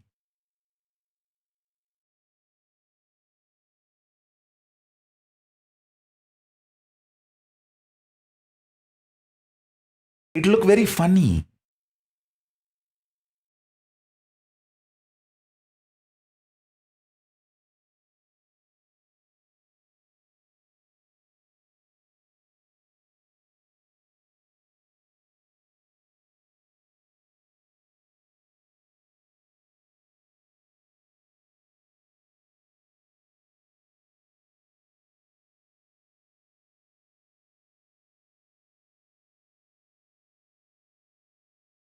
Ma Nitya Jalandhara Siddhananda.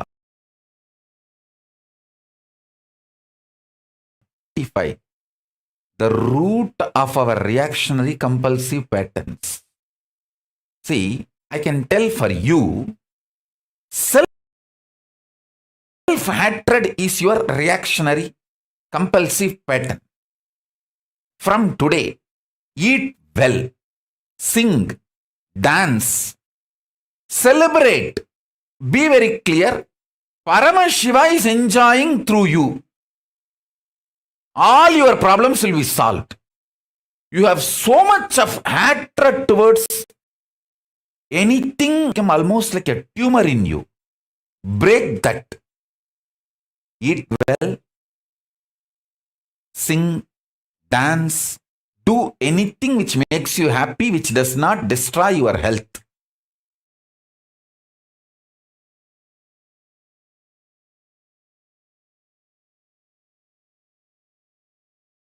That's all. You will be free.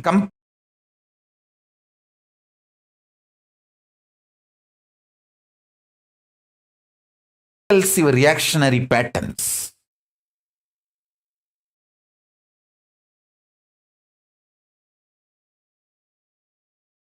This answer is for her. So this word is a guru walk for her. Don't take this as a guru walk for all of you. Guru walk is usually customized, exactly precise instruction to that person for manifesting enlightenment. It's for her.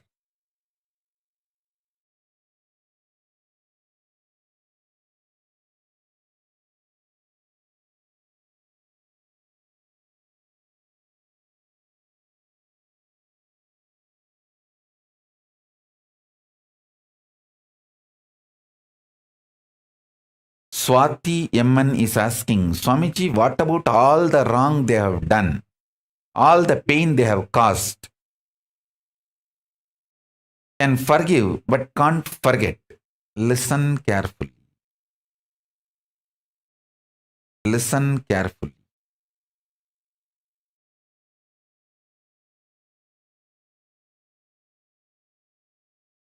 You continue to exist as slum pig,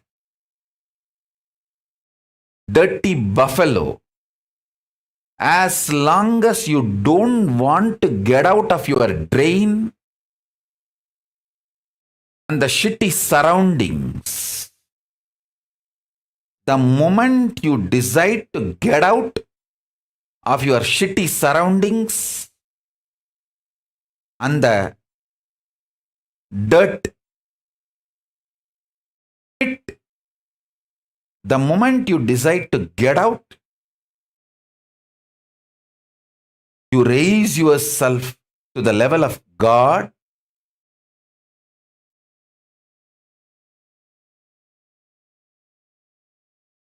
If you decide to forgive, that is enough to liberate yourself. You are not expected to forget. I am not expecting you to forget. If you decide to forgive, that is enough. When internally, consciously you change, simply the other person's action, reaction, everything changes in just few days. The other person will feel insecure that you may start getting back to your anger, violence. So just till the other, see, when you go and surrender to your mother-in-law, I am giving you this example.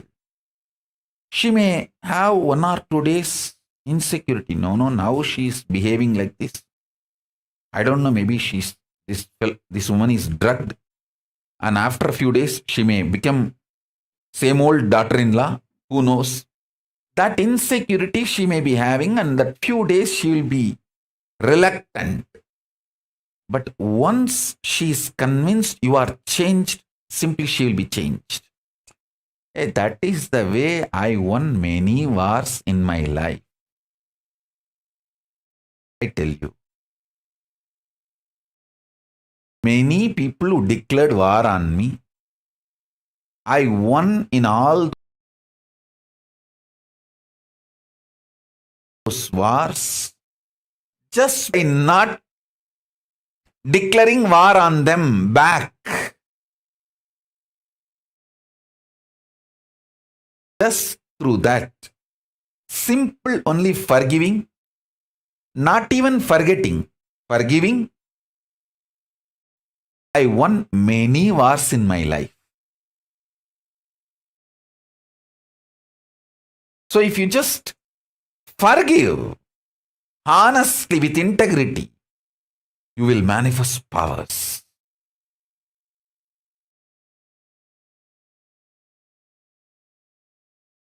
It's possible. Listen.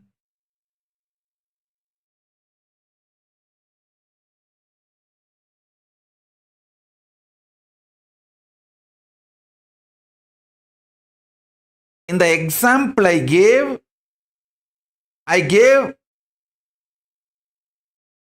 the solution of falling at the feet of the mother-in-law because that was the problem of her. I am not telling all of you just go and fall at the feet of mother-in-law, you will start levitating. No.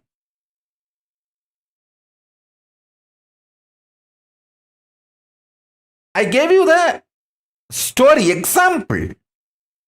The lesson you need to catch is first find out what is your compulsive reactionary behavior pattern. Break that ferociously. You may even have 10, 12 patterns. List them out and break them ferociously.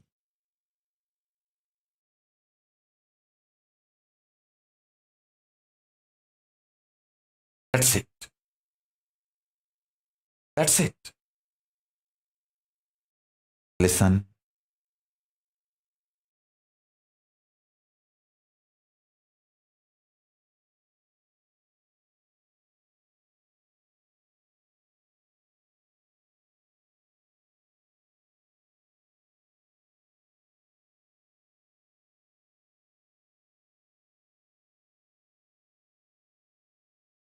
Each one of you is literally my extension. The life which is in all of you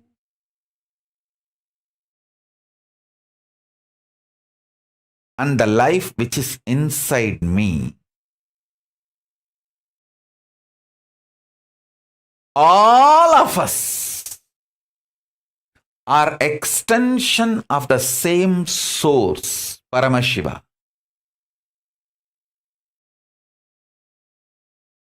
With the tremendous love from the oneness. It's like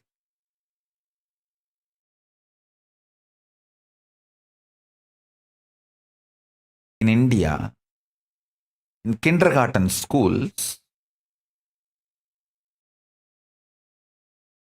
the kids will be forcibly made to sleep during the noon time after food. All of you have to just lie down in a row and naturally kids, when they have so many friends, they don't want to sleep. They want to play.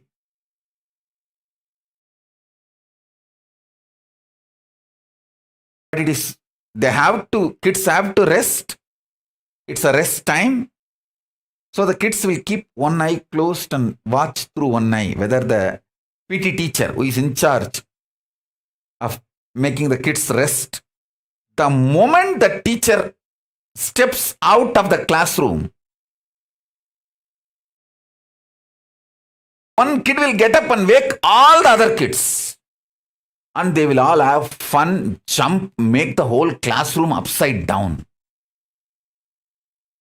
Because they know the teacher will take at least half an hour to go and have her lunch and come back. That half an hour, these kids will have fun, make the whole classroom upside down. And the moment they know she is coming back, they will all be just back to their place, sleeping as if nothing happened. How? The kid, the moment he knows the teacher is out, he wakes up and he wakes all the kids to have fun with the same love.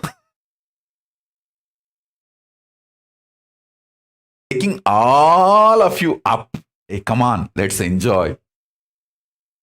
Teacher is gone. All your patterns, obsessive, compulsive, reactionary patterns, are not worthy. Life, Paramashiva's powers are only worthy to manifest, celebrate, enjoy. Listen carefully. Listen intensely.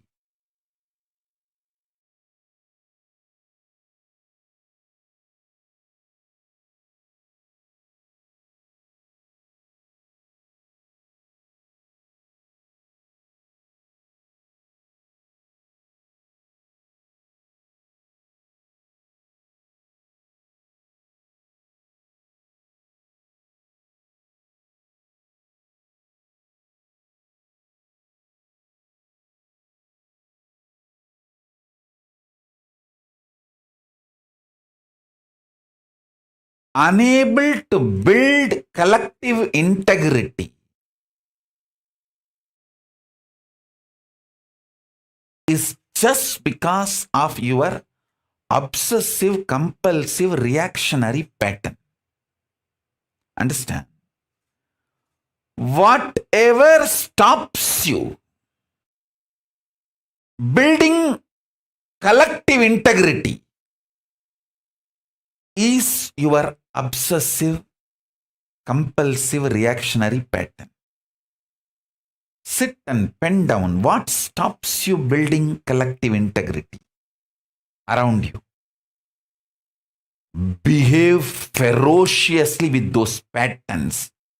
You usually behave ferociously with the people, not with the patterns.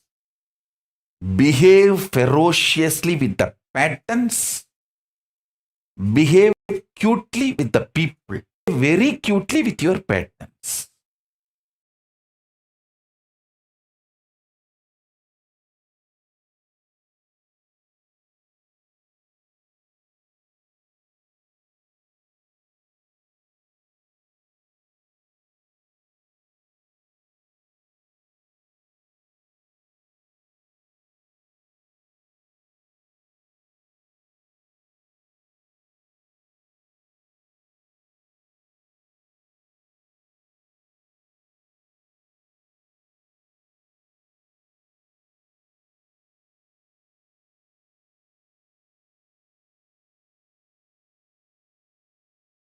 Every time you behave ferociously with your patterns and break, you manifest at least one power of Paramashiva. Listen.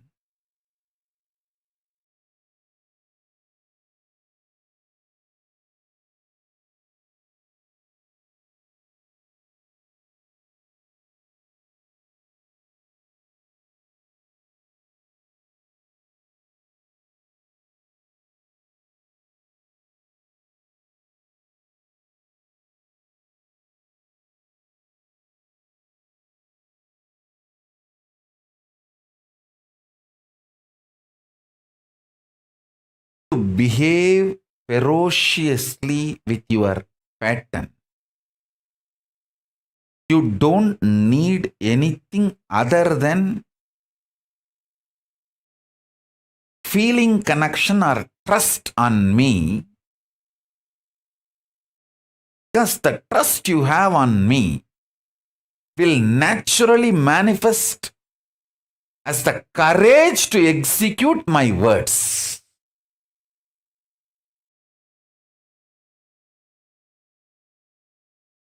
That is the way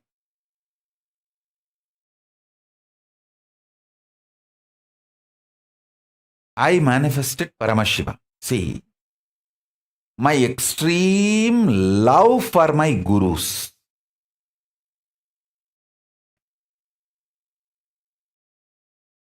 My extreme love for my gurus.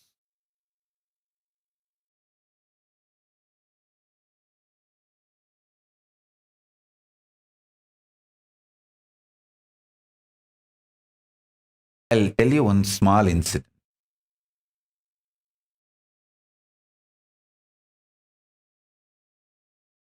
One day, I took lunch for Arunagiri Yogeshwara. He ate,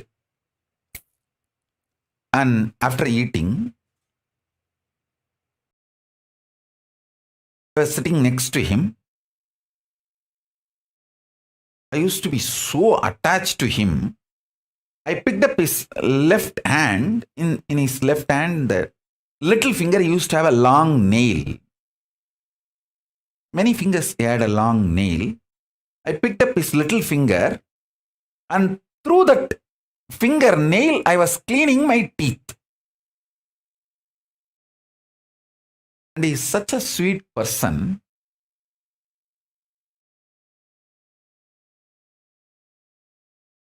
Not only he did not stop me, and not even showing any irritation or any difficulty in his face. I was just having his left hand in that little finger, that nail I was using, and cleaning the teeth.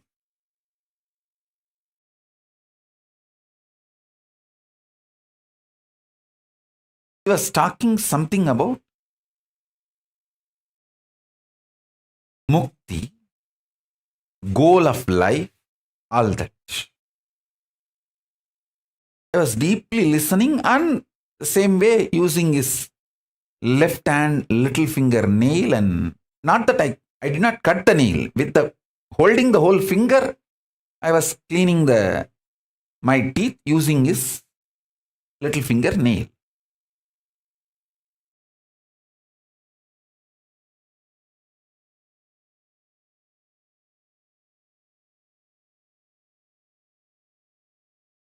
I'll try to exactly repeat the whole flow of the information from Akashik records so that all of you can understand.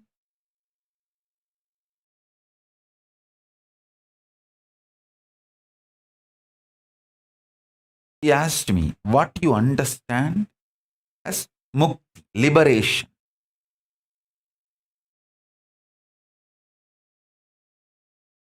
Because he was teaching me about goal of life is mukti, liberation.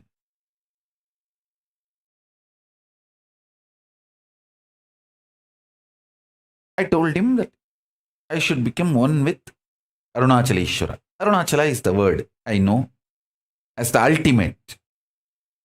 So I told him that I should become one with Arunachala. He said, okay, after that, what do you think should be your goal? I don't know what far he was leading me into the conversation. Maybe he was making me spell out more and more words, giving me clarity.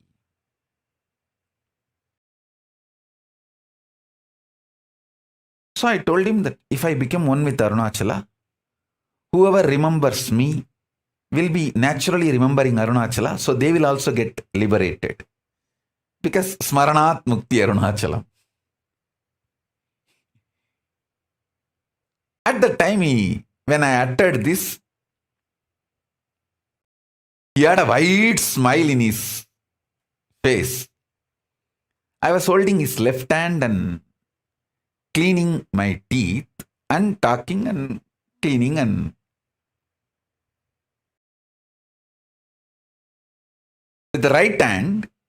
with his right hand, he just held my cheeks. How the kids, we hold the cheeks of the kids and conjify.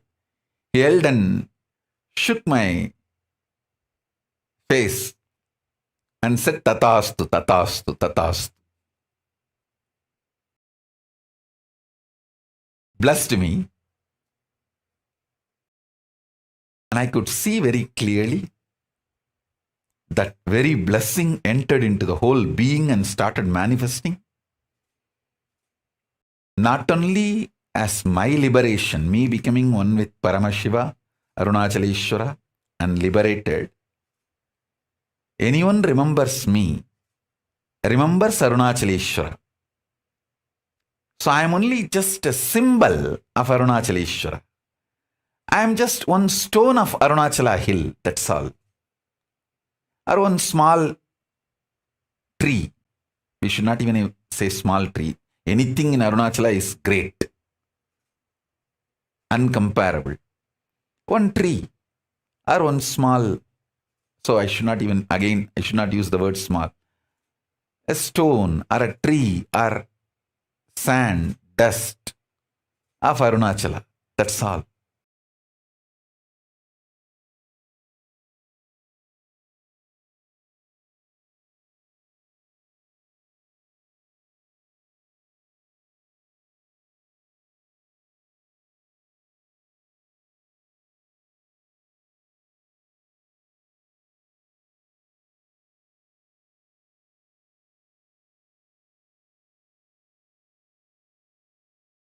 Listen. My love and feeling connection with my Guru and Guru Parampara gave me the strength, courage, sacrifice needed to break all the patterns and never allow any pattern to get built which can bind me in any way.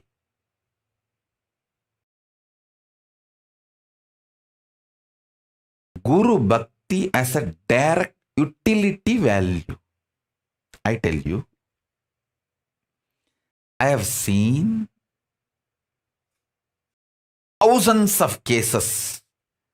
The moment they lose their Guru Bhakti, all the great ferociousness, powerfulness they had, and broken their compulsive reactionary patterns, that whole strength they lose when they lose Guru Bhakti and fall back into that patterns, and even voluntarily they attract that patterns and say, wow, so many years I did not eat onion, green chili, garlic because of this fellow. Let me go and eat even meat. Okay, go and eat meat. Who is the loser? Not me. I tell you, when you gain Guru Bhakti, it is not just Guru Bhakti. Millions of good things comes to you along with Guru Bhakti. Same way, when you lose Guru Bhakti, millions of things go away from you. Millions of good things go away from you along with Guru Bhakti.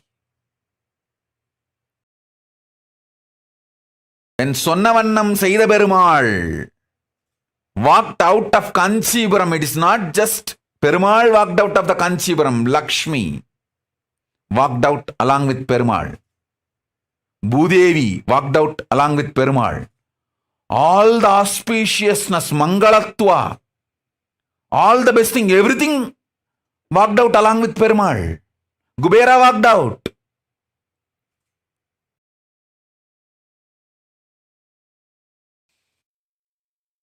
I tell you.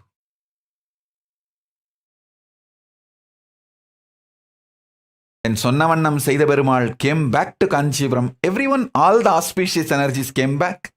When he walked out of Kanchipuram, all the best things walked out. Same way. Listen. When Guru Bhakti comes to you, all the best things in the life comes to you. When Guru Bhakti leaves you, all the best things in the life leaves you.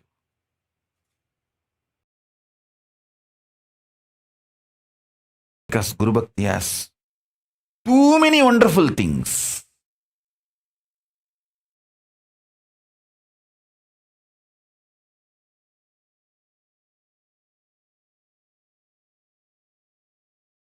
Guru Bhakti is not just Guru Bhakti, it is Paramashiva Shakti. It is Jnana Yukti.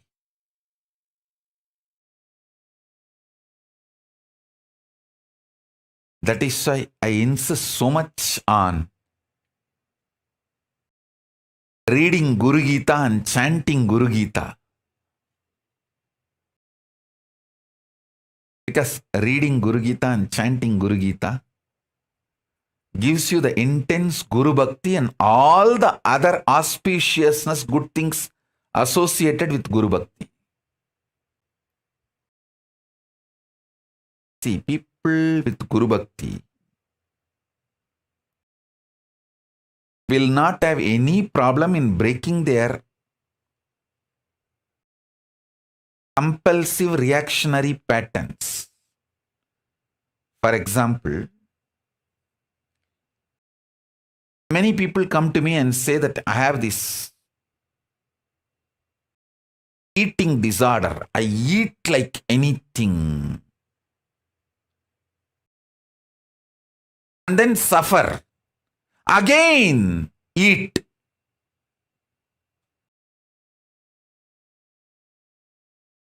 See, if they have a deep feeling connection with me, extreme Guru Bhakti, the straight solution I'll give. Start dry fasting. Eat only one meal a day. Only when you have that one meal, you can drink water. Only once a day, you will open your mouth for food and water. After that, full other 23.5 hours, do the dry fasting. But I will not give the same solution for a common visitor, for this curiosity monger, or who try to poke, who try to do this trial and error with me. All these games, let me see whether he works out for me or not. No dating. I am not available for any dating. No.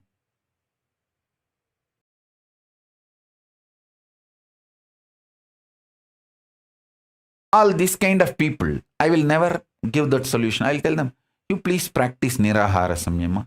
Slowly, you reduce 10 meal into 9.5 meal. And after 1 month, you reduce 9.5 meal into 9 meal. And after 1 month, you reduce 9 meal into 8 meal. By the time bloody, you will lose all inspiration and go back to 12 meal. So that is your fate. What can I do?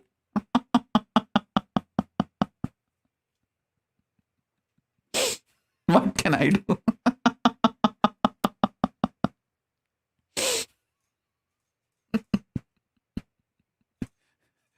Salali, Jalali. You walk. What can I do?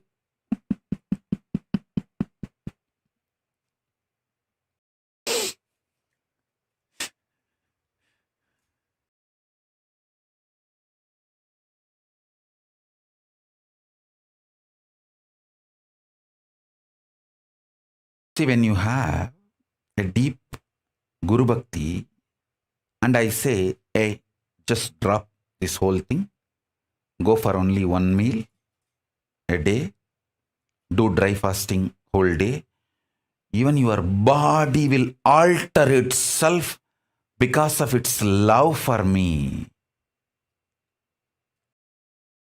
The listening will not be just your heart, even your stomach will listen to me.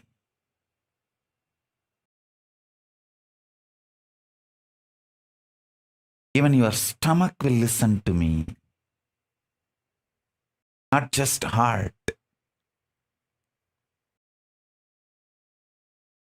I tell you, in my life, I have seen 200 people living more than 100 years. In all the 200 people, a common few practices I have seen, the Jain food lifestyle. Jains eat very little, but also only when the sun is up, not after sunset. The Jain food lifestyle. And Lingayats food lifestyle. Virashaiva Lingayats, they eat only once a day after the puja. Many of the great Lingayat sannyasis I have seen in my life. Only once a day they will eat after the puja. After that, neither water nor food. Many people whom I have seen in my life who lived more than 100 years have this pattern of less food habit.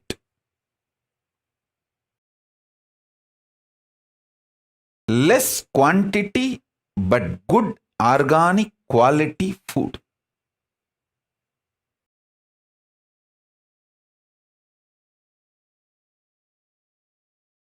I tell you, Guru Bhakti is like a spiritual entanglement, that umbilical cord connection. I myself eat only once a day. My very bio-memory of the tejas, that very energy, very bioenergy enters into your being because of your Guru Bhakti, and you vibrate in that same high frequency, and simply that becomes too easy for you also.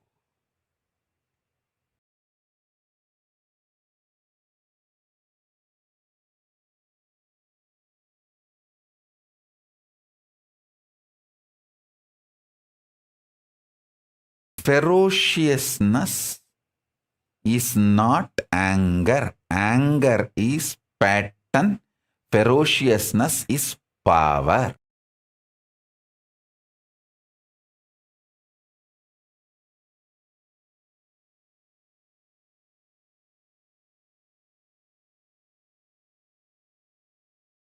Listen.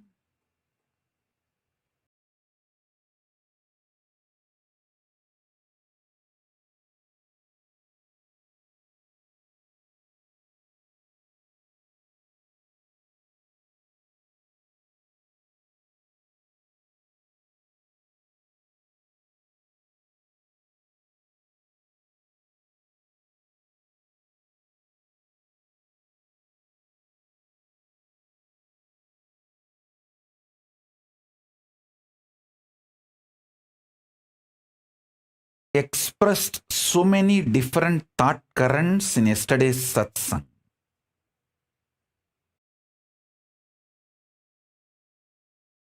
About collective integrity, beautiful story of how the Brahma Kapala swallowed the Sudarshana Chakra, and how the Kala Bhairava, wearing the skull mala, Brahma Kapala mala, explained various concepts.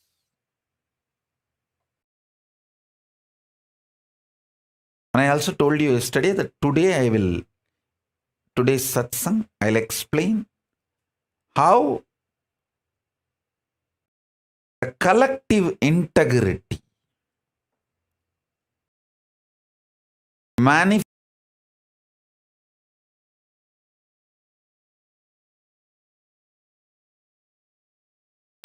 collective integrity will help you save you from this pandemic.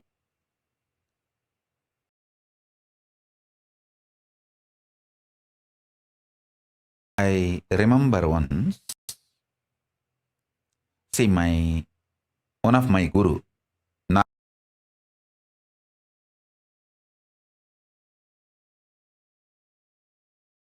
Narayana Guru, Narayana Swami, all the unresolved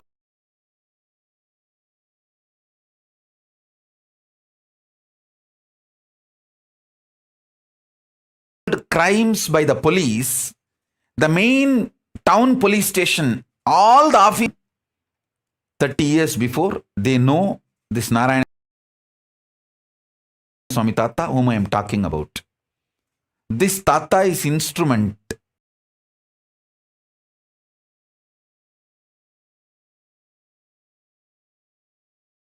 for building a Devi temple in Unnamulayamman temple. Devi, this Swami, Narayana Swami, was responsible for it. And that is a separate story. I'll tell that story later. Now,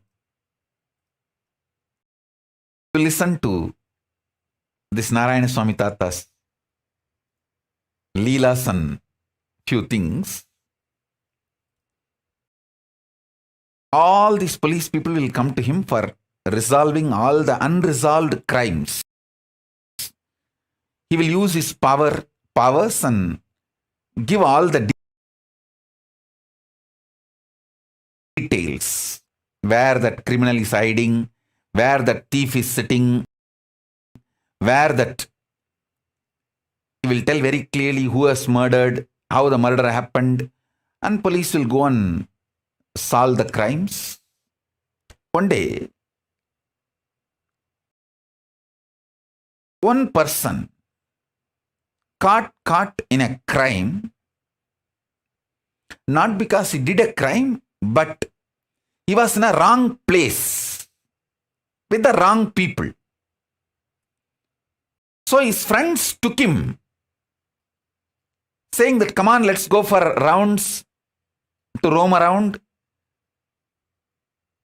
Without telling this person, they are all planning for committing a crime. They just took him like a company. But when they went there, they all committed the crime, which the team committed the crime. This fellow went there without knowing that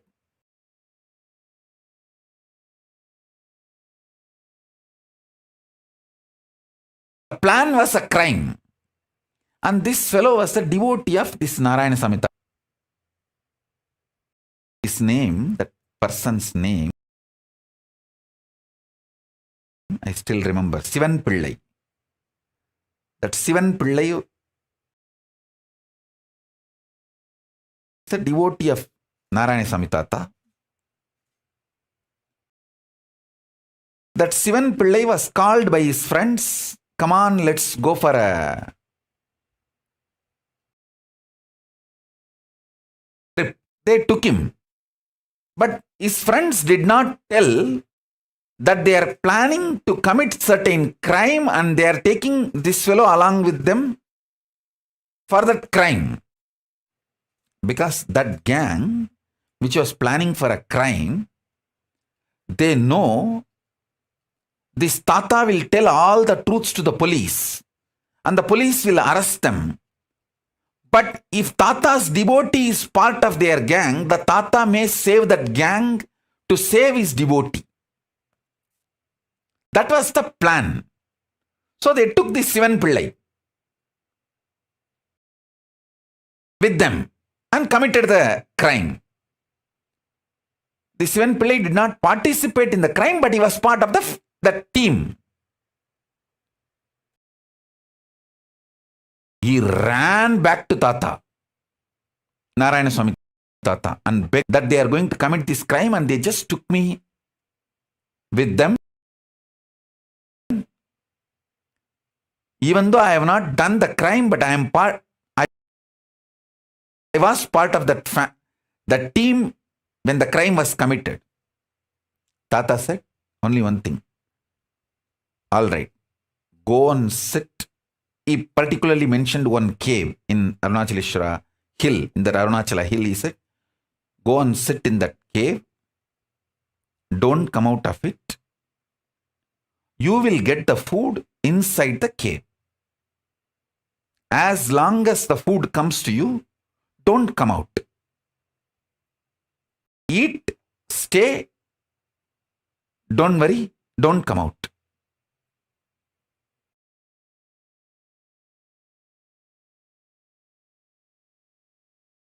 This fellow is such an obedient disciple, he went and did the same. As usual, the police came to Tata to resolve this crime. And Tata gave all the instruction and he showed all the team fellows and all of them got arrested other than his devotee.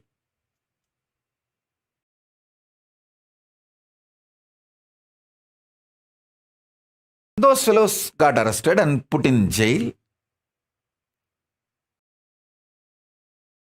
I was seeing the whole scene, means when the devotee Sivan Pillai came and cried to him. I think that Sivan Pillai must be still alive in Tiruvannamalai. Because at that time he was 30 maybe. So now he may be 70 or 60s. He may be still alive. I'll tell our autobiography team to go and interview him and bring him to Pre-Satsang hosting if he is still alive. He can narrate the whole incident. Police came and reported the crime and he resolved the whole crime and everything. I asked Tata, you could have just saved Sivan Pillai because he did not commit the crime. He was only in the scene. If you did not tell his name, that's enough. Police is not going to go and arrest him. Why did you tell him to go and sit in the cave? Then Tata told me, hey, illada thambi. He told me in Tamil. I'll tell exactly in Tamil and then translate. Illada thambi. அவனுக்கு பந்தனம் இருக்குடா, அதனால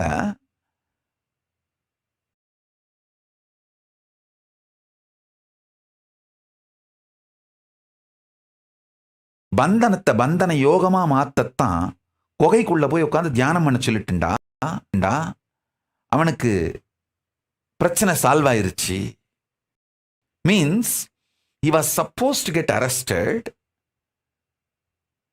in the graha situation. He has the jail. Instead of jail, he changed it into bandhana yoga, means withdrawal from society, and he was meditating, and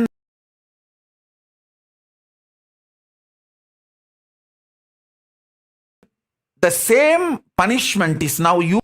See, if he has gone to jail, he would have been physically, mentally broken, lost all the best things he had in his life. But bandhana got converted into bandhana yoga by Guru's grace, and he got all the best things in the life. He got powers, blessings of the Guru, got saved from the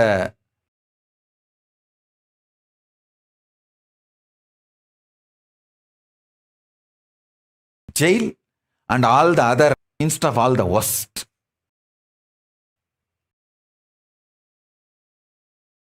The Guru's grace. Guru Bhakti.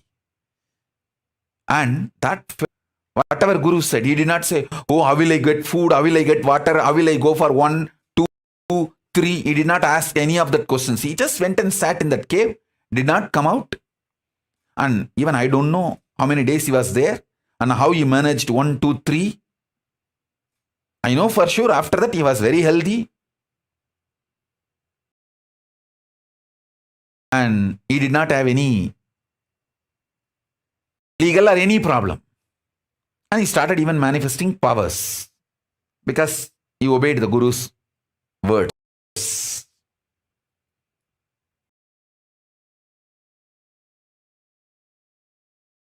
The possibility of bandhana became converted into bandhana yoga. Bandhana Shapa got converted into bandhana yoga by Guru's grace.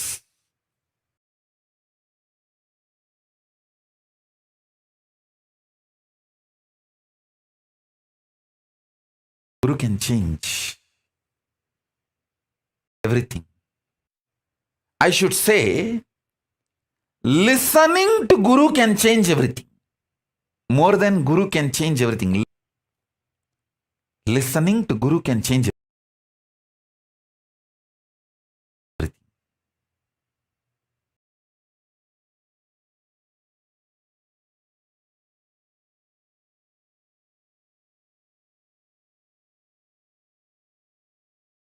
From Tiruvannamalai, if he is still alive, he can share exactly the crime number, exact year when that crime happened.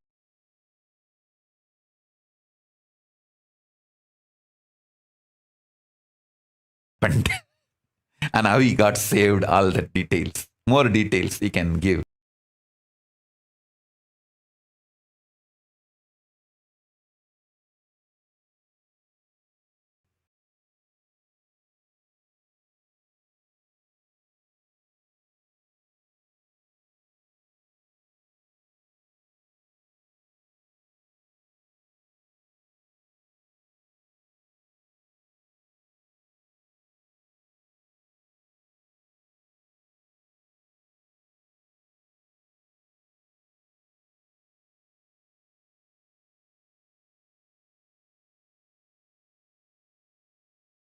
All you guys just sit. After attending that Arunachala Smaranam, I am feeling that intense samadhi manifesting. Just sit and enjoy Arunachala. I'll sit with you guys for some time. Enjoy Arunachala Smaranam, and experience liberation.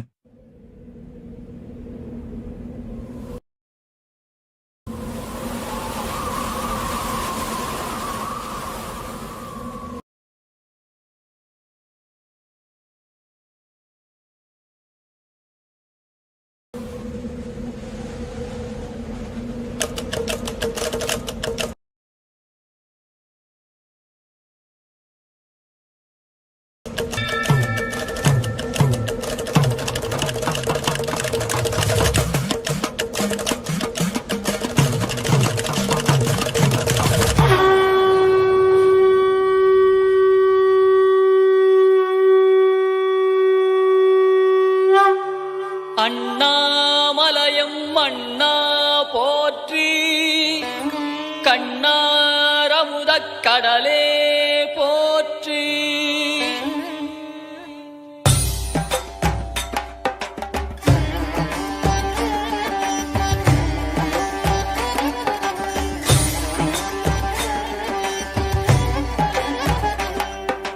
Tripuram எரித்த விரிசடை கடவுள் தேரில் ஏறி வருகின்றார். திருவண்ண அருளுரு ஆயிரம் காட்டிய நாதன் அம்மையப்பனாய் வருகின்றான். கைலை மேவிய உமையொரு பாகன் அருளை வாரி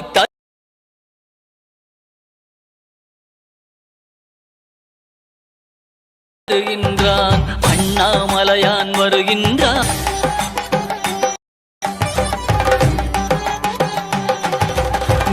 திருவாய் திருப்பெருந்துறையில் அருளிய கோலம் காட்டி வருகின்றான். திருவாய் மலர்ந்து வேதம் உரைத்த திருவாசகத்தான் வருகின்றான். மதுரை மாநகர் குதிரை சேவகன் மறுபடி ஒரு முறை வருகின்றான்.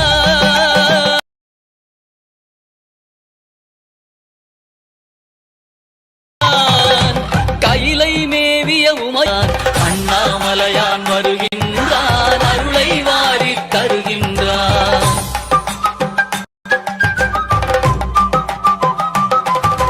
பிட்டுக்காசை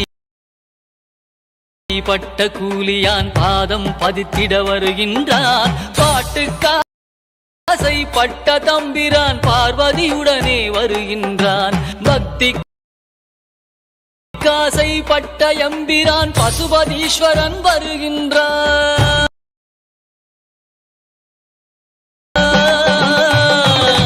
கைலை மேவிய உமையொரு பாகன் அருளை வாரி தருகின்றான்.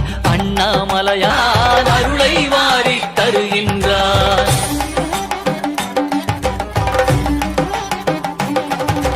பன்றிக்கன்று தாய்முலை தந்த பரமதயாளன் வருகின்றான். பன்றிக்கரியை உண்டு மகிழ்ந்த குடுமித்தேவன் வருகின்றான். பரிந்து வந்து பிரசவம் பார்த்த தாயுமானவன் வருகின்றான். கைலை மேவிய உமையொரு பாகன் அருளை வாரி தருகின்றான். அண்ணாமலையான் வருகின்றான். அருளை வாரி தருகின்றான்.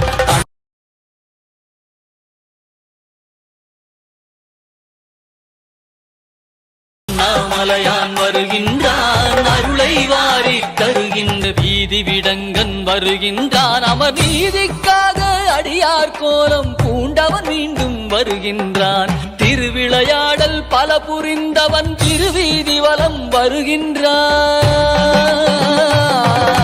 கைலை மேவிய உமையொரு பாகன் அருளை வாரி தருகின்றான். அண்ணாமலையான் வருகின்றான். அருளை வாரி தருகின்றான். அண்ணாமலையான் வருகின்றான். அருளை வாரி தருகின்றான்.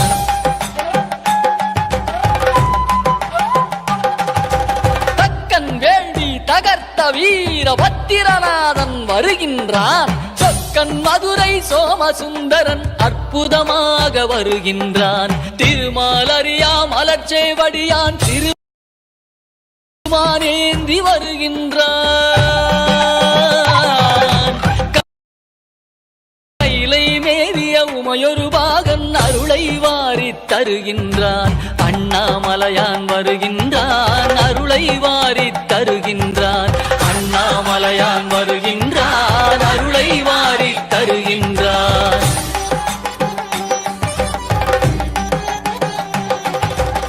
ஆலமுண்ட திருநீலகண்டன் உமைபாகனாக வருகின்றான். ஆலால சுந்தரன் பாடியவாறே கால வருகின்றான். கருவேர் அறுத்து கருணை பொழியும் கைலையம்பிரான் வருகின்றான். கைலை மேவிய உமையொரு பாகன் அருளை வாரி தருகின்றான். அண்ணாமலையான் வருகின்றான். அருளை வாரி தருகின்றான். அண்ணாமலையான் வருகின்றான். அருளை வாரி தருகின்றான்.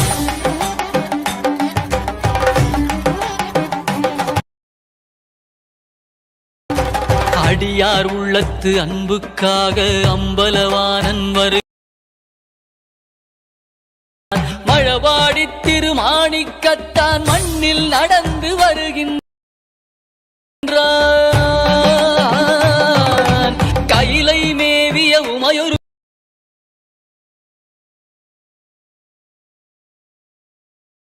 பாகன் அருளை வாரி தருகின்றான். அண்ணாம் ஹர ஹர சிவ சிவ ஹர ஹர சிவ சிவ நாமம் பாடி ஆடிடுவோம். அவன் அருளாலே அவன் தாழ் வணங்கி அவனடி நிழலை அடைந்திடுவோம். Hara Hara Shiva Shiva Hara Hara Shiva Shiva Hara Hara Shiva Shiva Hara Hara Shiva Shiva Hara Hara Shiva Shiva Hara Hara Shiva Shiva Hara Hara Shiva Shiva Hara Hara Shiva Shiva Hara Hara Shiva Shiva Hara Hara Shiva Shiva Hara Hara Shiva Shiva Hara Hara Shiva Shiva Hara Hara Shiva Shiva Hara Hara Shiva Shiva Hara Hara Shiva Shiva Hara Hara Shiva Shiva Hara Hara Hara Shiva Shiva Hara Hara Shiva Shiva Hara Hara Shiva Shiva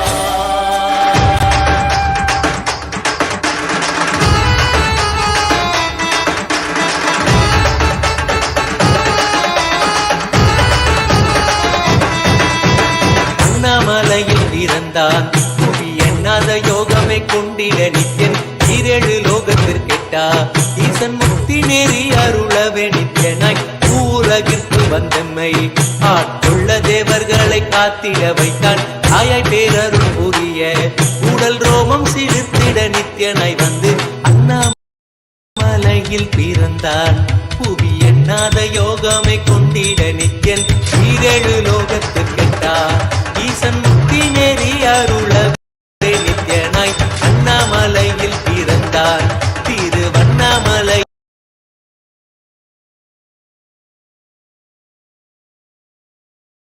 பிறந்தான்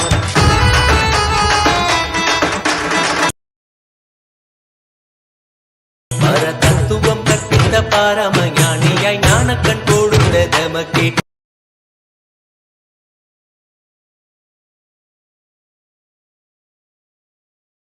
ரூபம் காட்டிய மாய வித்தை செய்யும் நித்யன் மாய வித்தை செய்யும் நித்யன்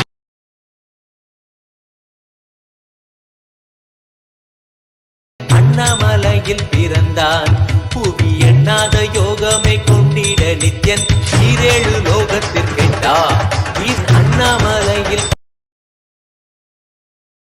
பிறந்தான்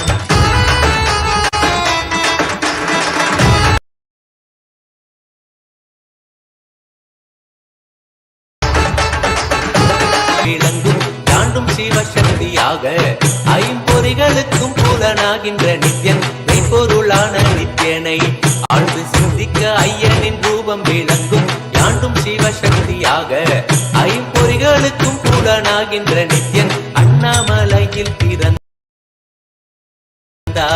புவி எண்ணாத யோகமே கொண்டிட நித்யன் ஈரேழு லோகத்திற்கெட்டா ஈசன் முக்தி நெறி அருளவே நித்யனாய் அண்ணாமலையில் பிறந்தான் திருவண்ணாமலையில் பிறந்தான்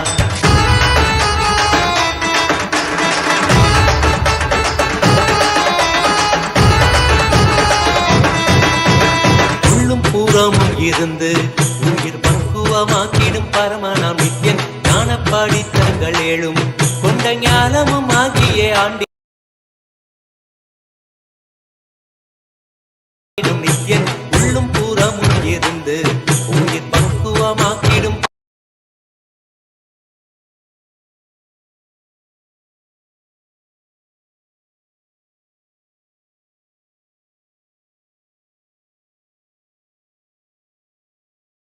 பரமனாம் எண்ணாத யோகமே கொண்டிட நித்யன் ஈரேழு லோகத்திற்கெட்டா ஈசன் முக்தி நெறி அருளவே நித்யனாய் அண்ணா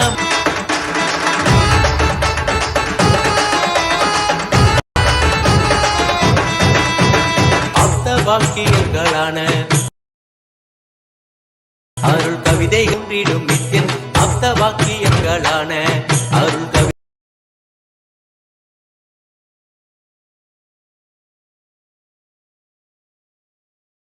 நித்யனின் மகிமை சொல்லிடும் மகிமை அர்த்தித்த பின்னே நித்யன் ஈரேழு லோகத்திற்கெட்டா ஈசன் முக்தி நெறி அருளவே நித்யனாய் அண்ணாமலையில் பிறந்தான் திருவண்ணாமலையில் பிறந்தான்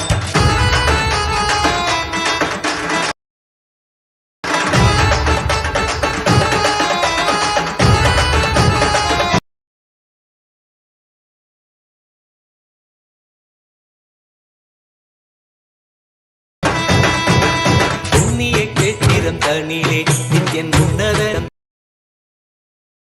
தனிலே நித்யன் உன்னத நீலை கூலத்தில் வருமே விண்ணவர் மன்னவர் ஒப்ப அகிலம். So with this, I bless you all.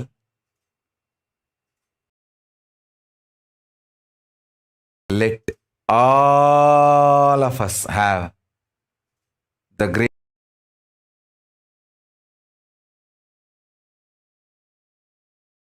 auspicious punya power. Chala smarana. Smaranat mukti arunachalam. Smaranat mukti arunachalam. Smaranat mukti arunachalam. The great liberation which comes by just remembrance of Arunachala.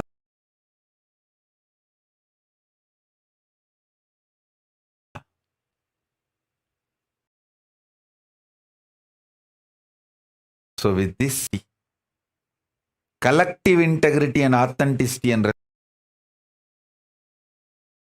responsibility and enriching causing, living Paramadvaitam, the Shuddhadvaita cyber consciousness and Kailasa of Paramashiva. Paramashivoham. Om Nithyananda Paramashivoham. The eternal bliss Nithyananda. Thank you. Be blissful.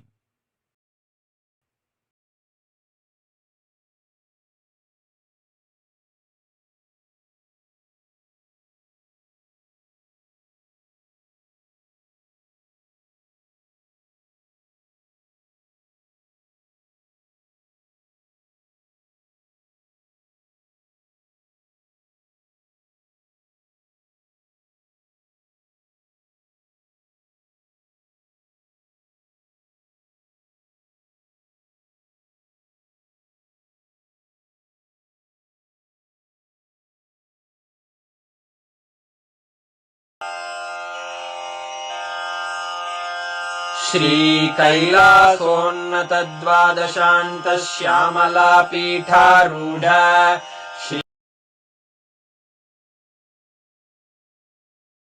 श्रीमीना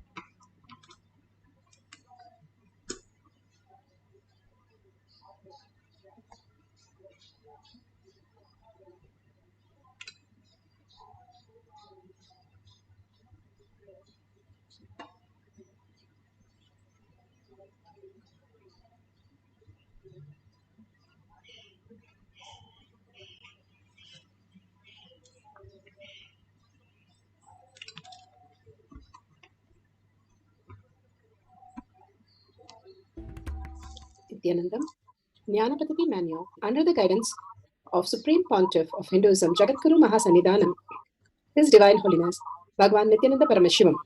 Let's start with the Sadguru Vandanam. Nithyanandam Paramasukhanam Kevalam Jnanamurtim Dvandvatitam Gaganasadusham Tattamasyadi Lakshyam Ekam Nityam Vimalamachalam Sarvadi Sakshi Bhutam Bhavatitam Trigunarahitam Sadgurum Tam Namami. Let's go through the disclaimers. Security measures. No photography, video, audio recording. Important cautions.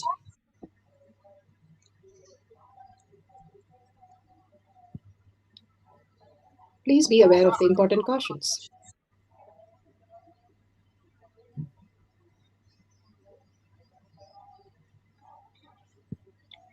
What is power manifestation? Let's hear from Bhagwan himself explaining what is power manifestation. All the 25 states of consciousness, when they happen in you, due to your chemicals and hormones ups and downs, it is powerlessness. When it happens in you, out of your free will and consciousness, it is powerfulness. That's all. When you fall into sleep, it is powerlessness. When you enter into sleep, it is powerfulness. When you fall into dream, it is powerlessness. When you decide to dream, it is powerfulness. So I have added the ultimate powerfulness, Turyatita, in your whole being and doing. Manifest all the powers. Understand, power manifestation is nothing but cognitive shift. It is not work. It is cognitive shift. Understand? It is just cognitive shift. It's not work. Work is a 4-letter word. Power manifestation is cognitive shift. Playing with life. Playing with being alive. Beautifully, Bhagwan gave us the powerful cognition. What is power manifestation? It's a cognitive shift from matter to consciousness, that we are consciousness. The science of power manifestation, it's a science because all of us can experience it. It is repeatable. And how each humans can have a superconscious breakthrough, and which is authentic, time-tested, scientific, and foolproof. The Shastra Pramana are the scriptural references, the eternal, unchangeable truth revealed in the source scriptures, the Vedas and Agamas. The evidences are clearly given that this is a science. Apta Pramana, Aptas, the experience and results of the Aptas. Aptas are the Rishis, Munis, Ganas, Nayanamars, Alvars, Siddhas, all of them are authority of Hinduism, manifesting all the powers of Paramashiva, and all the powers are authentic, time-tested, scientific, and foolproof. Atma Pramana, the evidences from Bhagavan's life, account of His Divine Holiness, Bhagavan Nithyananda Paramashivam, this millennium's avatar's personal experience of power manifestation, the very Leela. The Leelas are to show us a human can experience the superconscious breakthrough and experience the Paramashiva in each of us. Bhagavan's blessing for the whole humanity. Shakshi Pramana, experience of the millions of disciple, devotees, followers all around the world manifesting the powers of Paramashiva. Bhagavan beautifully has said, whoever comes to my Kailasa courtyard manifesting powers, simply I will be there, my presence can be felt and manifest as powers. How Harunagiri Yogeshwara trained Bhagavan, and so beautifully he experienced the Smarnatha Mukti with Arunachala himself. Same way, each one of us, for us to experience that, Bhagavan has given us the breakthrough through the power manifestation session. Pratyaksha Pramana, the scientific study measuring the effect of being in the enlightened state, the thoughtless space that everybody can experience, that we can experience and live without thoughts and without the identity that we are carrying for so long. We can live and experience the higher consciousness, and it is already happening in us. All that we need to do is just experience that we are manifesting it. That's all is the beautiful space that Bhagavan is making us and aware of what we are. The Guru's beautiful space to show us who we are, the Paramashiva space in us. Now let's go to the Shastra Pramana. The Shastra Pramana are the eternal, unchangeable truth revealed in the source scriptures. Vijnana Bhairava Tantra. Vijnana, consciousness, Bhairava, one who experiences consciousness beyond the mind, and Tantra is the method. Here Bhagavan gives us the method for us to experience the consciousness, the Paramashiva, the Arunachala space in each of us, Bhagavan space in each of us as our reality. So beautifully, Bhagavan gives us the Shastra Pramana for the power of consciousness over matter. Dharana 95. क्वचित् वस्तुनि विन्यस्य शनैर्दृष्टिं निवर्तयेत् तज्ज्ञानं चित्तसहितं देवी शून्यालयो भवेत् क्वचिद् वस्तुनि विन्यस्य शनैर्दृष्टिं निवर्तयेत् तज्ज्ञानं चित्तसहितं देवी शून्यालयो भवेत्.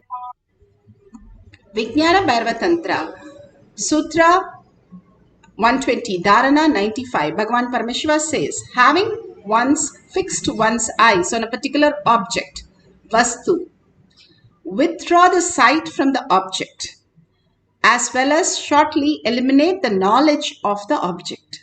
Along with it, the thoughts and the impression of the object. Then, O Devi, one abides in Sunya, where there is nothing that other than this exists, which is the state of all inclusiveness or infinity. We become the infinite source of oneness, the ultimate space of oneness. Beautifully, Ramakrishna Paramahamsa, once he wanted to teach how he trained Vivekananda. So beautiful that he told Vivekananda to bring Ashtavakra Gita and to him and to read. Ramakrishna Paramahamsa that time did not agree to that, and he did not believe anything other than what mind can perceive. So he said, okay, I will read, but I don't believe it. So he started reading, and he started reading. The Ashtavakra Gita is full of Advaita philosophy. So it starts with a pot of water, and you all are Brahman. Everything is Brahman. When he started reading, he said, this cannot be true, and he kept the book and walked off. And he said, this is not possible. And so beautiful, Ramakrishna Paramahamsa just touched him a little bit, and he experienced that space of oneness for 3 days. When he ate food, he could not differentiate where his body starts, where the food starts, and how the food is going to his body. Everything he started experiencing just one and the same. All Bhagavan is giving us the higher reality, how we exist. When Ramakrishna Paramahamsa, he wanted to train the greatest, one of the greatest, all the devotees, he was training Annamalai Swami. Annamalai Swami, he told him to go into a hut, and he stayed there. And once a week, he will come and see Ramakrishna Paramahamsa. And then after that, Ramana Maharshi would go there, and he would start seeing him. And after that, even Ramana Maharshi stopped going to train Annamalai Swami. And Annamalai Swami came and asked, why did you stop coming and seeing me? And he was in the hut all the time, cooking, eating, everything in the hut. Like Bhagavan said, how in the cave, the same thing, he trained him there. And when asked the question why he stopped coming, Ramana Maharshi said, you have become an atheist. And he was so shocked. I'm sitting there all the time, and I'm thinking of only Ramana Maharshi, and he's saying atheist. He just listened. He said, you're looking for something which is not there outside, which is there inside. Go look with him. And after that, Annamalai Swami did not get out of the hut at all. Even when Ramakrishna Paramahamsa left his body, he did not get out of this place. He sat and sat. Only Ramakrishna Paramahamsa, Ramana Maharshi's ashes was given for him to apply on his body, and he sat there and sat there. And he's one of the greatest guru of the times. He literally resembled Ramana Maharshi. So beautiful, all these great masters, whether Ramana Maharshi or Ramakrishna Paramahamsa, sorry for changing their names, both of them have really lived that beautiful space of oneness that Bhagavan is giving to each one of us, making us realize that is true. And that is not some myth or some verbally something that you hear a story and say, okay. So beautifully, he is making that as a reality in us when we manifest powers to see, oh my God, even I am that. That is what happens in each of us when we start having simple integrity, simple obedience, and start manifesting the powers of Paramashiva. That is what Bhagavan has beautifully given all the signs for us. Here it says very beautifully, when you remove the thought about the object, Bhagavan describes, if you know a rose, remove the word rose, and then remove the thought of the rose. Anything that you have given rose, got rose, first time you saw rose, remove that. And knowledge about the rose is having any perfume smell or any color, rose is beautiful, soft, or you give to a girlfriend, whatever it is. Just remove everything. For giving a rose to a spouse, we don't have Shastra Pramana, but we do it and we know what happens. But for all this power manifestation, which is much simpler, we ask for Shastra reference and then don't follow it. The beauty is our mind. When we drop our mind, we'll understand the higher reality.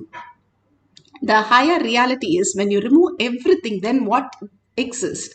If you remove us in the night, what exists? The deep sleep exists.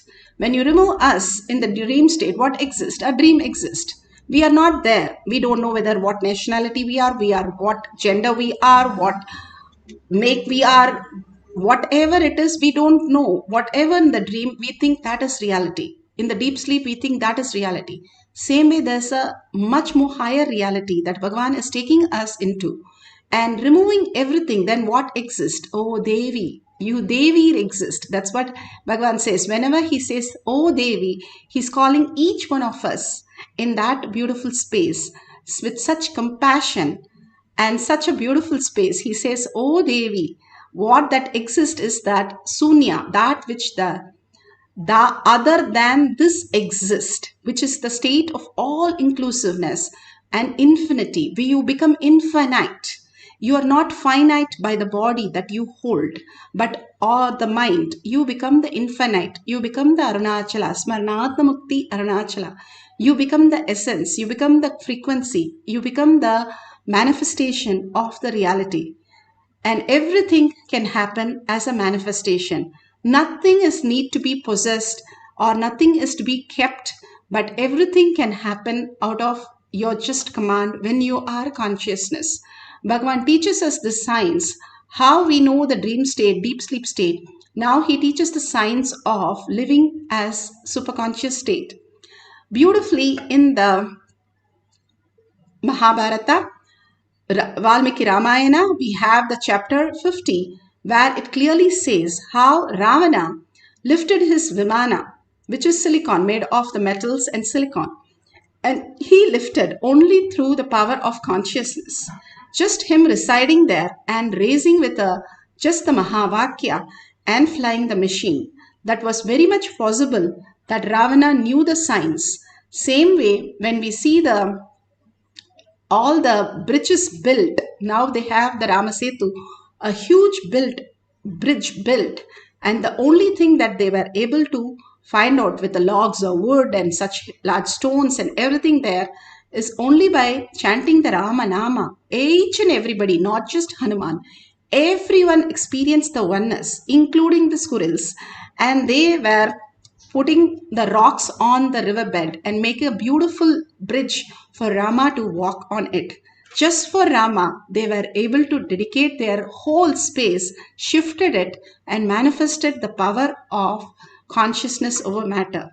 Beautifully, each of us can experience the ultimate reality when we understand the superconscious space. Why we exist on planet Earth is only the conscious sovereignty. That is the only reason why we have come down to experience what would each squirrels and all these animals would have experienced when they built the huge bridge for Rama. That is exactly how Bhagavan feels, each of you manifesting these powers.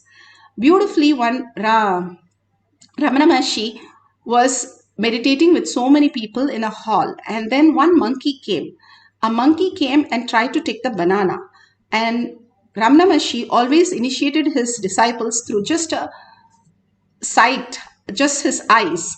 So when he looked at the monkey, when the monkey took the banana, 5 minutes, it was a recorded space, 5 minutes, the monkey did not move from that place. It kept looking at Ramana Maharshi and Ramana Maharshi kept looking at him. After 5 minutes, the monkey took the banana and he gives a Mahavakya for it. He says very clearly, what on earth is there for you to hold more than this space? And then the monkey leaves. That is to make us understand our mind is like monkey, but monkey itself can stay 5 minutes without movement.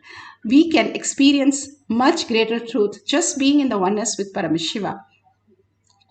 Beautifully, Bhagavan here gives us how the Vimana Shastra can be really brought into the reality. Bhagavan says, today I am mapping the Vimana Shastra super science, and I discover chemicals released in the human body during the flight takeoff release certain chemicals in our body and create certain subtle bioenergy. The same energy is only used as a fuel in the Vimana. Once we are able to rebuild the Vimana structure as per the Hindu Shastra, we won't need any external fuel, Just you need to sit in the Vimana, visualize you are flying, and the chemical released in your body and bioenergy fuel the Vimana and in the Vimana, and it takes off. It is so wild to see how just thoughts and feelings can operate huge machines like Vimana. I also feels humanity need to put more time and energy and study the super science to understand more about Vimana and human consciousness possibility. Please share with all. Bhagavan is giving us in the Nitya Satsang, March 19, 2019. Beautifully, he has said how he is creating the Vimana Shastra as reality for all of us.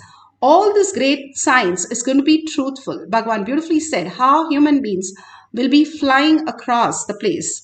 And it has been recorded in Tirumular also.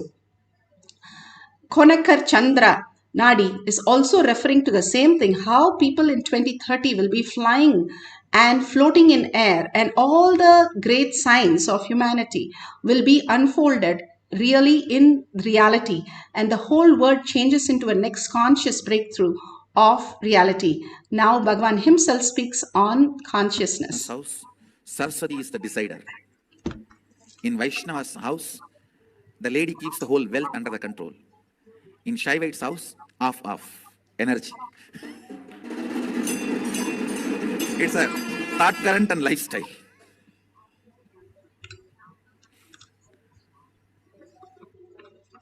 Saraswati. The silicon of Saraswati. If you take and filter the silicon and make the chips for wherever you need artificial intelligence, it will help you 1,000 times. Let this all be in record. I'll prove all this. You will see. Because these are all chemically awakened, physically manifesting proven biology. It is already, this biology is already used for alchemy, and it has already been established. It is success for all this kind of activities. So beautiful how the silicon is a mother's energy which starts manifesting in us as powers. It's clearly shown how we can have the power over matter. Here you can see from Shakshi Pramana, from a devotee who has shared the video. This tab is completely off and they have placed a coconut. Coconut is pretty heavy object. And you can see the coconut moving, not just, it's just sliding, but it is turning the angle and beautifully moving on the silicon. Coconut is also something we relate to ourselves very much. How we are made 70% water. The coconut also same thing. And a hard shell that we have is the ego that we hold. And same way it has a very hard shell but very soft inside. Beautifully, you can see how the power manifestation unfolds here. And all of us now can experience the same oneness. To experience, it is not sliding. That's what they want to show. It's a flat surface. There is no slant or there is nothing. It's a very flat surface. And how beautifully the coconut moved across. And the tab is completely switched off. There's no vibration or any features on the tab. Now, all of us can experience consciousness over matter on silicon. So you can take a coconut or something which is not slippery, which is very stable, and switch off the silicon tab. Silicon is sand and the mother energy and what we are made of, the matter. If we understand that all is one and the same, the Paramashiva space in all of us, the quantum entanglement happens. we will simply be able to command everything as we move. Bhagavan, how beautifully he says, if I can move my hand, I can move the air around it. If I can move the air around it, I can move the stone around it, the air. And that is the Arunachala hill also moves and merges into oneness. If they can move a mountain, moving an object is simply possible.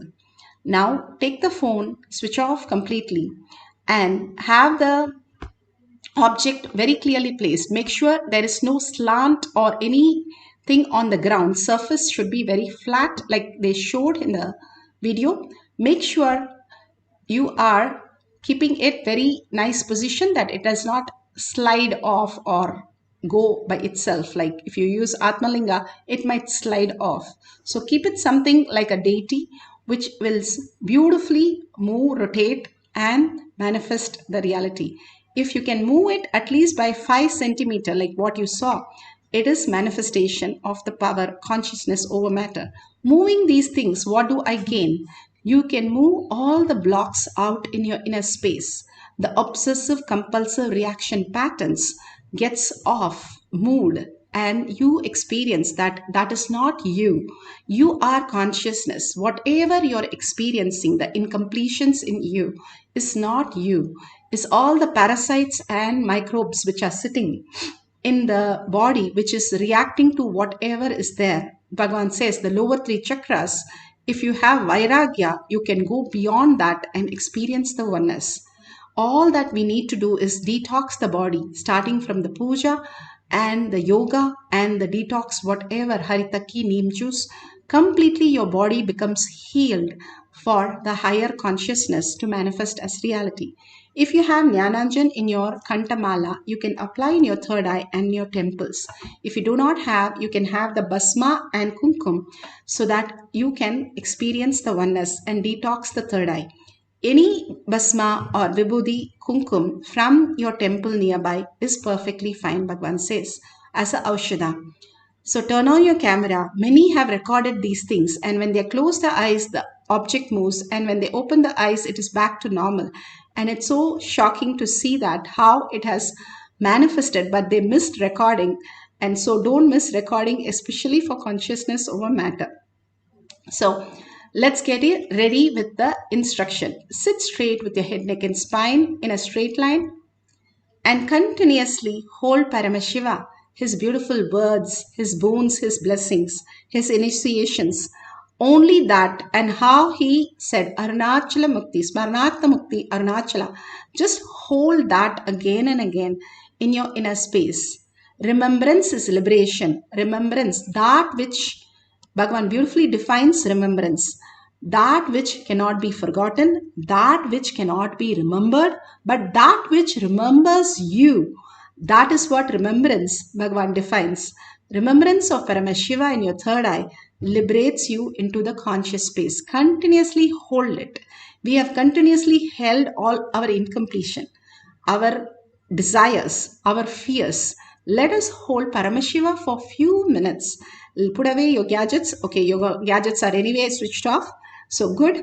You can keep the deity or paduka or any other object that you want on the silicon. Absolute unclutching. For this session, you are Paramashiva. All of us are gods and goddesses sitting here today experiencing the Paramashiva manifesting as Parashakti. Other than that, we don't have anybody in the session. Hold only that space. All are Paramashiva, Parashakti with 25 heads and 75 eyes and 50 hands, bringing so much of awareness in you. Bring that and vibrate, your whole being vibrating with Mahavakya.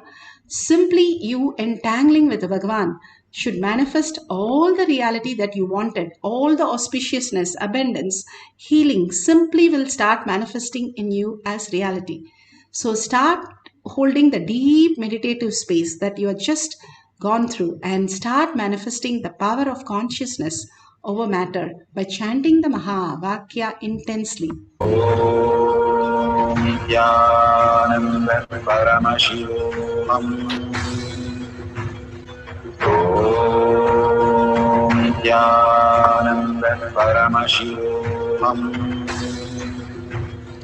Om Nithyananda Paramashivoham. Om Nithyananda Paramashivoham. Om Nithyananda Paramashivoham. Om Nithyananda Paramashivoham. Om Nithyananda Paramashivoham.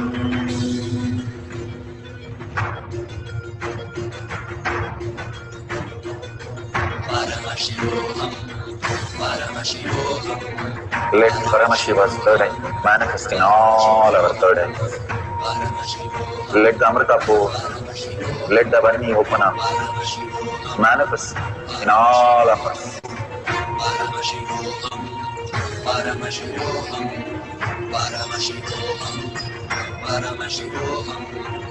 Let Paramashiva overflow, manifest the powers in all our third eyes. Om Nithyananda Paramashivoham.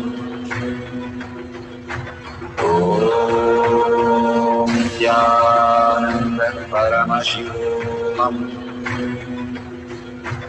Om Nithyananda Paramashivoham. Om Nithyananda Paramashivoham. Om Nithyananda Paramashivoham. Om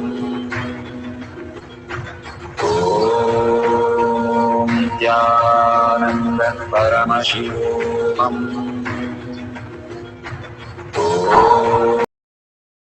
Nithyananda Paramashivoham. Om Nithyananda Paramashivoham. Om Nithyananda Paramashivoham. Om Nithyananda Paramashivoham. Om Nithyananda Paramashivoham. Om Nithyananda Paramashivoham.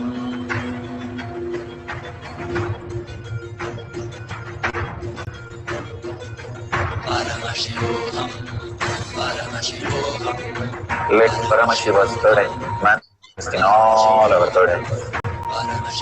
Let the Amrita pour, let the Varni open up, manifest in all of us.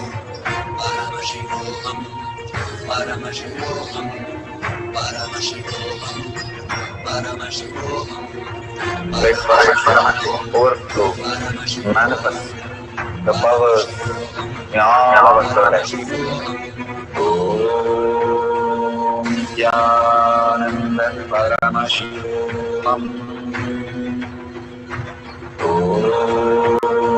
Nithyananda Paramashivoham. Om Nithyananda Paramashivoham. Om Nithyananda Paramashivoham. Om Nithyananda Paramashivoham. Om Nithyananda Paramashivoham. Om Nithyananda Paramashivoham. Om Nithyananda Paramashivoham. Om Nithyananda Paramashivoham. Om Nithyananda Paramashivoham.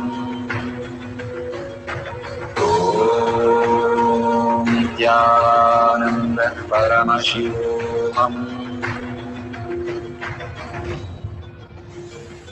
Om Nithyananda Paramashivoham. Om Nithyananda Paramashivoham. Om Nithyananda Paramashivoham. Om Nithyananda Paramashivoham. Om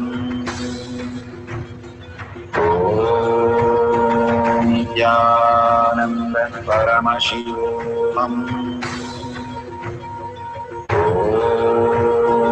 Nithyananda Paramashivoham. Om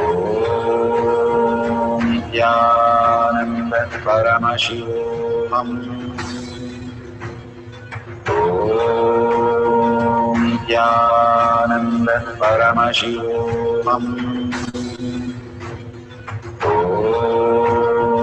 Nithyananda Paramashivoham.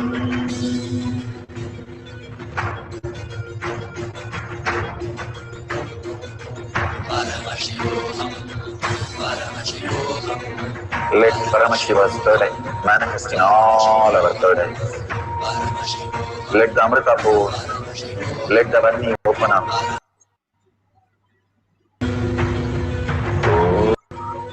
Om Nithyananda Paramashivoham. Om Nithyananda Paramashivoham. Om Nithyananda Paramashivoham. Om Nithyananda Paramashivoham.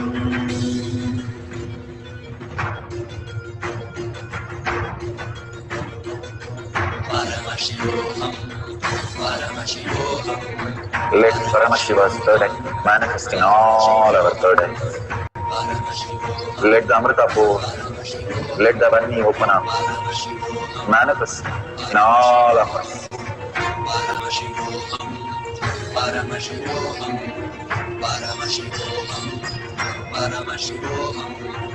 Let Paramashiva overflow, manifest the powers in all our third eyes.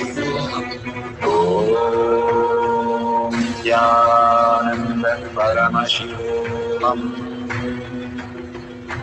Om Nithyananda Paramashivoham. Om Nithyananda Paramashivoham. Om Nithyananda. So beautiful. If you're manifested, take a picture of that. Completely all that we experience, oneness with Paramashiva, that manifests as our reality. The more and more we experience oneness with Paramashiva, Paramashiva will manifest. We take about 25 years to become a doctor or 30 years to become a lawyer, but we have 30 seconds or just 30 minutes. We want to experience the superconscious breakthrough. At least every day when we start experiencing, it's like learning swimming or learning to walk. When you were 1 year old, you might have started little bit putting your steps, and every day you would have fallen at least 100 times. You did not give up. You know that you will walk. That is the first thing you started with. Same way, power manifestation also. You very clearly know that you are going to manifest these powers, superconscious. And without that, you are not getting out of the Kailash courtyard. That is the space of will persistence which makes it happen. The same thing as swimming. First, you might feel like you're drowning, you're not swimming, and whatever, it takes some time.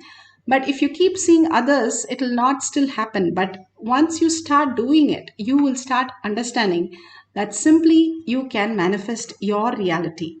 Each of these powers is not just moving something on a silicon, but moving all the unconsciousness out and all the blocks out and manifesting our reality. All these power manifestation is not some kid's game, but it's a conscious shift that happens in us and manifest as reality. The higher space, how it exists. When Agastya wanted to create, he just created Lopamudra. When Angambumbai, just from the ashes, the whole space she was created, Angambumbai was created. The whole science is available for all of us.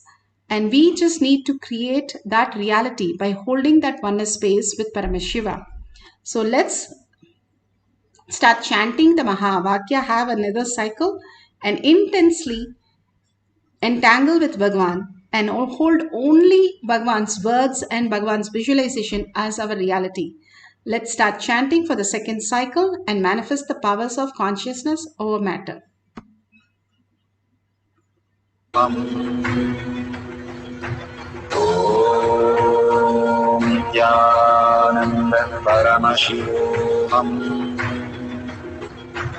Om Nithyananda Paramashivoham. Om Nithyananda Paramashivoham. Om Nithyananda Paramashivoham. Om Nithyananda Paramashivoham. Om Nithyananda Paramashivoham. Om Nithyananda Paramashivoham.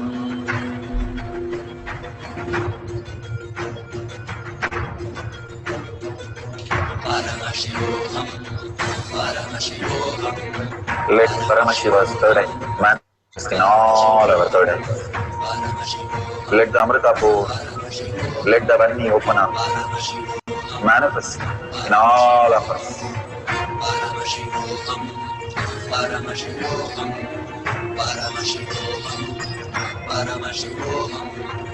Let Paramashiva overflow, manifest the powers in all our third eyes. Om Nithyananda Paramashivoham. Om Nithyananda Paramashivoham. Om Nithyananda Paramashivoham. Om Nithyananda Paramashivoham. Om Nithyananda Paramashivoham. Om Nithyananda Paramashivoham. Om Nithyananda Paramashivoham. Om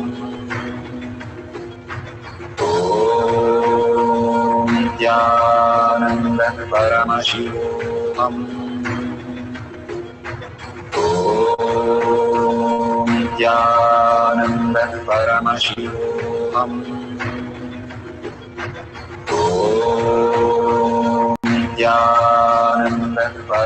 Om Nithyananda Paramashivoham. Om Nithyananda Paramashivoham. Om Nithyananda Paramashivoham. Om Nithyananda Paramashivoham.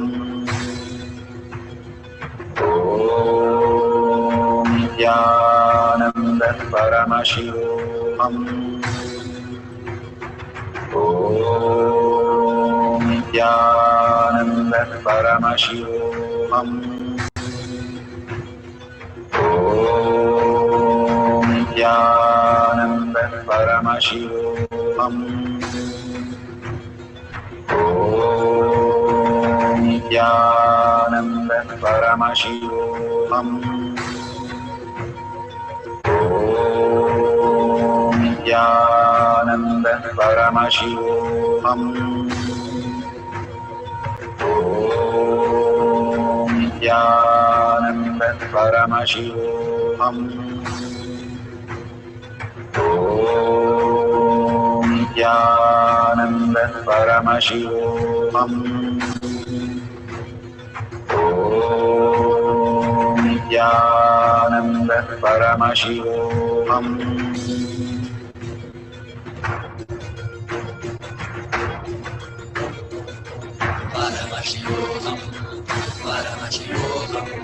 Let Paramashiva's third eye manifest in all our third eyes. Let the Amrita pour, let the Om Nithyananda Paramashivoham. Om Nithyananda Paramashivoham. Om Nithyananda Paramashivoham. Om Nithyananda Paramashivoham. Om Nithyananda Paramashivoham. Om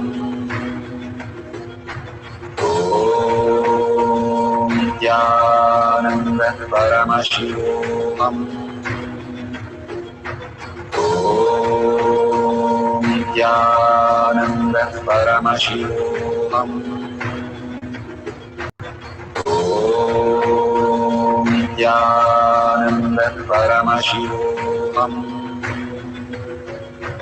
Om Nithyananda Paramashivoham. Om Nithyananda Paramashivoham.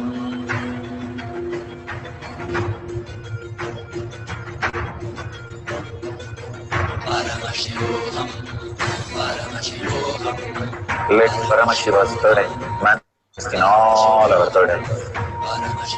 Let the Amrita pour, let the Varni open up, manifest in all of us. Such a beautiful experience for all of us. Powerful cognition, blessings, pre-satsangs and satsangs, and power manifestation. Bhagwan's blessing, initiation, all that Bhagwan is showering on each of us, taking so much of time and effort for each of this to be conducted and put together just for you, just for your super conscious breakthrough. Take 5 minutes of your time. Bhagwan has taken 5 hours to make this conscious space for you. Take 5 minutes to show the gratitude to Bhagwan. Share all this powerful cognition, power manifestation, or whatever you would experience, and thank Bhagwan every single day in tinyurl.com/power manifestation or in your social media, and tag it to your friends and families. Again and again, thanking Bhagwan each day expands us, and sharing all this with billions of people are nothing but your own reflection. When you raise their superconscious space by your clarities and your cognition that you have received as prasada from Bhagwan today, simply will manifest in others, which is collective integrity, and which will completely reduce your obsessive compulsive reactionary patterns and manifest all your auspiciousness, abundance and healing. So beautiful. Bhagwan has given simple methods for us to experience the greatest reality. If you see a $sign at the end of the YouTube, and you can offer your gratitude to Kailasa. All this, when we offer gratitude to Kailasa, simply Kailasa shuffles in our inner space and expand our inner space to conscious space. So beautiful that all of us is being blessed today. Whoever is there till the end is being blessed by Bhagwan for the most auspiciousness and abundance. So thank each and every one of you to hold hundreds of you holding this oneness space and manifesting these powers. So with that, let's surrender to Bhagwan's lotus feet all the powerful cognition and power manifestation. Whenever you manifest, offer everything to Bhagwan's lotus feet so that you will be expanding in your cognition more and more deeply. With that, let's end this session with a Purna mantra. Om Purnamada Purnamidam Purna Purnamudashyate Purnasya Purnamataya Purnameva Vashishyate. Om Shanti Shanti Shanti. Hari Om Tat Sat Sarvam Bhagavate Sri Nithyananda Paramashivam Paduka Arpanamastu. Om Nithyanandam. Thank you so much. See you all again after the next satsang and next darshan. We'll have the Kailasa Kotiyar. See you then. Till then, thank you, Nithyanandam.